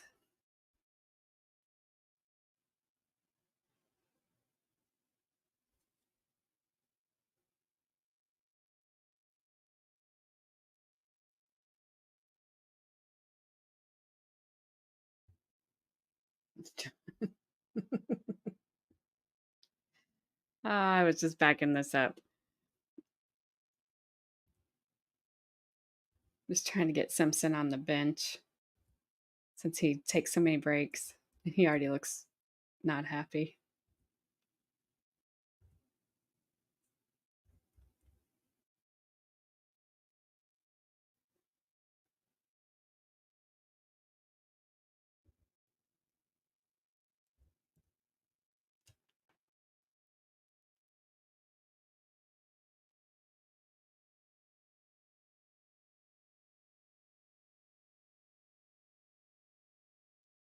I just saw there was a briefing, I guess.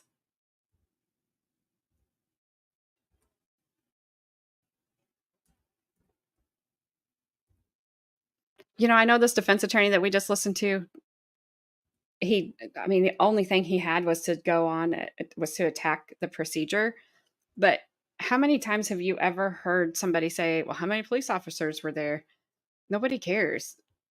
If there was one, that probably wouldn't be enough. But I'm pretty sure the Rangers know how to do it.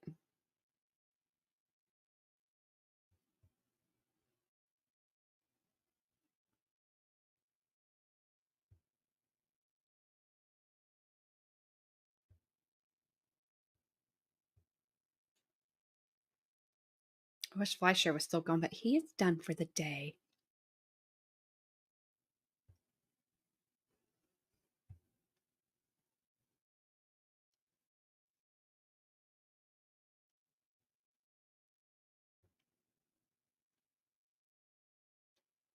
That guy looks happy down there.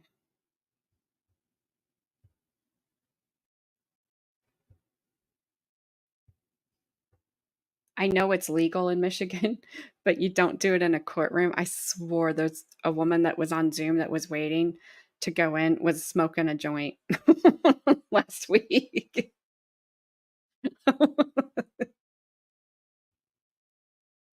I wanted the judge to get her, but he didn't.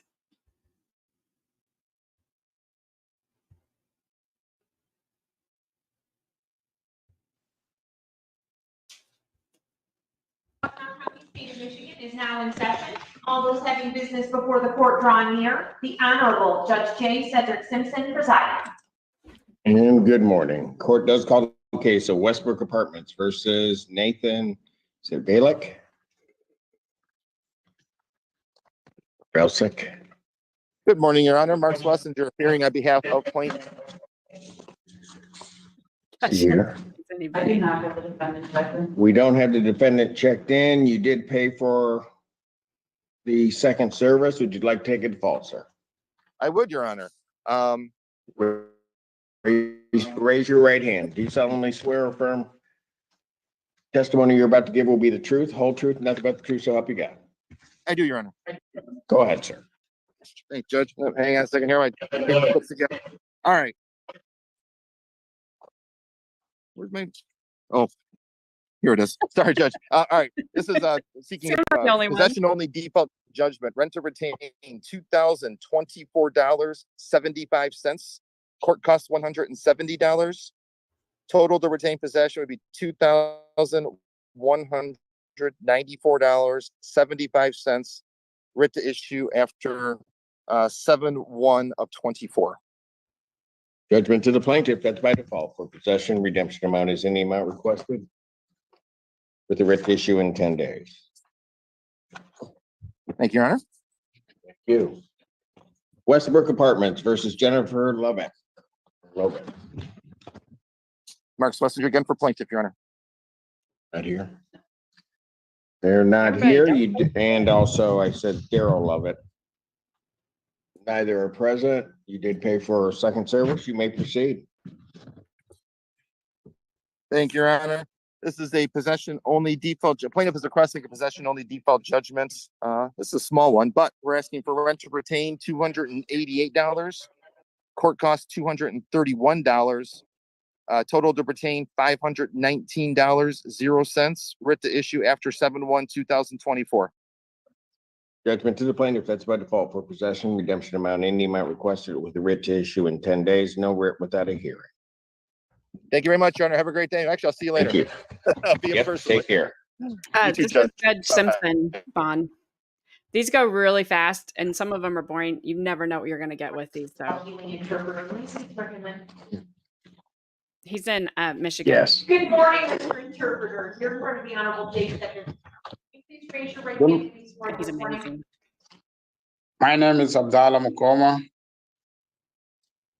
Thank you, sir. Can you raise your right hand to be sworn?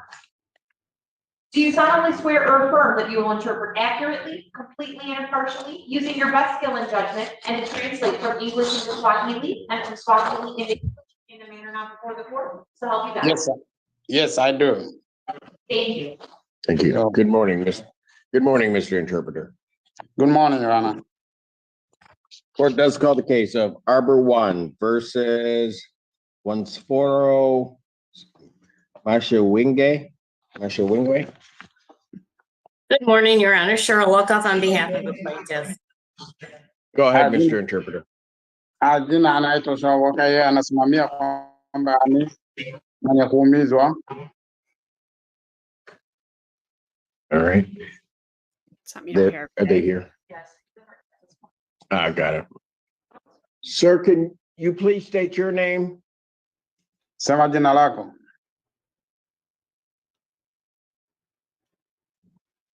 Sir, you will have to unmute the device and state your name. Yeah, jitoe kwa mute alafu kwamba anasema majina yako. Can we send somebody in? Yeah, sending message to the clerk's office. We are sending somebody in to help you, sir. Tunatuma mtu hapa akuja akusaidie.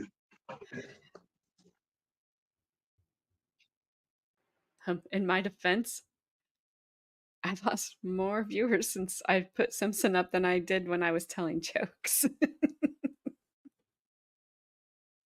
Just FYI. These are our limit.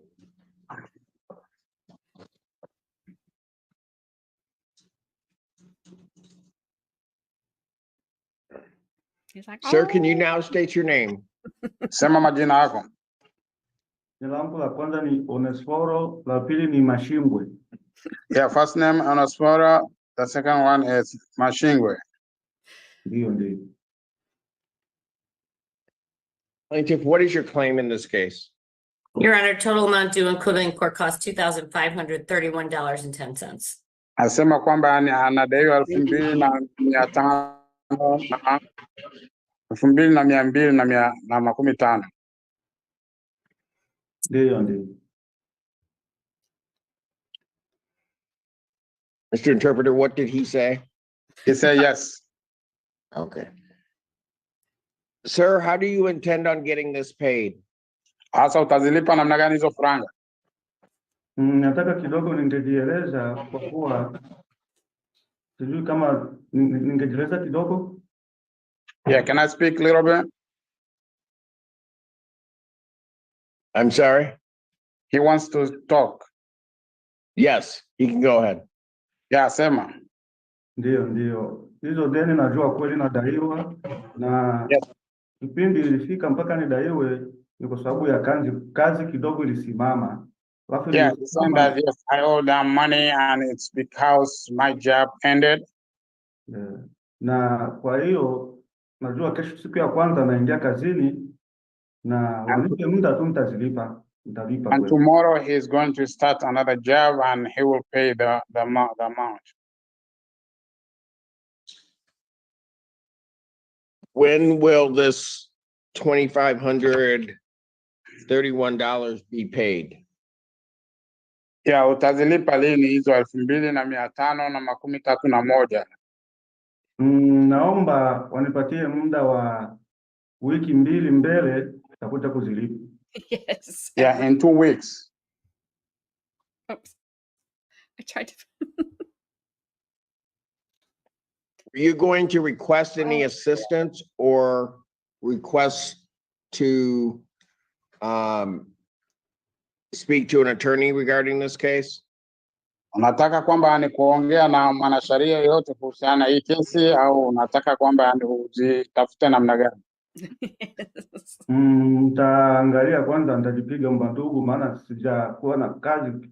Nitaanza kazi hiyo wiki, nitaangalia kesi, nitaongea na bandugu, naweza kazipata, hapo nitakuja kuweka baada ya wiki mbili. Yeah, he will talk to his family. He doesn't want to request a new attorney. Okay. What I will do is I'll adjourn this out 1 week, but sir, you need to understand that when it comes to the next date, you're going to owe July rent also. Nasema kwamba yani nitaivukisha hii la ndevu, nitaifanya wiki ya kesho, halafu kwamba ni ikikuja mwezi wa 7 utadaiwa tena pesa za mwezi wa 7. Sawa, nitalipa, na shida, nitaongea na familia, nitalipa. Yes, I understand and I will pay it. I will talk to my family. All right. I'll adjourn this matter to June 28th, 2024 at 12 p.m.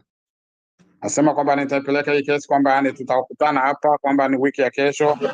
Alhamisi kwamba yani saa 6 kamili utaingia hapa, utakuja hapo sehemu upo. Sawa, na wangeniandikia, maana Kiingereza ndio kinanisumbua, ndio maana. Yeah, he wants a note saying that he should come back to Zoom at 12 o'clock on June 28th. He needs a note saying that? Yes. Okay, if he goes out to the clerk's office, I will send the file down. They will give him a notice of hearing. Asema kwamba ani wewe toka tu nje, enda kwa hiyo ofisi yao hapo, alafu atakupa hiyo karatasi inaonyesha. Sawa. Okay. All right. Thank you. You're welcome. May I leave you, Anna? Thank you, Your Honor. I'll see you this afternoon. Just so we I am the note writer.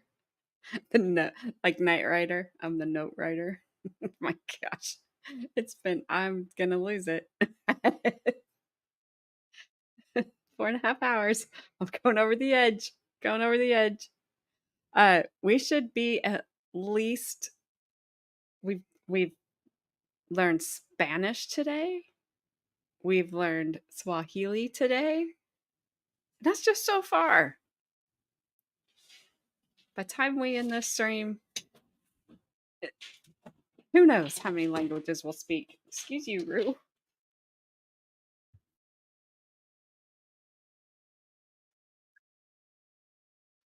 And Naweza nikaenda? Yeah, umemaliza. He's asking, can he leave? yes, he can leave. Yeah, unaweza enda. Sawa sawa, nashukuru sana. Saying thank you so much. Thank you. Thank you, Mr. Interpreter. Thank you, Your Honor. May I leave? Yes, you may. Thank you, sir. Yep. Do we have I the need to attorney? know just a little bit. I took it in high school. Not- Is this the Levine's office? Email them. I haven't received a response. No response. All right, well, here we go. Just gonna start calling. Let me make sure that the 21st, 8:30, that's what it says. Court does call the case of Arbor Meadows versus Charles Carter and Julius Rutledge. Carter or Rutledge? Not checked in. Neither party appeared. Case dismissed.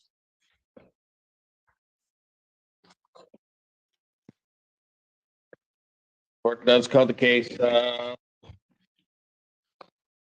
Arbor Meadows versus Kevin Love. Kevin Love, neither party appeared. Case dismissed.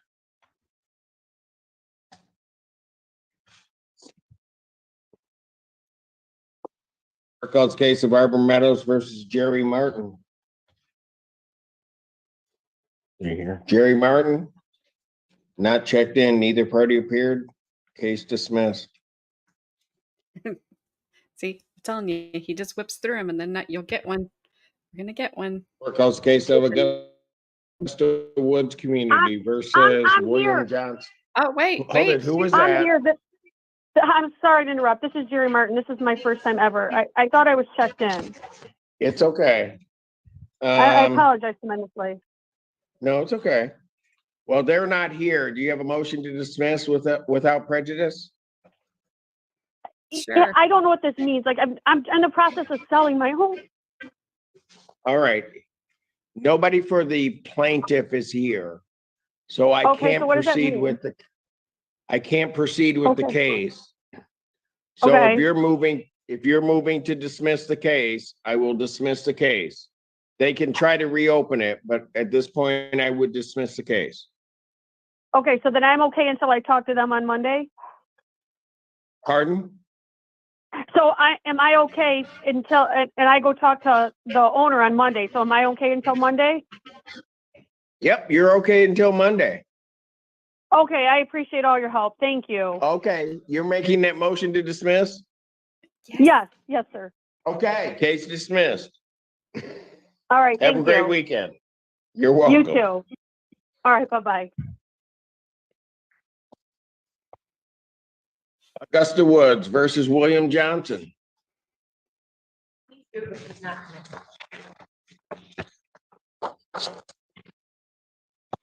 Mr. William Johnson, can you hear me?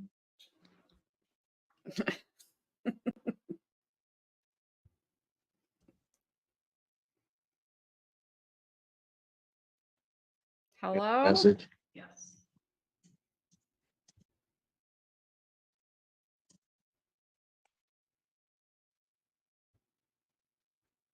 I have to be careful saying that because my dogs will start barking thinking I'm talking to somebody. Well, now it was dismissed without prejudice, so they could open it right back up. Tell him, send him a message just indicating that plaintiff has failed to appear. The court's going to dismiss the case without prejudice. Hello, sir.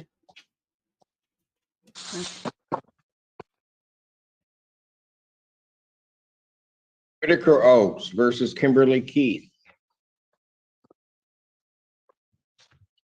Hello, Your Honor.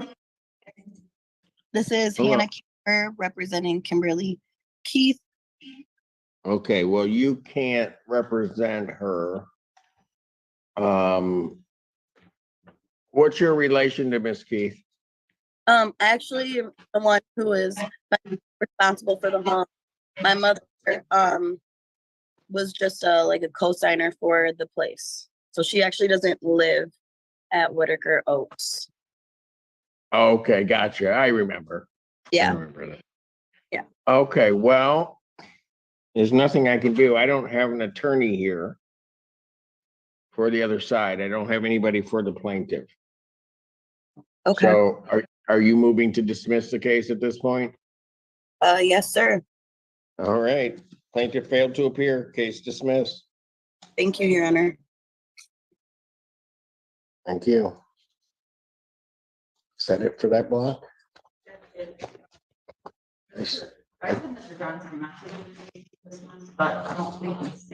Mr. Johnson, can you unmute and talk to me? Oh, there's a camera. Mr. Johnson? Yeah, I'm here. Okay, can you hear me? Sorry, I couldn't get it to work for a second. Okay, you're okay. The plaintiff failed to appear on your case, so I dismissed it. Okay. Okay, they may bring it back or try to reopen the case, but right now the case is dismissed, okay? All right, thank you. Thank you. He's like, Have a good day. And you too. Okay. And I have Bye. a person that is labeled Google Pixel Pro. Ma'am, can you unmute and tell us your name? Hi, Christina Gonzalez for Northville Crossing.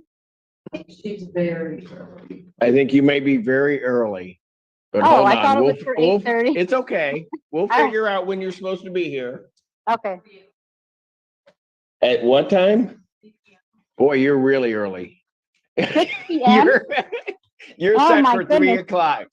Oh, okay. So that's good because I just got the money order, so I can go pay it now because I was worried I wasn't being able to pay before I seen you. So okay, thank you. Oh, okay. All right. All right. So we'll see you at 3. All right. Okay. All right. Thank you. Okay. Have a great lunch. You Okay. too. Take care. Bye-bye. Okay. That's it. Till 10 o'clock. All right. Court stands in recess. And that's why you start Judge Simpson way, way back because he takes these big, long breaks.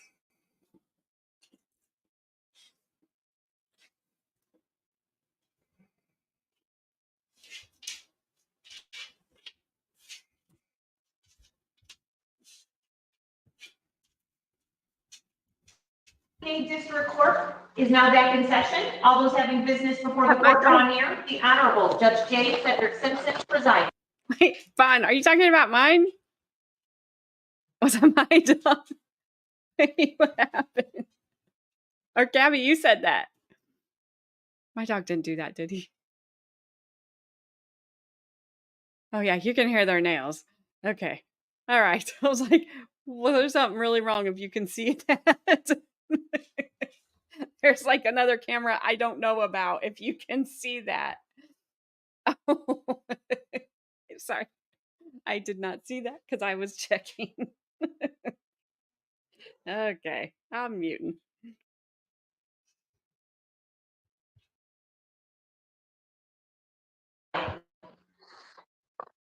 Old Town Realty versus Richard, Monty, John Doe, and Jane Doe.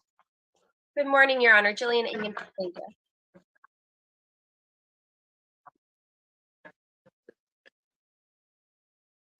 Monty, or any resident, I'm presuming, at 312 Washtenaw. There's no response. If you'd like to take a default, please raise your right hand. Oh, it's correct this time. Do you solemnly swear? Do you solemnly swear or affirm testimony you're about to give will be the truth, the whole truth, and nothing but the true self you got? I do. Go ahead. Thank you. This is a case for non-payment of rent. Rent to retain possession is $10,981.49. Court costs are $419.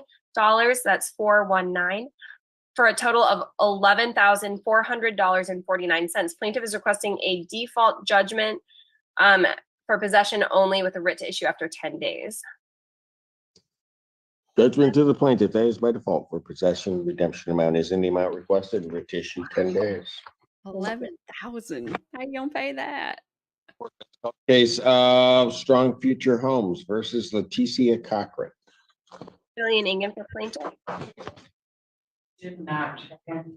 Leticia Cochran, she has not responded, has not checked in. You may proceed. Thank you. This is a case for non-payment of rent. Rent to retain possession is $927.31. Court costs are $176 for a total of $1,103.31. Plaintiff is requesting a default judgment for possession only with a writ to issue after 10 days. Judgment to the plaintiff by default for possession, redemption amount, any amount requested, writ to issue in 10 days. Do you have somebody that needs to be admitted? It's for Arbor Meadows. Oh, got it. Strong Future Homes versus Ashley Womack. Julian Ingham for plaintiff. I'm here. Hello, Ms. Womack. All right, what is the claim in this case? I have a current balance including court costs of $516.28. My Can you say paper that says again? three. You kind of broke up there. Thank you. Total $516.28. My paper says different. Mine says 322.28. That's If what you you're want- showing is? Okay, Yeah, I but can- is your balance include court costs, Ms. Womack? I don't know. Is that on the complaint? It's it's on my non-complainant of rent. It's on the actual paper. Yep. So that was the amount that was due at the time that the case was filed. Oh, this court paper. Yes. Okay, So hold the on. amount has gone up because of late charges and because of court costs. It said Well- my rent was paid through 1/31/2024, and the total rent is now 322. Right. Just That's the my- total rent due. How much are the court costs on this case? I have court costs of $176. So somewhere around there, if I go 8, 9, that'd be 498, and there's probably a late fee or something in there. So with the court costs, ma'am, that's how you're getting to the 516. If they would just let people go in their office and pay it, it would be a lot easier. Okay. So ma'am, Not the Yeah. time. how are you intending on getting this paid? Well, I would have had the 322 in just a week. Now that it's In a bumped up to 500 and something, I might need like another Hold extra on. 2 weeks. Hold on. How much can you pay in a week? 322.28. Okay. Wait, no, it says I owe 228 in rent. This is confusing because now this paper is saying I owe 228 in rent, and that with court costs. Hold on, ma'am. What are you looking at that says you owe 228? Yeah, I'll show you. This is why they should be Let me there flip it. in court. So they can just hand that up to the Okay, judge. that's your demand for possession. Okay, I see that. Okay. Ma'am, let's try to work it through this way. You can pay the 322.28 by next week? Yes. All right, let's do this then. How much is your monthly rent? Like $52. What it was is I didn't know it went up, and so they've been charging me without me knowing. When I tried to figure out how much I owed, every time I called them, you have to call to make an appointment to even go in there. So by the time that they get a hold of me, Okay, it's like 3 days later. ma'am. About how much is your monthly rent? I think 52. Okay, so let's do this. Pay the 322 and change. Pay that. What date can you get that paid? 25th. The 25th. Okay, so pay that by the 25th. All right, I'm going to adjourn this out 1 week to the 28th. Okay, and then what we'll do is we'll figure out so that a new case doesn't get filed. We'll figure out how we're going to get the court cost and then your July rent paid. Okay. Okay. All right. So let's do it that way. We'll see you the 28th at 1 p.m. 1 p.m. Thank you. Thank you. And thank you. Strong Future Homes versus Alana Lindsay. Jillian Inga, the plaintiff. Hi, I'm here. She's iPhone 1. Can Okay. I be heard? All right. Yes, I can hear you. How much is owing on this case? I have a current balance, including court costs, of $999. 999? Yes. Is that what you indicated? I'm sorry, Miss Ingham. You broke up again on me. I'm sorry, $999. Okay. All right, Miss Lindsay, how are you intending on getting that paid? 10%. I actually just got hired in at a new job over the weekend, and I also am in I'm in connection with Hawk. I have an intake on the 15th for them to pay the balance that it is right now, but I should also be able to contribute to that balance since I will be getting paid weekly. Okay, so you got a meeting with Hawk on the 15th of July. Yes, How much is your monthly rent? it's $252. Okay. Okay, did something, so you're subsidized, did something happen with your subsidy at all?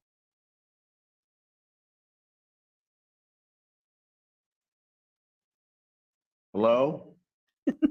I was just getting ready to say Miss that. Lindsay? Hello?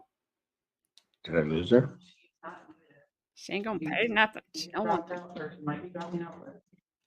Self-employed. Miss Lindsay? And She's There's- just hello. Okay, hold it. You Yeah. dropped out there for a moment. I'm sorry. I was also self-employed at the time, and I was unable to afford the products and the childcare for my kids.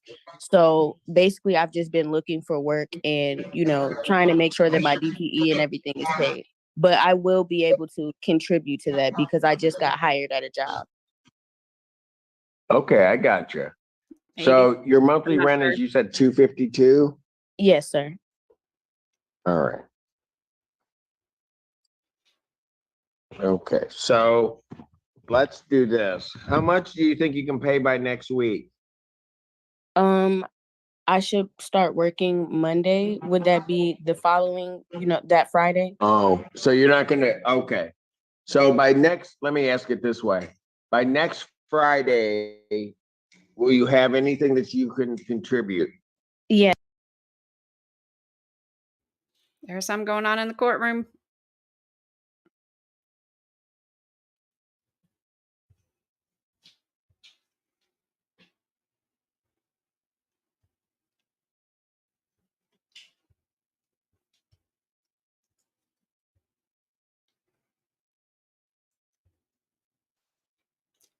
Or they're just showing that and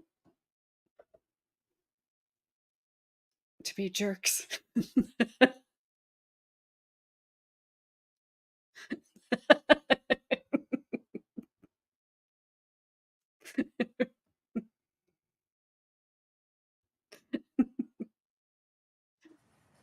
Oh, fire's out. Everybody's gone.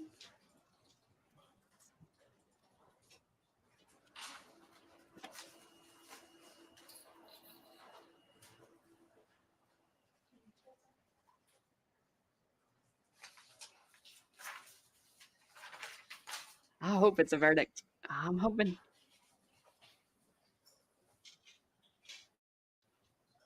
I'll take that off for a second.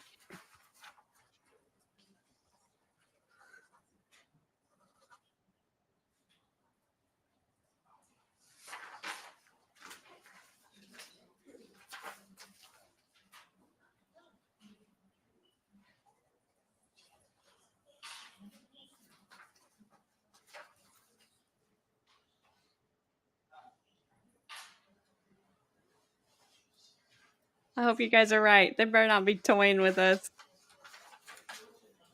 Don't you mess with us, I've not said Bexar. Don't you mess with us, Bexar County. KSAT 12. I got your channel. It's 12. Hairpins clicking.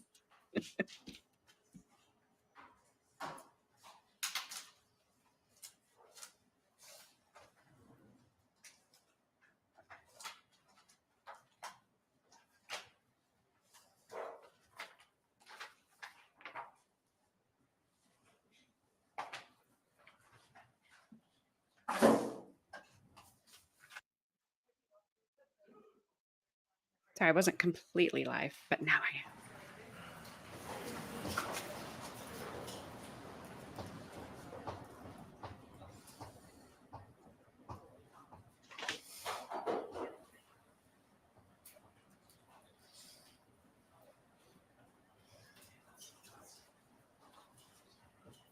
Come on. Just give us something like, haha, just showing the state seal.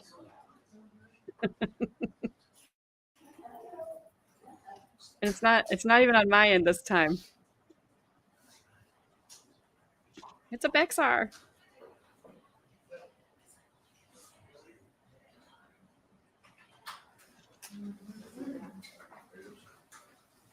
All right, for the jury. Ooh, we go. Sorry, that was probably really annoying. I don't know where that came from.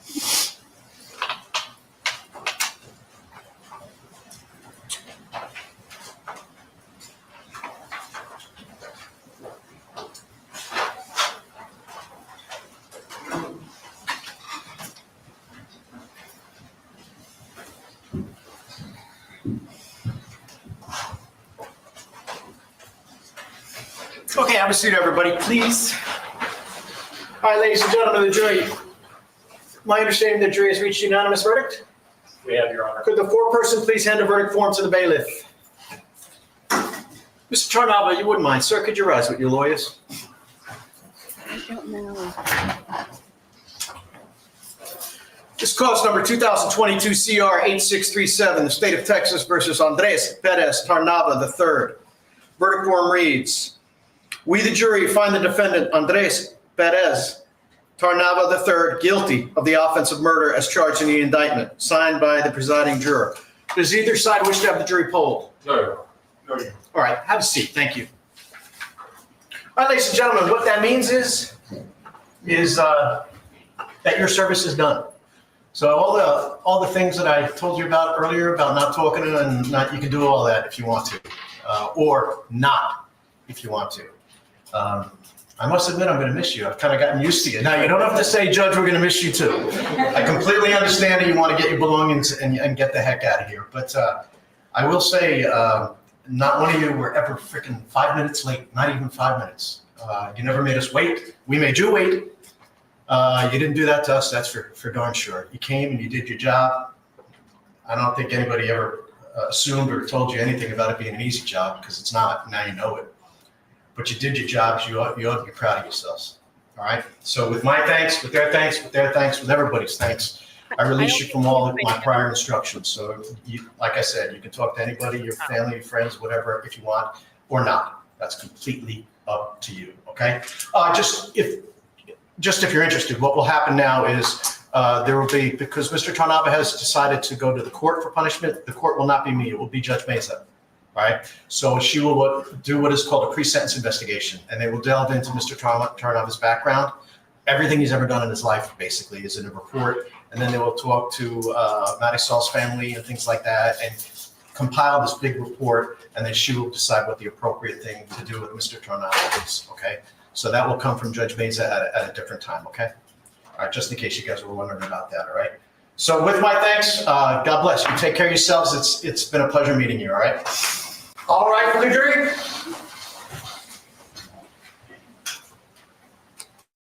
All right, jury should exit. They should come back. We get a sentencing date, and it'll be from Judge Mesa, who had the Daniel Garcia trial, who we will see again in August for Daniel Garcia. Don't you go anywhere, KSAT 12. Don't you do it. My sentencing date. Yeah, but I was going back through the chat times, and it's probably right around an hour. A little less, maybe, even by the time they exited and came back. Probably had lunch.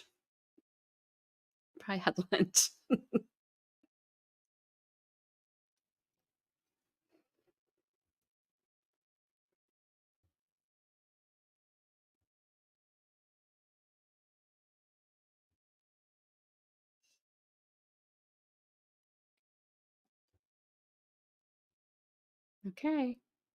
Didn't take them that long to go.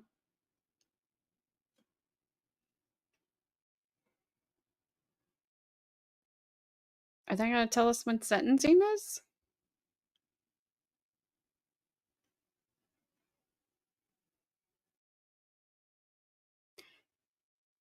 He should have the other attorney talk to him, because then he could stay there for like the rest of the month. Talking to my attorney, he's not done yet.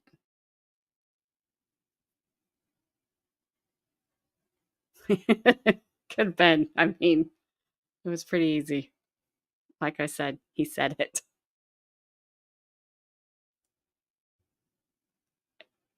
Oh, Gabby. All right, well, bye.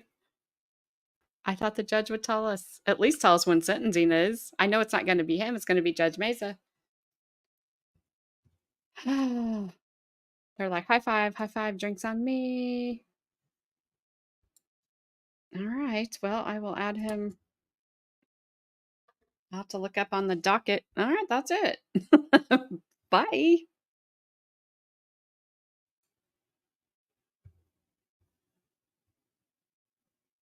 Okey-doke. Well, I don't think anyone is shocked by that. I mean, I'm not.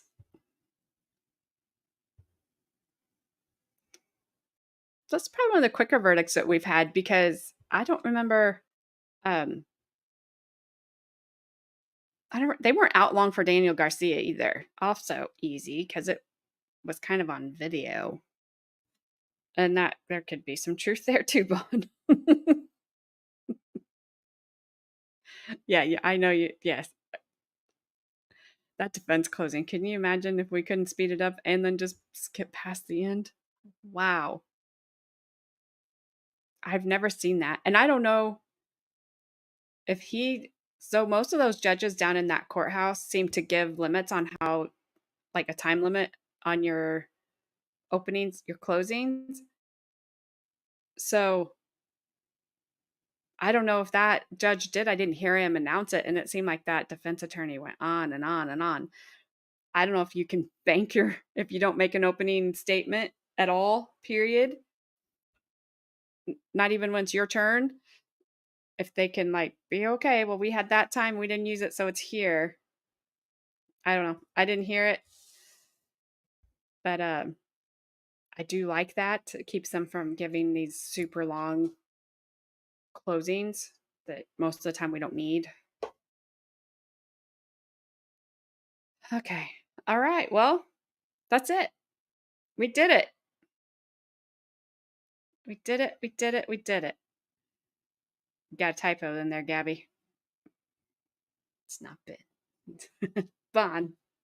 I know you're just a typo. You're just a typo. But thank you guys for all hanging out. I'm glad we were able to finish this up today. We will start next week with something else. I got some stuff.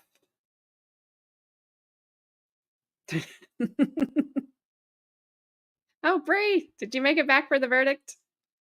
Gabby gave me crap because I ate the watermelon. It's like you were sleeping. See?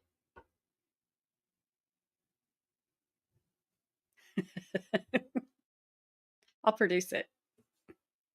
I'll produce it. Are you sure that's Bree and not Brandon? That's a Brandon answer.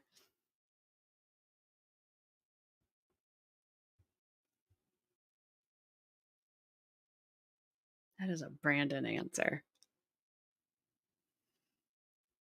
Oh, that all's well that ends well, whatever. He's being sassy. Well, you keep him and his sassiness over there. I'm going to stay over here. And Gabby's going to take the weekend and learn how to type. All right. Well, if you're just joining us, the jury just came back. I know you'll be shocked. It was guilty. Very quick. I think less than right around an hour. And no sentencing. He chose to have the court sentence him. So the jury didn't have to decide that. Let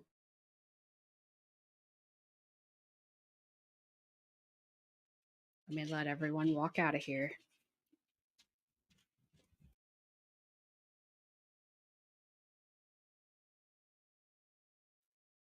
Rude. Yes, if you are just joining us, hello, goodbye. Sorry. Back it up about 5-10 minutes and you can see the verdict. I'll cut it. I will clip it out and put the verdict in on its own thing. So, Vaughn, good to see you again. Hope we get to see you soon. Oh, everybody can see Rue's butt. That's nothing. So, you guys all have a great weekend. Be safe. Make good, smart, safe choices because I tell you all the time, I'll stream your trial. I don't mind. I don't mind. I'll see you guys all Monday, 10:30 a.m. Eastern time. And we'll do something fun from there. So see you guys later.